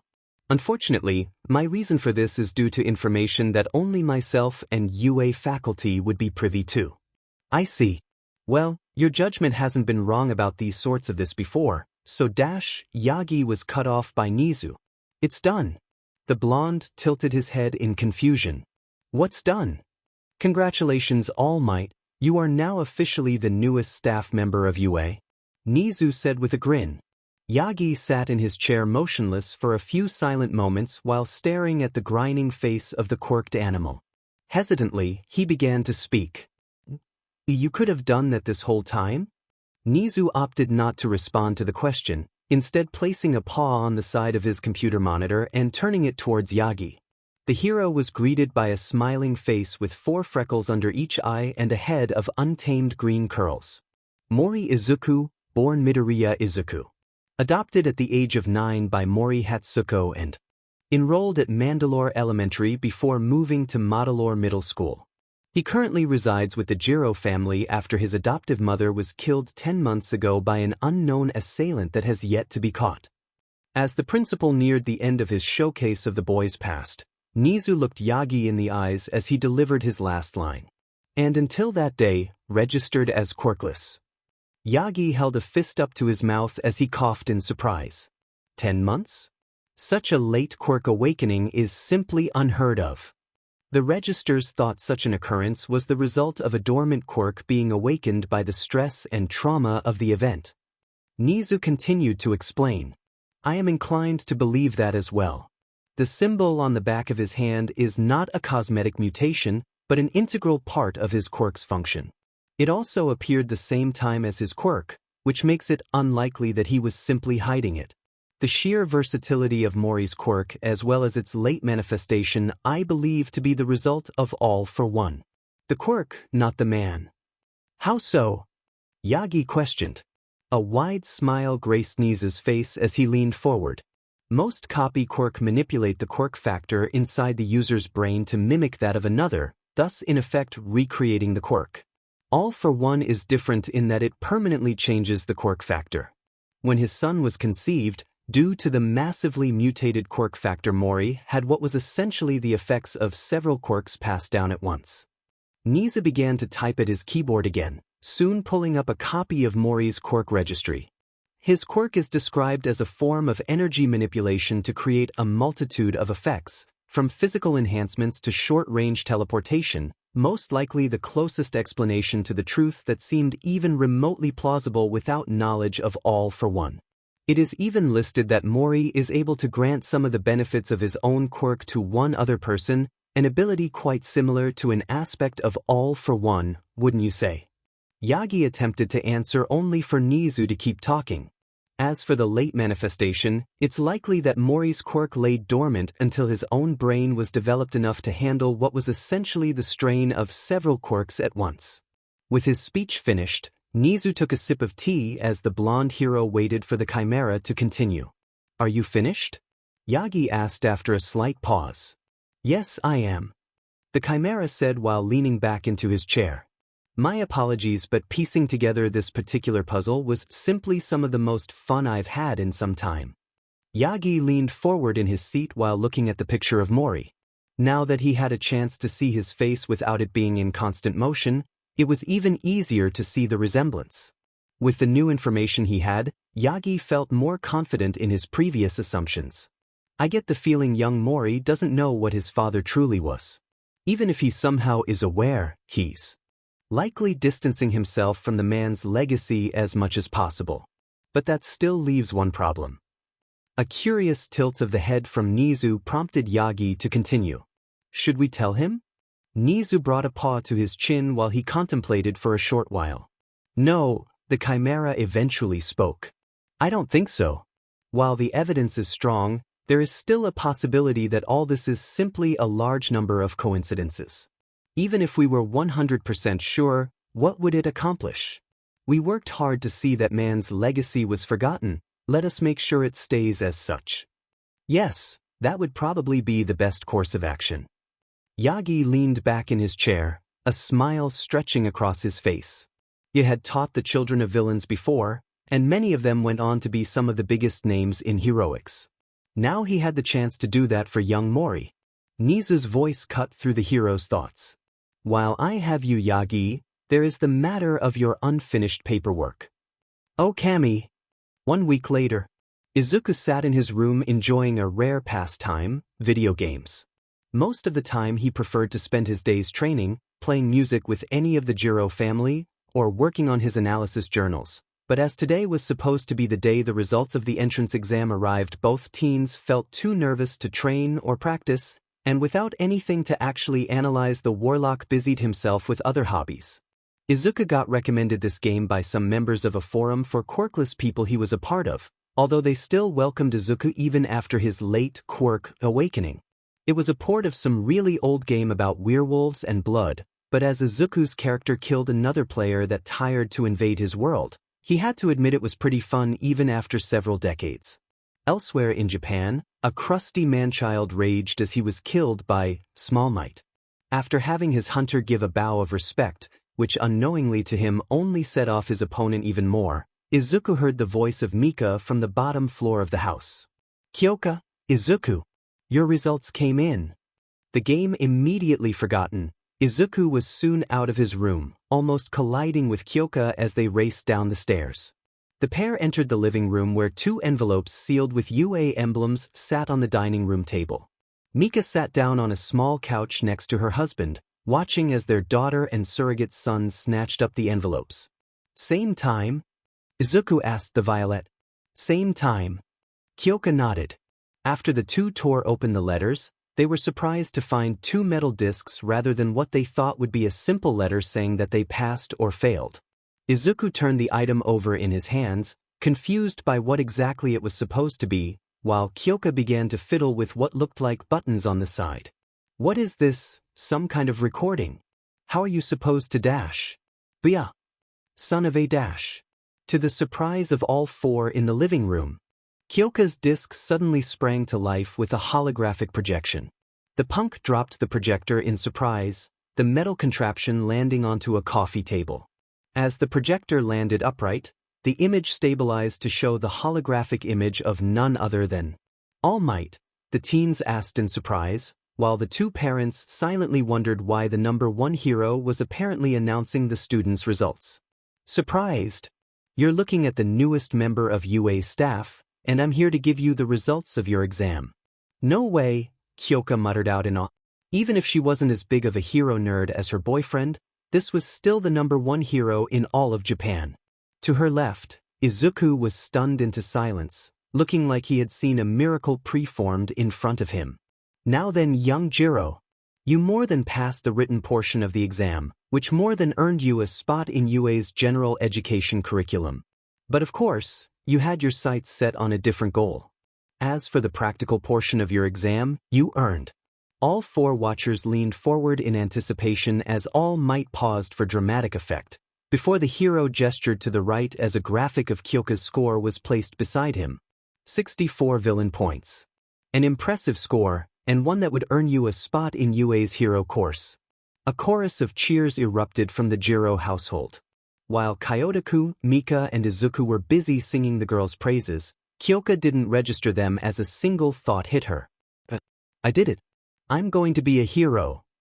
However, oh god damn it. There are other factors to the exam that were not told to you. For what kind of hero school would UA be if we did not acknowledge the selfless actions of those looking to enroll? Which is why there are rescue points. A panel of judges awards points based on acts of true heroism. While All Might spoke, the recording began to show scenes of Kyoka's exam, from her pulling a nervous boy with a head like rock out of the way of a 3-pointer, to helping a steel-skinned boy with large eyebrows pull his hand free from a scrapped 1-pointer after it had gotten stuck. The final clip was of Kyoka's grabbing the collar of the boy with wild purple hair from the path of the 0-pointer after he froze up. "Man, those 2 weren't kidding. That thing is huge," Kyotoku muttered out to his wife while they watched. "For your actions during the exam, you have earned yourself 35 rescue points, placing your score at a total of 99. Just shy of the big 100. That's got to be enough, right?" Kyoka nervously asked Izuku, who simply nodded confidently. "Young Jiro, this score puts you in 2nd place in the exam, only beaten out by 1 other." Once again, the screen shifted to show a chart with the top 10 scores in the exam, showing villain, rescue, and total points. True enough, Kyoka's name was at the 2nd highest spot, while the only person above her was Mori Izuku, 76 villain points, 70 rescue points. "You got in," Kyoka said as she wrapped her arms around the Verdinette.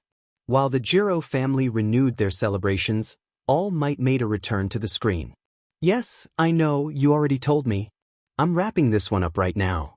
Yes, I know how many are left to record," All Might said to someone off screen, only to turn back to face the camera once more while coughing to clear his throat.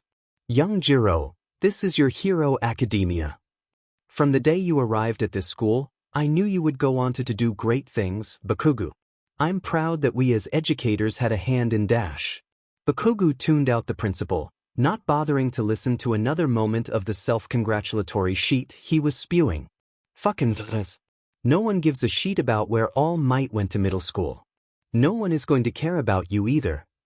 It took some time, but after Deku Izuku switched schools, Bakugu stated to notice something about Aldra. All the people that used to put the nerd down started to turn their focus to the next lowest on the social totem pole. At first it was a girl a year below him that had a villainous quirk, where she could stop someone from talking for 5 minutes after she touched them. It eventually got so bad that her parents had to take her out of the school and get her therapy before transferring her. The second she was out, the abuse was turned on to someone else. Things didn't change when Bakugu went into middle school, and at first, he was confused. For the longest time the blonde thought everyone hated the nerd for wanting to be a hero when he was quirkless, probably thinking he was looking down on everyone like Bakugu used to think, but the new social pariahs didn't want to be heroes at all. The only thing that connected them was the fact they had villainous, weak, or in the nerd's case, no quirk. Eventually it dawned on Bakugu that if the only reason all the teachers and students needed to put someone like Izuku down was for not having a good quirk, then the only reason everyone praised him was for having a heroic quirk. Which is FING bullshit. Sure, I've got a kick butt quirk, but I train and study my butt off to be the best. From the day Bakugu realized exactly why everyone in the school seemed to let him get away with whatever, he stopped hanging around his flunkies, Kami he didn't even remember their names, and put everything into preparing for UA, which gave him a lot of time to think. It hurt his pride to admit he was wrong, but it was even worse for the blonde to knowingly keep being wrong about something, and he could admit that the nerd wasn't useless. At least to himself. Looking back, Bakugu couldn't even find a good reason why he hated Deku Izuku. Sure, there was that time when he slipped into the creek and he thought Izuku was looking down on him for being weak, but the nerd was always trying to help anyone, not just him. Hell, he was probably the only person that didn't buy into everyone's bullshit about how great he was just for existing. Was that it? Was all it took for Bakugu to turn on his best friend was for him to not feed his ego? Shaking the thought out of his head, the explosive blonde turned away from the principal's office after he finished his speech about how well he ran the school to produce a student who got into you, like you had anything to do with it. I didn't even get first, the nerd did. Sure, he might have, barely, beaten Izuku in villain points, but Bakugu still came in third. Even if the rescue points weren't a thing, Izuku still scored enough to get in. Even if he's not trying to compete with me, the nerd's still a threat to my spot as the future #1 hero. For some reason though, Bakugu didn't feel any anger at the thought. Izuku stumbled down the stairs while fiddling with the tie to his uniform. Despite his best attempts, the fabric seemed to defy the Warlock, contorting itself into a mangled knot that could be only loosely called a necktie. What would Hatsuko say if she could see you now? Izuku thought to himself. You can reduce a robot to scrap, but a DMN tie is getting the better of you. The Verdinette's thoughts were broken by the sound of Kyoka behind him. Hey Green! Letting the fabric slip from his grasp, Izuku turned around to greet her. Before he had the chance to open his mouth, the Violet took one look at the contorted stretch of red fabric and scoffed. Seriously, dude? You had to have tried to mess your tie up this much. I didn't really have anyone to teach me. And besides, all of our old schools didn't have uniforms with ties. Izuku rubbed the back of his head sheepishly. The old man hasn't taught me that either, but there's this wonderful thing called the internet. Kyoka mocked while Izuku rolled his eyes at the girl's antics, only to widen them in surprise when she stepped close and grabbed the fabric. Here, can't have you looking like crap on your first day.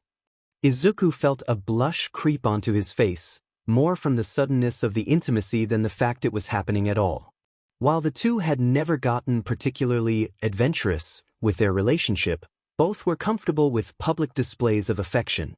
That fact is probably why the two teens didn't turn into blushing messes when they heard the sound of a phone's camera snapping a picture. Looking to the source of the noise, the pair saw that Mika had sneakily taken a picture of their little moment. You two are just adorable. This is definitely making the scrapbook.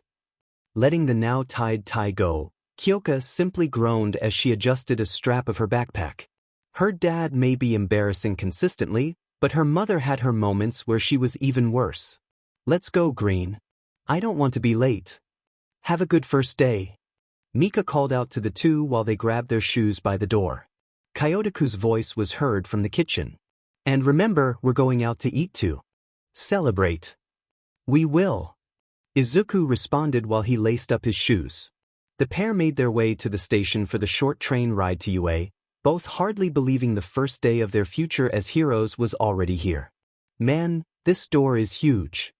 Kyoka spoke while she and Izuku stared up at the massive entrance. After a little difficulty navigating UA's hallways, the two had finally stumbled upon their classroom of 1A, although only after an upperclassman pointed them in the right direction. It's probably for people with gigantism quirks. Izuku supplied. I wonder what our classmates are like. Hopefully they're not like that guy during the lecture. The Violet said while her thoughts went back to the rude boy during the exam. I don't want to spend 3 years with a hard butt like him. Just as Kyoka slid open the door to the classroom, a familiar voice with an authoritative tone hit her ears. Oh, come on. Remove your feet from the desk. How can you disrespect the sanctity of not only our institution but the heroes who came before us in such a way? The Bluenet practically shouted while chopping his hands at a blonde boy that Kyoka vaguely remembered from the entrance exam, while to her side Izuku was left confused as to how he should feel seeing that Bakugo Katsuki was in his class. In hindsight, he knew that their relationship wasn't exactly positive, but he recalled how the explosive boy stood up for him during the pre-exam lecture. In his own way, at least. Maybe he had mellowed out over the years. Why should I care about a DMN desk? What school stuck that rod up your butt? Bakugo barked back while staring down the boy. Nope, same old, kakin. Izuku thought to himself while the two continued their argument. The bespectacled boy attempted to defuse the situation, readjusting his posture while shifting his glasses. Perhaps I have started off on the wrong foot. My name is Ida Tenya, and I went to semi-private academy. Before the now identified Ida could continue, Bakugo cut him off. Semi? Makes sense you're such a stuck-up elitist then. Stop bugging me or I'll blow you to bits, prick. Blow me to dash, Ida sputtered out, appalled at the attitude of the student in front of him. Are you sure you are cut out to be a hero with such an attitude? As a growl left the blonde's throat, Ida caught the glimpse of two familiar figures with green and purple hair. Ah, you too! Stepping away from Bakugo's desk, Ida marched towards the two near the door. My name is Ida Tenya, from Semi-Private Academy Dash. Before he could continue, Izuku took the chance to interrupt. Stepping forward, the Warlock introduced himself while Kyoka prepared for whatever harassment would leave the Bluenet's mouth. We heard you before. My name is Mori Izuku, and this is Jiro Kyoka. While the pair expected some form of confrontation based off their past encounter with Ida, neither expected the words that left his mouth. I would like to apologize for my actions at the entrance exam. Especially to you, Mori. Izuku was so surprised by the sudden apology that he was unable to properly form a response before Kyoka could. Why, especially to him? Kyoka asked while tilting her head in curiosity. To her knowledge, she didn't remember Ida singling out Izuku during the lecture. We were in the same battle center for the exam, and I had falsely assumed that Mori had cheated to bring in his support gear. Turning his focus onto the Verdinet, Ida gave a deep bow while continuing his apology. Not only were you more prepared than I, but you also perceived the true nature of the exam as well. Izuku's eyes widened as the boy spoke. The Warlock took a side glance to Kyoka, who was just as confused. I have misjudged you both. Please accept my apologies. Izuku finally found his voice. Oh, you mean the rescue points? I didn't really know about them, I just did what dash. It's you. An unfamiliar feminine voice spoke out, drawing the attention of those in the classroom. A girl with a bob cut of brown hair strode forward from the door frame. You're the boy who saved me and took down the 0-pointer. The girl's words drew some murmurs from the rest of the classroom's occupants. Most had heard gossip when leaving the exam about how one student managed to shut down one of the 0-pointers in the exam, although the most details anyone could get was that he had green hair and used some kind of weapon during the exam. I never got to thank you properly. I also wanted to ask you about what happened when you dash. As the girl continued to speak, off to the side Bakugo tuned her out while he lost himself in thought. The news of someone beating the 0-pointer was new to him, as he didn't see the point in sticking around when he had better things to do. How the hell did the Nard manage that? He's quirkless. Maybe someone else with green hair did it. But round cheeks over there seems so sure that he was the one to do it. As Izuku was explaining that the weird gray thing was part of his quirk while Bakugo tried to sort out what exactly was going on, his internal monologue was broken by a gruff voice that came from behind the entrance to the classroom. If you're here to make friends, then get out. All the students near the door snaped their attention to the noise in time to witness a giant tired-looking yellow caterpillar suddenly sprout an arm with a jelly packet in hand before placing it to its mouth and downing the pack in one gulp. Most of the onlookers had a similar thought. That's a person. After swallowing, the dark-haired man somehow stood up from the floor inside his sleeping bag before unzipping the bag and letting it fall to the floor, revealing he was wearing all black attire with the exception of a long, thin scarf and a utility belt. Stepping forward into the classroom, the tired man silently observed the classroom. It took you all 8 seconds to quiet down. Time is precious. To a hero. This will need to improve in the future. Most of the class was left stunned by the sudden appearance of what looked to be a homeless man that somehow wandered into UA and started criticizing them, but Izuku was left with an odd sense of déjà vu. I've definitely seen him before, but where? No one could just wander into UA, and all the staff are made up of heroes, but if I'm having such a hard time recognizing him, he must work underground. As the Warlock looked over the odd scarf the man wore and spotted a hint of metallic yellow peeking through, the pieces suddenly clicked into place. Wait a minute, you're the Erasure hero? Eraserhead. That guy's a hero? A blonde boy with a black streak in his hair and a floating girl's uniform spoke out simultaneously, while the rest of the class reacted with similar disbelief that such a disheveled man was a hero. The underground pro didn't seem to react to the commotion of the class, his focus instead on the verdinet. Not a lot of people recognize me. But yes, you are right. More importantly, the Erasure hero turned to address the class. I'm your homeroom teacher, Aizawa Shoda. Pleased to meet you. Aizawa spoke, although his tone seemed to imply the opposite. Under your desks are your gym uniforms. Get changed and meet me on the grounds in 15 minutes. A brief pause took hold of the classroom, only to break as the students moved to grab their uniforms and quickly make their way for the changing rooms, already fearful of what consequences there might be for disobeying such a man. Everyone except for one Warlock in particular. Is there a problem? Aizawa asked the verdinet as he stepped forward to the teacher instead of grabbing his uniform. And no, not really, sir. I just had a question. Izuku said while nervously fidgeting with his hands. When the teacher didn't interrupt him or tell him to ask later, the boy continued. I know it was a long time ago and you might not remember it, but do you recall giving an autograph to a boy with green hair a little over 6 years ago? While it may have been true that 6 years was too far back for any normal hero to recall who they gave autographs to, Aizawa could count the number of times people had asked for his autograph on one hand. I do remember giving a kid out way too late an autograph so he would go home. That was you? Aizawa questioned with a raised eyebrow. Instead of answering the man, Mori's eyes widened while his face shifted into a wistful smile. The underground hero barely heard the boy mutter under his breath, I told her I met Eraserhead, before letting out a small chuckle under his breath as he grabbed his uniform and made for the changing room. Out on the field, Class 1A slowly trickled out while Aizawa looked between the growing group and a timer in his hands. As the last straggler joined, Aizawa spoke out to the students. It took you nearly the entire 15 minutes to get here. If you all want to be heroes, then you can't waste such time simply changing. Even a minute can be the difference between a successful rescue and complete disaster. A few students nervously shifted in their spots at the fact they were being grilled so harshly on the first day. Eventually the girl with the brown bob cut and rosy cheeks raised her head before asking what was on most of the students' minds. Sir, why are we out here? Won't we miss orientation? This is the hero course. Izawa shot back. In 3 years, you'll all be expected to go from fresh-faced middle schoolers to fully-fledged heroes. You can't afford to be wasting time with such frivolities.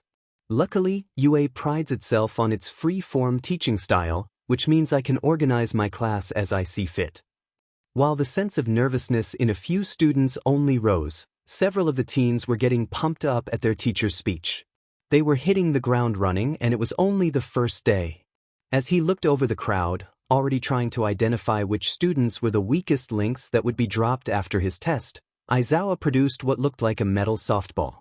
You've all preformed tests meant to judge your physical ability in middle school, correct? A few students either spoke out a confirmation or nodded, while most were simply confused as to what their teacher was getting at. The powers that be keep students from using their quirks during these tests, as illogical as such a stance is. It's simply not rational to keep you from finding out the limits of your abilities. The hero's eyes locked onto Izuku. Mori, what was your furthest softball throw in middle school? A little under 80 meters, sir, but that's only because my quirk has a strength aspect that I can't really turn off. Izuku didn't feel like he should mention that was the distance he reached by trying and failing to keep himself at what should have been a normal human level. Back with the rest of the group, Bakugo was left dumbfounded by what he had just heard. His quirk? The hell is the DMN nerd talking about? Alright then. Step into the circle. The Warlock followed his teacher's directions, only for the man to toss the ball into his hands. Throw it as far as you can. As long as you don't leave the circle, anything goes, even using your quirk. Tossing the ball in his hands, Izuku quickly realized that the only power that helped him here was Wind Blast. Well, he could probably pull some shenanigans with Bend Time to make it look like he never left the circle, but that would be a lot of effort for what was only one of the 8 tests he would have to perform. Although he normally threw with his right hand, the Verdinet wound up a throw with his left to throw with all his might. Just as the ball left his fingers, Izuku summoned a blast of wind as powerful and as concentrated as he could, focused entirely on the ball, which went soaring off into the distance. Glancing down at the device in his hands, Izawa let out a small hum. 613 meters. Not bad. Taking this as his K, he was done. Izuku moved back to the crowd of students. These tests are to find out the limits of your quirks. Consider this your first step towards the heroes you'll become. The teacher spoke to the excited teens. This is gonna be fun. A pink-skinned girl with horns and black scara shouted out, a feeling which several other students reciprocated. Fun, you say? Izawa spoke out in a tone that ended any merriment the students were feeling. You all want to treat this as a game? Fine then. If you want this to be a game, then we should have a punishment for failing. Whoever comes in last place over the course of all 8 tests will be judged to have no potential and to be expelled. What? At their teacher's announcement, most of the class erupted into protests. The few that remained silent were either confident in their abilities like Bakugo or the boy with dual-colored hair, sure that the threat was fake like the tall girl with a large black ponytail, or in Kyoka's case, confused by their teacher. I'm just barely close enough to hear his heartbeat, but somehow I get the feeling he's lying and telling the truth at the same time. As Izawa gave a speech about rising over the unfairness in life, the Violet was left pondering what was going on in the man's head before it hit her. He won't expel last place, or at least not just them, but he is serious about the threat. Instead of letting the knowledge that any one of them could be gone today scaring her, Kyoka instead felt a sense of determination fill her body. She came too far to let some hobo of a pro say she wasn't hero material. As Class 1A threw themselves at the tests he gave them, Izawa silently observed each student. Already he could tell which would be at the top of the leaderboard for the assessment, and which would be left floundering, but that was not what was being tested, despite his previous claim. For the obvious pack leaders like Bakugo, Mori, Yaoyorozu, and Todoroki, the assessment was to see if they would properly apply themselves or rest on their laurels. None of the students seemed like the type to coast through life, showing proficient and creative use with their quirks, although he did have some concerns about Todoroki. As it stood, he was on thin ice. Damn it, Mike is rubbing off on me by not using his fire, but Izawa decided to let it pass for the time being. Based on how he was using his ice to impressive effect as well as the scars surrounding his left eye, the underground pro wrote it off as a case of unresolved trauma. The boy would have to move past it eventually, however. Such hesitance would get him killed in the field. At least he wasn't like Mori, who seemed to pull out some new trick with every test. At least he doesn't seem to have gotten a big head from having such a versatile quirk. The ones without quirks that gave obvious physical advantages were much more interesting in Shota's opinion. Students like Hagakure and Mineta knew they would be on the low end of the score, but the question was if they would let such knowledge hold them back or push them forward. While his short stature meant he was probably the least physically capable of the 20 teens, Mineta's display in the side steps by creating walls with his quirk to bounce off of was impressive enough to keep him from the chopping block. Although given the way he was looking at the girls of the class, Aizawa made a note to keep an eye on that one. Hagakure's quirk only made her invisible, and the teacher was going to give her a pass just for not complaining, but she managed to score first in the sit-up test by taking off the top of her uniform and just counting up at a rapid pace. Even though everyone knew she was blatantly lying, Aizawa let her keep the score. Amongst all the students, however, the one that had impressed Aizawa the most had to be Jiro. Reading over Mori's quirk, Aizawa discovered that he could share the physical enhancing properties with one other person, and it didn't take a genius to tell the purple-haired girl was inexplicably preforming above a standard human level. Despite receiving such a boost, she showed impressive ingenuity with her own quirk, stretching out her jacks for the seated toe touch, wrapping them around the handle of the grip tester for a slight increase to her score, or using them as a sling to throw the ball. As the last test ended, a long-distance run that had everyone sans Ida, Mori, Jiro, and Yaoyorozu, who created a bike with her quirk, visibly exhausted, Aizawa found himself with an odd occurrence. There wasn't a student that he was considering expelling. It wasn't going to be his first full homeroom. Most of the kids he bumped down to general education got the wake-up call in time for the sports festival, but this year was the first time he never had to kick a kid out after the test. Great, I can just tell Namuri and Hizashi will be saying I've gone soft. Resigning himself to his fate, the tired pro focused on the present. I'm not going to waste the time and explain how your scores were calculated, so here. Aizawa pressed a button that displayed the class results for them to see. Izuku and Kyoka scanned for their placements, finding their names at the 2nd and 7th spot respectively, and quietly congratulated each other. Todoroki simply gave the screen a spare glance to see his placement, almost completely disinterested, while Bakugu was visibly upset at not getting first. Most of the class was simply happy to not be in last, and as for last place, Mineta Minoru wailed at seeing his name in last place before falling to his knees.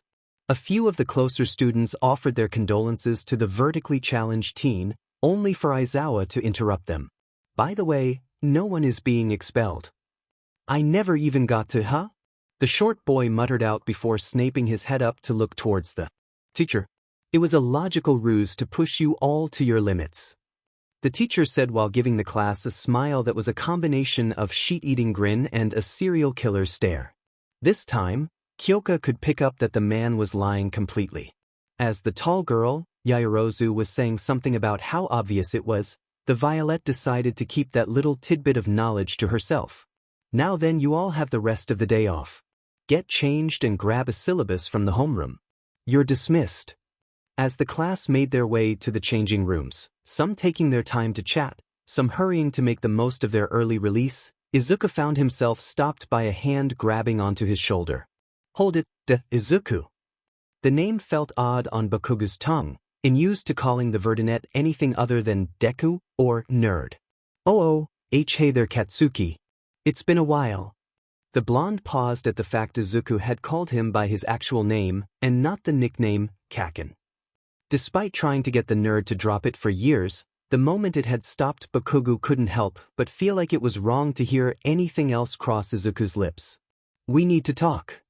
Despite the fact that he legitimately meant what he said, only intending to talk in private, the blonde couldn't make it sound like anything but a threat. By now, Kyoka was taking the chance to intervene. While she only recognized him from the exam at first, the near slip-up of Deku instead of Izuku's name sent the memories of the Verdinet's first day at Mandalore to the forefront, specifically their encounter with a particularly mouthy blonde bully after school. Stepping forward with a jack raised, Kyoka pried Bakugu's hand off of Izuku's shoulder with a strength that surprised the boy. I don't think he needs to do anything you say. So why don't you dash? Kyo.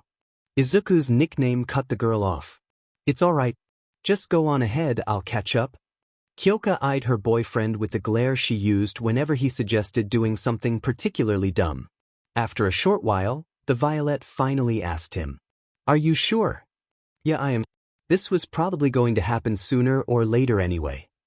Izuku reassured her. Although she was unsure if it was a good idea, Kyoka let go of the blonde's hand. Before she walked away, Kyoka turned to Bakugu. If you try anything, I'm kicking your butt. The former friends watched in silence as the punk made her way to the changing room, with Bakugu eventually breaking the silence. How long? Izuku tilted his head in confusion as he turned to the explosive blonde. What do you mean, how long? How long have you had your quirk, dumbass? Bakugu snarled out.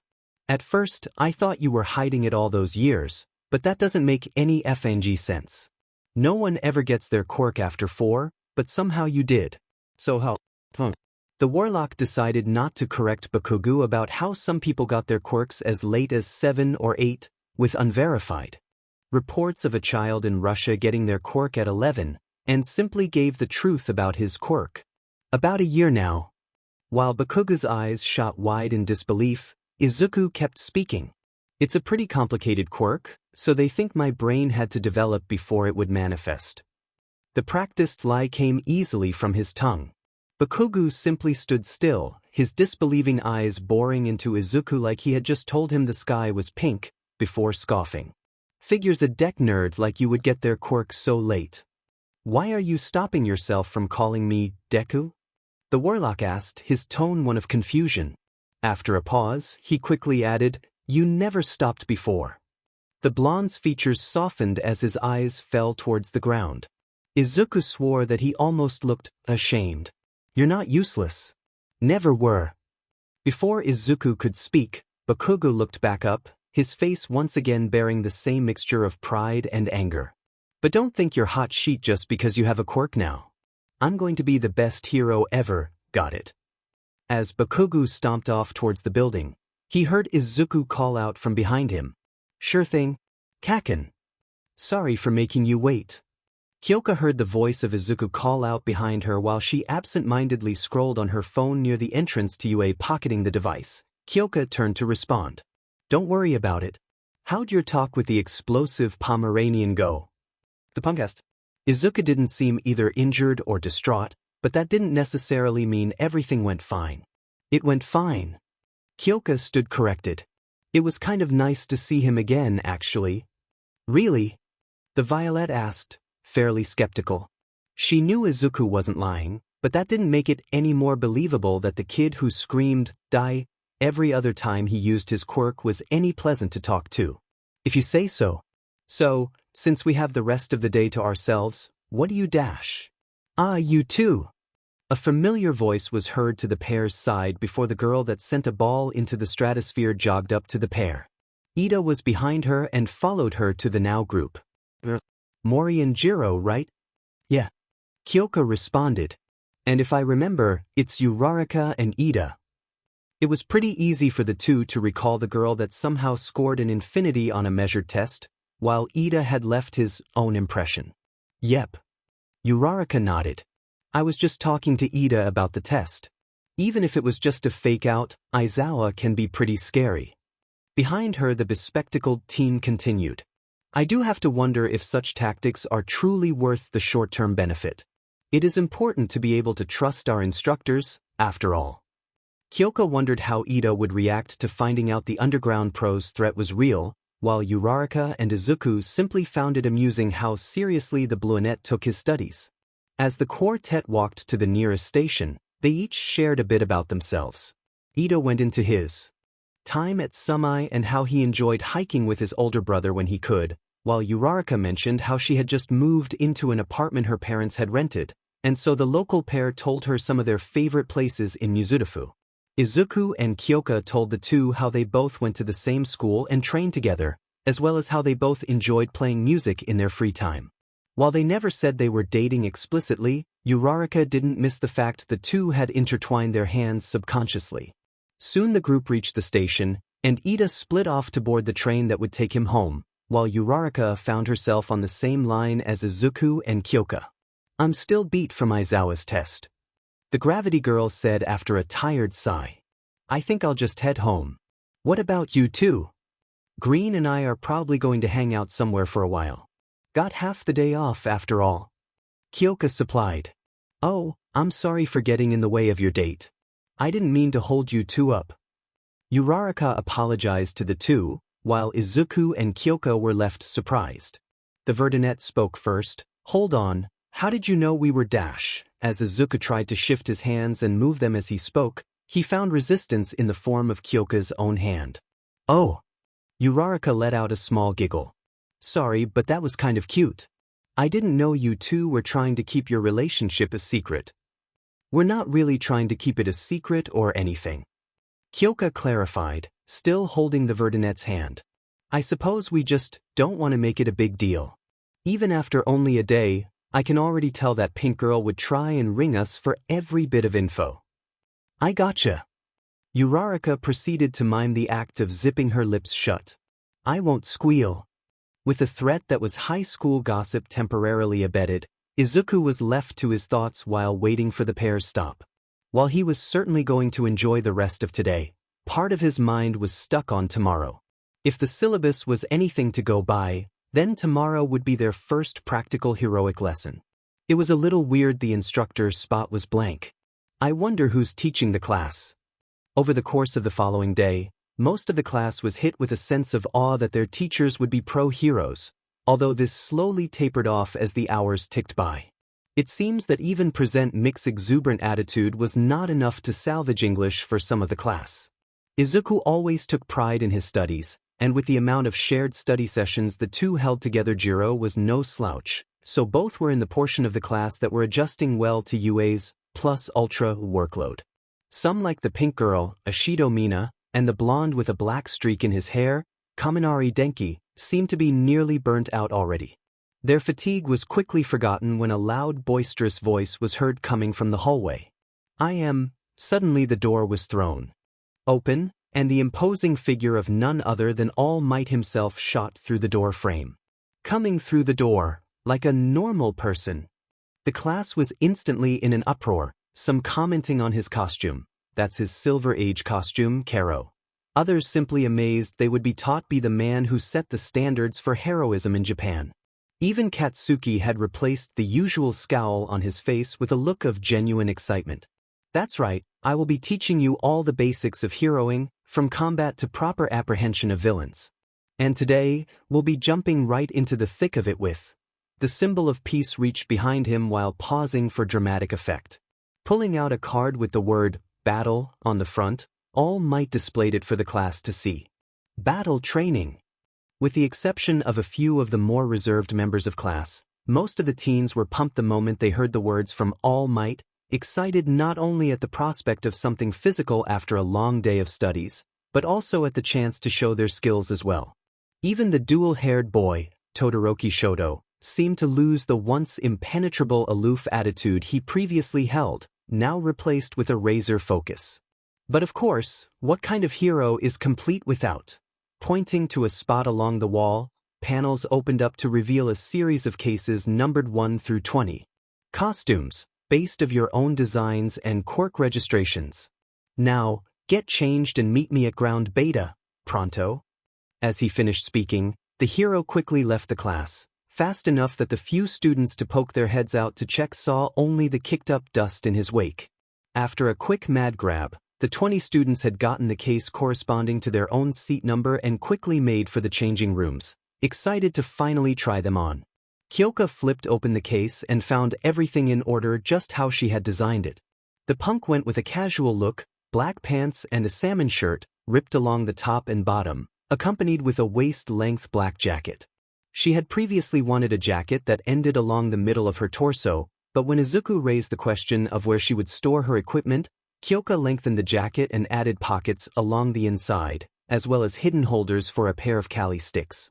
Her boots had speakers built in to allow her to send out large waves of sound with her quirk, while a pair of fingerless white gloves had smaller speakers for more focused blasts, another idea Izuku had.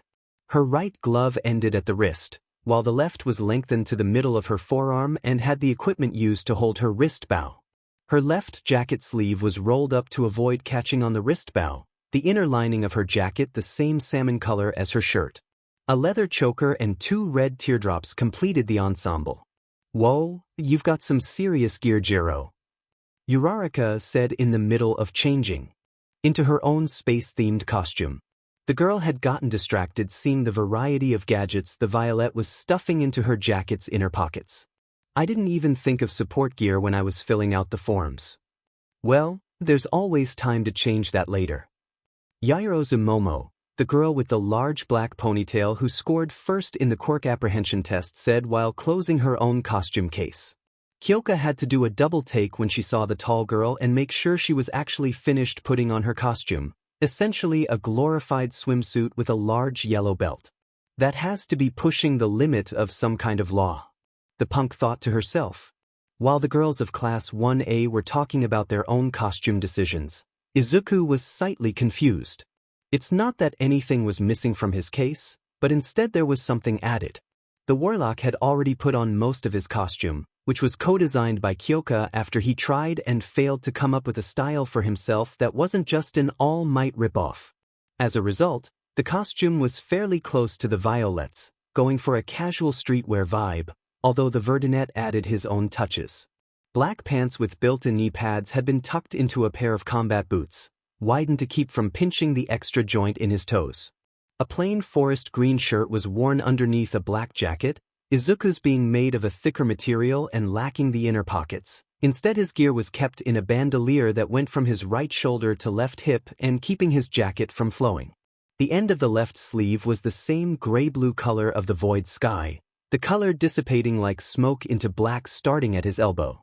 A fingerless glove of the same shade was worn on his left hand to mount the wrist bow, and on his right hip was a holster for a tonfa.